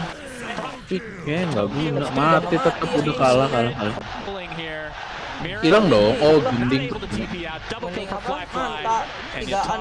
Looks to be the last remaining member of Spirit, but not for long. Just trying to mati dong, gimana? Spectral Dagger comes through again. Shadow Blade's out. I wonder if he might get out. Terus kenapa itu kucingnya dibawa ke sana? Dia mau gerak ke sana juga, cuman nggak bisa Tan. Yang bisa gerak cuma itunya doang. Biar apa ya? Kan tadi kayak makin nggak masuk akal. Oh, buat lekat ya ampun, nggak ke bawah juga, nggak guna, goblok. Aduh goblok banget biar Toro. Baru gue puji anjing game pertama so game kedua tolol banget anjing. 13:37 is the scoreline. You're seeing that correctly. Kok langsung dagger padahal udah lah. Mau diwarin loh. Setidaknya nggak ada ini dulu. Staying alive here, baiting out a bunch of spells. I thought this was like the open opportunity potentially, but Yataro's ult just bounces to all the illusions for the most part. It ultimately does get the Mars. If it can connect on multiple heroes, you just don't have enough in the team. I mean, having to use that on Mars to begin with, who's already used his spell. Di shoot ini Suri anjing. Si Toro nggak ngotak. So that's it. Of course, this is not an elimination game. Loser goes to the lower bracket. And winner continues on, but it is a big deal. Like, lower bracket sih lebih susah ntar, goblok. If you win this series, nggak tahu sih susahnya ini. That's a huge jump in prize pool. IG juga masuk top tim anjir. Because obviously the grind in the lower bracket is something. Aduh kalau keculik lagi sih, mati kan kalau Ionis pecah itu, nggak jadi. Toronto Tokyo, he gets hexed and brought down again. Some fancy footwork, but it's not really a fair fight when you're moving at normal move speed and the other enemy team has heroes. Musuh suka banget sama Ionis. See you everywhere and move at 1,000 move speed. Oh my god, JT blinks out. Ulti. Nggak ada ulti woi. Apa nggak di ulti dan tapi ya Toro. Astaga. Jarang bisa sih ngeliat Jaggernya ulti anjing. Iya kenapa ya? Ini nggak ngerti pemikiran orang internasional nih. Toronto Tokyo buys back in the game. It's just him and Collapse. Tapi kena beser dah. IG are kind of farming fantasy points for me. That's not bad. I do Dagger. Oh si anjing gini dong. So that is a canceled TP. Dagger kesana. Dagger lagi tos. But Collapse already used his teleport scroll. And Fly Gem. just awkwardly runs into and gets the bash. Jaggernya nggak ulti aja ya. Sumpah aing bingung. Find yet another one. They have two players beyond godlike. Fly is 16-0, Emo is 16-1. Yeah. Damn, that's some good. Dah GG aja lah. Main sih lah. Kasih Strom cok, kayaknya cok. Predik aing. IG making known that they indeed, despite losing game kill 1, streak terbanyak. I have a plan for Spirit. Beda satu anjing. All right, well said. Eloquent as always, Cinder. I really appreciate you joining me. JT. Yo ampun kayak gitu baru di ulti anjing bukan password cok. Alright, they might actually be able to get this. That's the silver edge break with the Aduh Omni cok. Alright, down he goes, but the grip to counter. Kenapa ya? Anjing Stromnya jauh. Strom, kill aku Strom. Too much to handle for Yataro. And now they finally go for buildings. 31K net worth lead. This is a Gaben level shellacking right here, Cinder. Yeah. What can you say though? IG earned it. They played super well this game. They did so many things right. Udah kalah ini Especially mah. something that's always enjoyable to watch at the top level is how players Strom mau bikin dagon juga nggak apa-apa. what the next move is from the enemy team. Iya, ada CM Play semua. Play semua yang nge-kill lah. Bangke, woi, kasih Strom dong. Tai, predik aing sial cuma bener 1 anjing. They get that first set of racks. The fact that that's the first set of racks is actually feels weird, right? Oh, you won't believe this. 100%. Besernya juga udah abisa lagi. Si Spectre-nya mau batar. One day, maybe in the next patch they'll add that. Phoenix-nya udah refresher anjing kan. Alright, so IG, they can only go for 2. They don't have the craziest building papers. Phoenix-nya nggak bisa nyulik Bane gitu tuh, Bane Single bisa target mati haunt. loh No, padahal. that was actually the multi-target haunt. And will not reach the abyssal here in time. Big cooldown. Ya udah pak. Alright, so they can Stuck only udah get itu di situ itemnya udah anjing. melee racks top, but that's good enough. Jabbernya mau Maelstrom cenah. Telat setan. Daripada Echo Saber mending Maelstrom. Kulik lagi cenah. And by a bunch I mean one, but yeah, that is a dead juggernaut. Mirror Company look to be next on the list for IG. Nah. And IG making a statement against Cinderella. Nah, collapse akhirnya. We're going for the win. Lagi. Yep, they got it. Collapse looks to be mati lagi. for some reason. Toronto Tokyo, okay, we have the refresher onto the Phoenix, into the egg. Toronto Tokyo is dead. Feel like I've been saying that a lot this game. Yep. Sakit banget. Sakit banget tuh, mending carry ini, Cok. Dagger. Nah, iyalah jelas. Alright, I mean Collapse does do Hero a aing. significant amount Ini of sih dia damage. super Ya toronya goblok banget ini mah, Fer. Killing the enemy support. Udah. He's gonna get sheep for his troubles. And Fly with the spectral dagger. And another kill goes. Akat mata tahu. 21-0 loh itu. Had a team that could push towers, this game would have been over 2 months ago, honestly. Oh, iya. It's just their building hitters are not anything special. So the Goblok game banget. should go on. Sumpah ya toronya tolol banget. Si Dia nggak bisa main carry yang gampang kayaknya ya. Stromnya aja 17-1. Dia nggak bisa main carry yang gampang anjing, goblok banget. Carry-nya harusnya TB menurut katanya. Carry yang gampang banget, kayak TB juga nggak bisa. Terus yang passing anjing. Mati lagi. Terus udah lama banget. Mati lagi. Itu main report anjing, intentional feeding bangsat. 38 dan. Gila. I feel like I've seen the same play literally Beda 20 sih times in a 40.000 row. anjing networknya goblok. Just the same play over and over. 40.000 udah bisa buat beli acun anjing. It's crazy. It's true. 20 times in a row is just 10 minutes if he uses it every time it's ready. That's right. So kind of checked out. When it first came out, it was, we're going to see it used again. Okay. Into yet another kill. Now we're fountain farming, it seems, for IG. Spirit still holding on. Miposhka is going to open his fountain for good rapport and morale. Let's quickly talk. GG lah anjing, tim Spirit tolong. 70 kills. It's GG Cinder. Okay. Goblok banget sumpah. Ini permainan tercacat gue pernah lihat di TI anjing. Ininya udah sakit banget anjing padahal. Iya, ini permainan tercacat banget anjing sumpah itu carry-nya. Kena mental ya tadi. Anjing mending isi Sumail kemarin anjing. Masih bisa nge-damage walaupun tolol. Ini parah banget anjing. Gila, najis banget. Aing cuman komen tininya lah. Yang lainnya report ya, Tan. Iya. Ini kalau CM gitu susah sih emang. Salah pick itu. Iya. So, I mean, gak bisa apa-apa. Mau combo bocah dari tadi nggak agresif ya gimana ya Tan? Harusnya kan. Oh ini agresif ya dia. Bawahnya tadi. Kalau bawahnya itunya ngegasnya bener mah. Jagger CM-nya lumayan. Game 1 loss has got to feel I feel pretty like, terrible. if anything, the game 1 loss probably helps them going forward. Jagger paling Now cacat you got anjing. that out of the way, right? All right, I screwed up. Now I won't screw up next time. Yeah, you're shaking that off. You avoid making a similar mistake Weh, when udah in a pulang similar mandi. situation somewhere later down the tournament. You pay a little bit more attention. You already saw that adjustment. Nah, Number balik, two, balik, mandi, when mandi, they started mandi, hiding mandi. in their base when things could have gone Diaper awry. katanya. So, yeah, great showing from IG overall. Absolutely dominant in this game 3.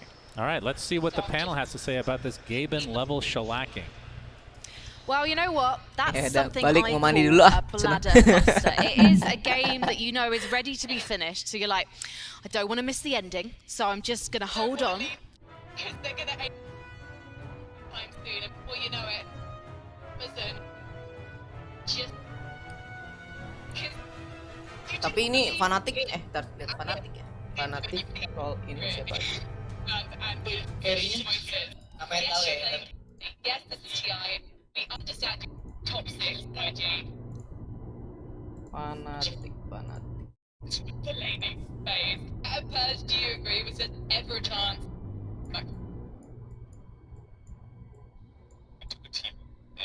Fanatik tapi masih ada si Raven, Japs. Udah nggak apa. Gue baru nonton lagi, Pep. Sama gue juga. Paling gue tahu 3 sih, Raven, Japs sama DJ. Gue udah nggak tahu.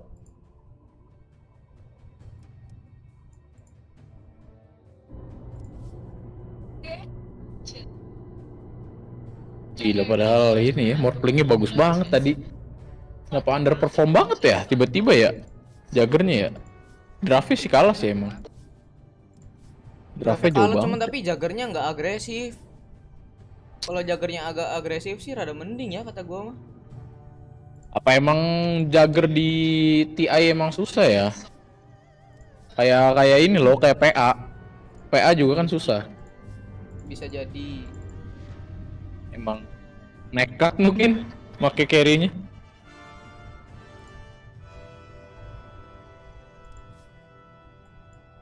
Marsnya juga keren lagi bukannya. Gila. Permainan zaman sekarang.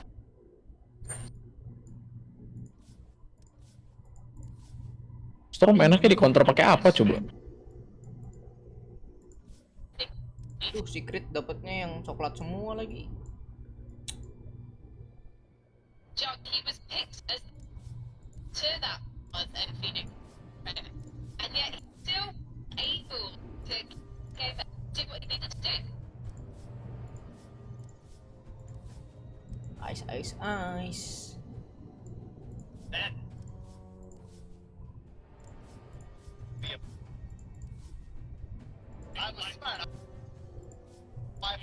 38, 112.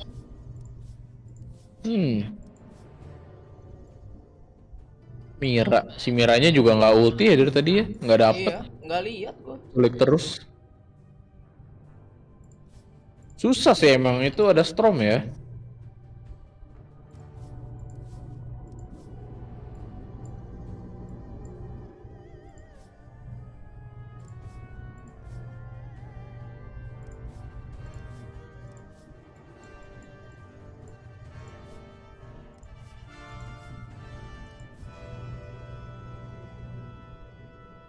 Sekarang Spectre bikin Aghanim langsung ya.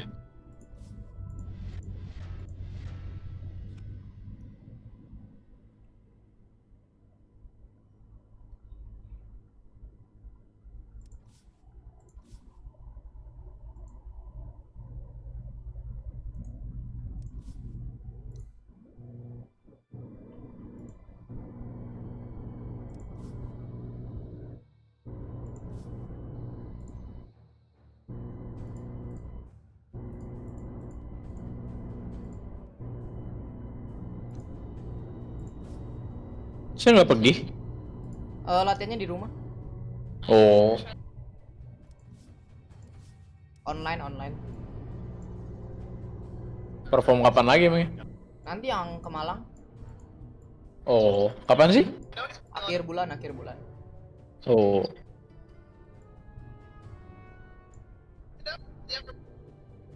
Obviously. Well,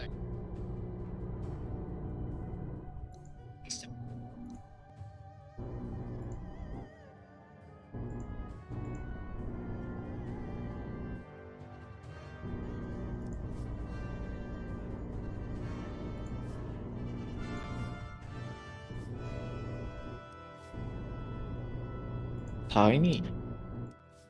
On the other side.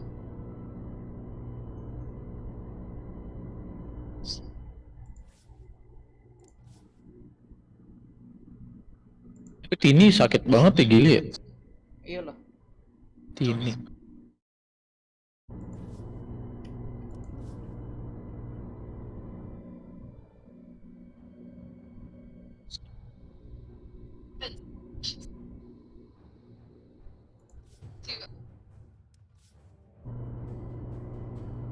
Wawancara sekarang.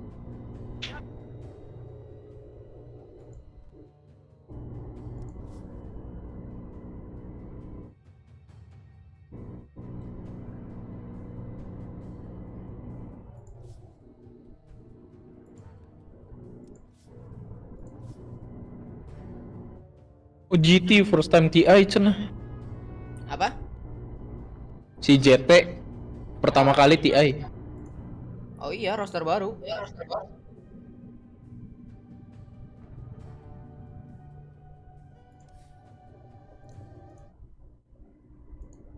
Far, I mean, you guys dominated the group stage. You didn't lose a single series. You tied, you won. I'm imagining you went into that game pretty confident. Group stage is still different from the elimination group, Mari right? I dulu. mean, it's still different, right? Sok.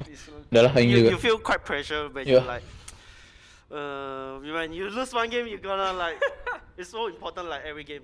Yeah. Yes, absolutely. But let's talk about that pressure. You know, you go in, game one, you guys are winning, trying to go high ground. You get hit. Morph gets a DD, slams through, steals the Ancient. Most teams, that would have broke them, but you guys kept your composure. How did you do it? I think we still did not manage the game well. I think we still do a lot of mistake, and then that's why I think we still gotta improve more. You know, we did not perform our best. Yeah, well, you sure performed your best after in game 2 and game 3. So, you know, you guys, it seemed like a little bit of, if you can do it, we can do it better. Game 1, they beat you with Morph, you snagged the Morph. Game 3, you guys, the team spirit loves the Mars Phoenix. You guys kind of steal the Mars Phoenix. Was that on purpose, by the way? Not really. Mars and Phoenix is like our comfort pick also, so we're just gonna pick them against them. All right. Yeah. Is there a better Mars at this event than you? Yeah. Who? The team spirit guy quite good. Like to be honest. Yeah. So it was a bit of a deny, but I get you. All right, so very, very interesting route to get here, especially for you, my friend. How are you feeling now? Are you feeling recovered? You feeling 100%? Not 100%, but like almost fully recovered though. So I'm feel okay now. All right, good. So thanks for caring. what was that like, having to play the most important games of your match at the most important tournament of your match in the group stage and being sick? I mean, you cannot do anything about it, right? You just have to take medicine and then try to recover as fast as you can. And then, yeah, I mean, Wolf did a good thing to like for all for those who get the COVID, right? They let us attend the event. I mean, attend the tournament. So yeah, I mean, we really appreciate about it. Well, we're honestly happy to have you. We couldn't have asked for a better first series. And I'll ask you one more quickie, very short. Yeah. Next series, OG Secret. Who do you want to face coming up? You got to take the winner, buddy. Maybe I prefer Secret. Ooh. I mean, both of them are good team, but maybe we play against Secret. We got like more comfortable like against them. Yeah. Well, not a lot of people want to play against OG in general with the chat line spam. Yeah, OG TI 2-time champion, so too scary. All right, well, thank you so much, JT. A really fantastic series. Couldn't ask for a better one to open up this main event, and we'll shoot it back over to you, Frankie. I don't think we could have asked for a better interviewee either. I absolutely love JT. First TI, absolutely straight out the gate with the confidence in the interview. And yeah, that Team Spirit Mars guy, he is quite good. I would absolutely agree, but there you go, JT, you're quite good as well. Should we take a look at the brackets and see where we're at after that opening series? Not much has changed, but Invictus Gaming. They are still in the upper bracket as expected. They've made top 6 at TI, and then Team Spirit, they're going to be facing the loser of Undying and Fnatic. So we'll speed over to the lower bracket so you can see that close up. Who do you think is going to be their next competition? Is it going to be NA or is it going to be SEA? God, I can see you straining with thought. Struggling. That is one of the more hard. These are his 2 fanboy regions. He doesn't know where to go. You see, you've caught him in I'm something gonna upset here. one of the fan base. You already upset Undying earlier by pledging allegiance to Quincy Crew, let's face it. I'm going with Fnatic on that one. That's the why I have my bracket. So I think either way, Spirit got to feel at least pretty happy with their matchup. They don't get like the EG elephant, like whichever team wins that's best of one, that's a tough opponent. So, Spirit do find themselves with at least a very winnable BO3 down there. Badger agreeing, do you think we're going to see Spirit moving on? Well, I mean, I think Fnatic is slightly more likely to win that best of one, but Undying has really impressed basically everybody. The other underdog story that did well, so I can go either way. I think Spirit is better than both of those teams, though, so I think Spirit still has a good chance to go a little deeper. TI. And finally, Trent, your final 100%. thoughts. I think what we saw there, and you saw what IG said, they pushed us to our comfort pick, right? There's only one other team they picked Myers Phoenix versus. That was EG in the group stage. Something that we know they love from the Mage and everything. They brought that out versus Team Spirit. That shows a lot of respect. So I would be very worried to face them in the lower bracket. Well, we've got to show some respect now to the next team, because after this short video, we are going to have Sumi, Aoi, Lizard, and Jenkins coming up. But before then, we've got something quite cozy for you. It's the community talking about why they Dota. I play Dota because I enjoy the competition. I play Dota too because its complexity intrigues me. I play Dota to see my perfect team every day. 当然，最后也因为 Dota 2认识了超多新的朋友，收获了宝贵的友情。Я люблю Доту за страсть, за комьюнити и за ощущение, что я в своей тарелке. I play Dota because I want to make my family proud. 这款游戏的魅力就在于，即使你变成了云玩家，也在关心着这个游戏。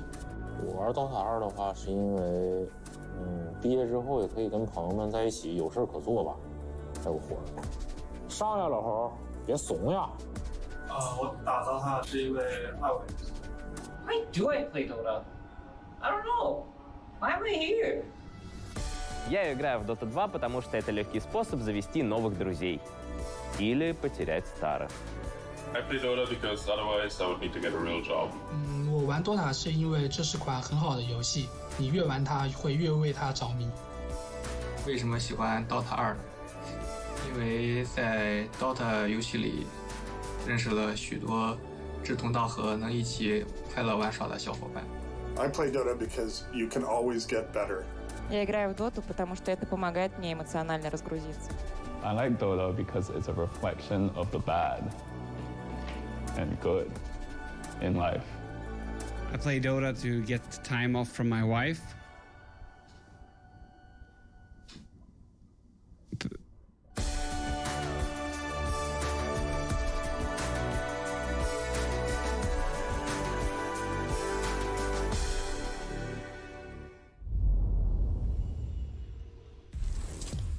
Why I Dota? That is a really great message, because there's a lot of things that bring people to Dota 2. How about we talk a little bit about you guys? AUI, what brings you to Dota 2? I've played Dota for so long, I can't remember. All right, Jenkins, how about you? And I can tell you. Dota has the lowest lows of any game, but also the highest highs. Dota is euphoric. It can be depressing, but it is the best game in terms of emotion. I've never had a better, more emotional experience than like a throne race in a 70-minute game. That is unbeatable, 100%. What about you, Lizard? It's most certainly competition. Competition. Yeah. Okay. I love to lose a lot, so I chose Dota, lost a lot. Here I am on the panel now. It's a perfect game.